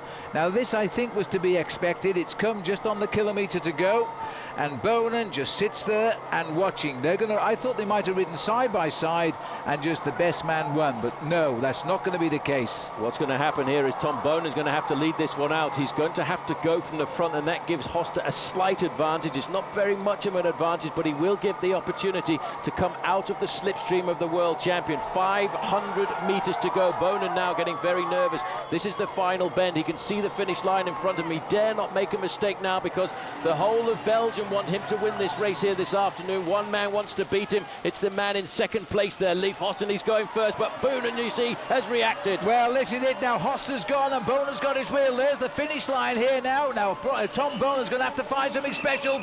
This is a full 110% from Leif Hosta. He's been second before in 2004, but Tom Boonen, the world champion, here comes win number 12 of the year. He puts lengths into Leif Hosta, who gets second again. Tom Boonen earns the applause of the nation here in front of the royal family. Tom Boonen, the world champion, wins. He wins after Eddie Merckx was the last world champion here in 1975. Now comes the scrum. Now comes the scrum. The whole of Belgium wants to speak to the man down there. He did it. He dominated this race. He was the one with his team who made all the decisions. There's the team manager, Patrick Lefevre. This was a brilliant world champion performance there, and there is the king, and he's looking pretty happy too. And well he might here, but what a great victory. You have to feel sorry for Leif Hosta. He rode the race of his life. It was superb, far, far better than his second place 2 years ago. And he really has confirmed his great season. The winner of the 3 days of the Panna recently, and what a good triumph there for the Discovery Channel team as well. Here comes the battle for third place now, and leading it up here, Karsten Kroon, I think it might be Fabio Cancellara. Sat there at the back is Peter van Petegem. The George tall Hincapie. figure. Yeah, George Hincapie's off to the left. He's going to have to take on Berlan, and Berlan's going to go first. George, you've got to go now, because Alessandro Berlan is a very fast finisher.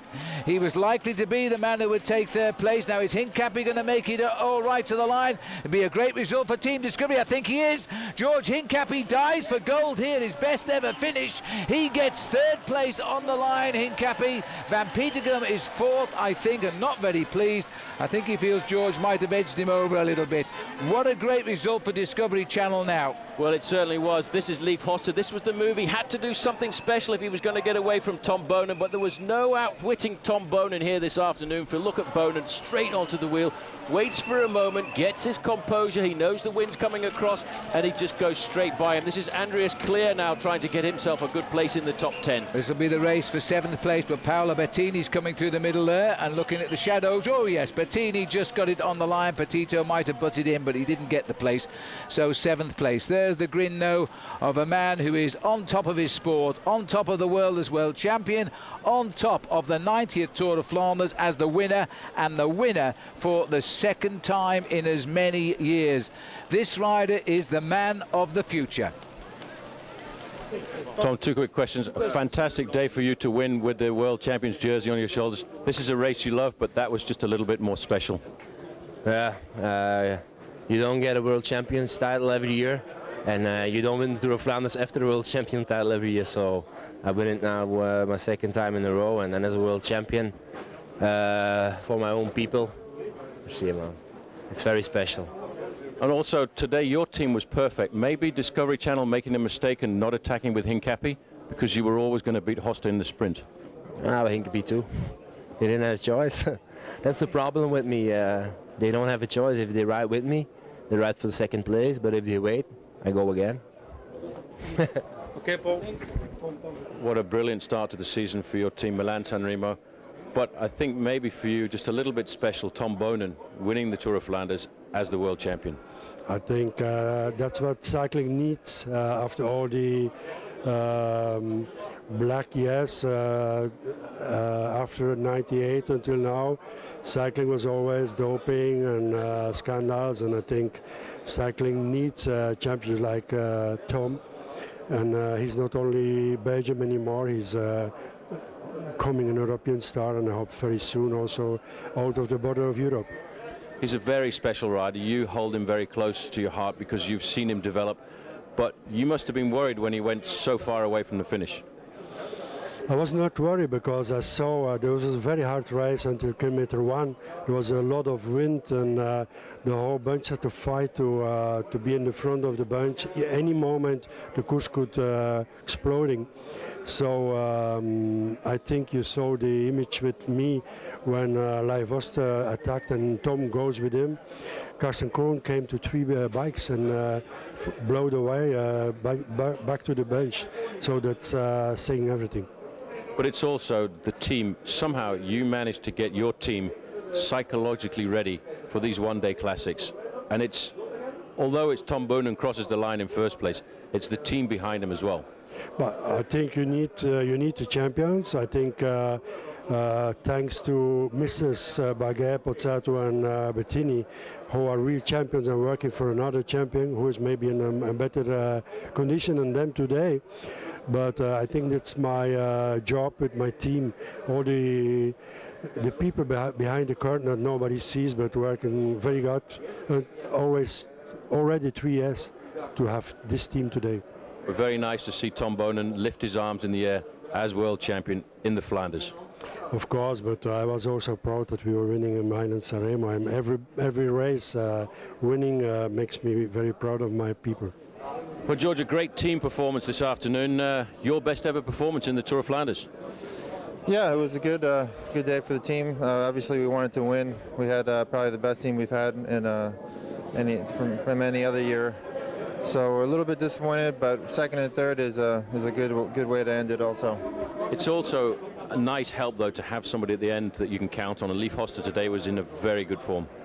Yeah, life was going really good all week, and I'm happy for him getting second. Maybe it would have been better if I would have known he was attacking. Maybe I could have went with him because I had probably the best legs I've ever had in Tour of Flanders. But like I said, second and third is great, and we got to be happy with that. Does that mean you're going to go into Paris-Roubaix with a lot more confidence because it's a different kind of race and a race you love? Yeah, I mean, like I said, my legs were better than ever today, so I'm hoping it's even better next weekend, and I can go finally get the win. Good luck. Thank you. This race had all of the elements today, and if you're a Belgian national, then you really enjoyed it. A spectacular event. The sun came out at the end. A Belgian 1-2, a Belgian world champion winning and getting his 12th win of the year. And it's only April the 2nd. Well, the racing season, of course, is now well underway, but Team Discovery also did pretty well. Life after Lance isn't so bad after all. They got second and third. And George Hincapie's favourite race is still to come, the Paris-Roubaix. And that's where we'll be with World Cycling Productions next week. And that's where we'll see you then. Goodbye.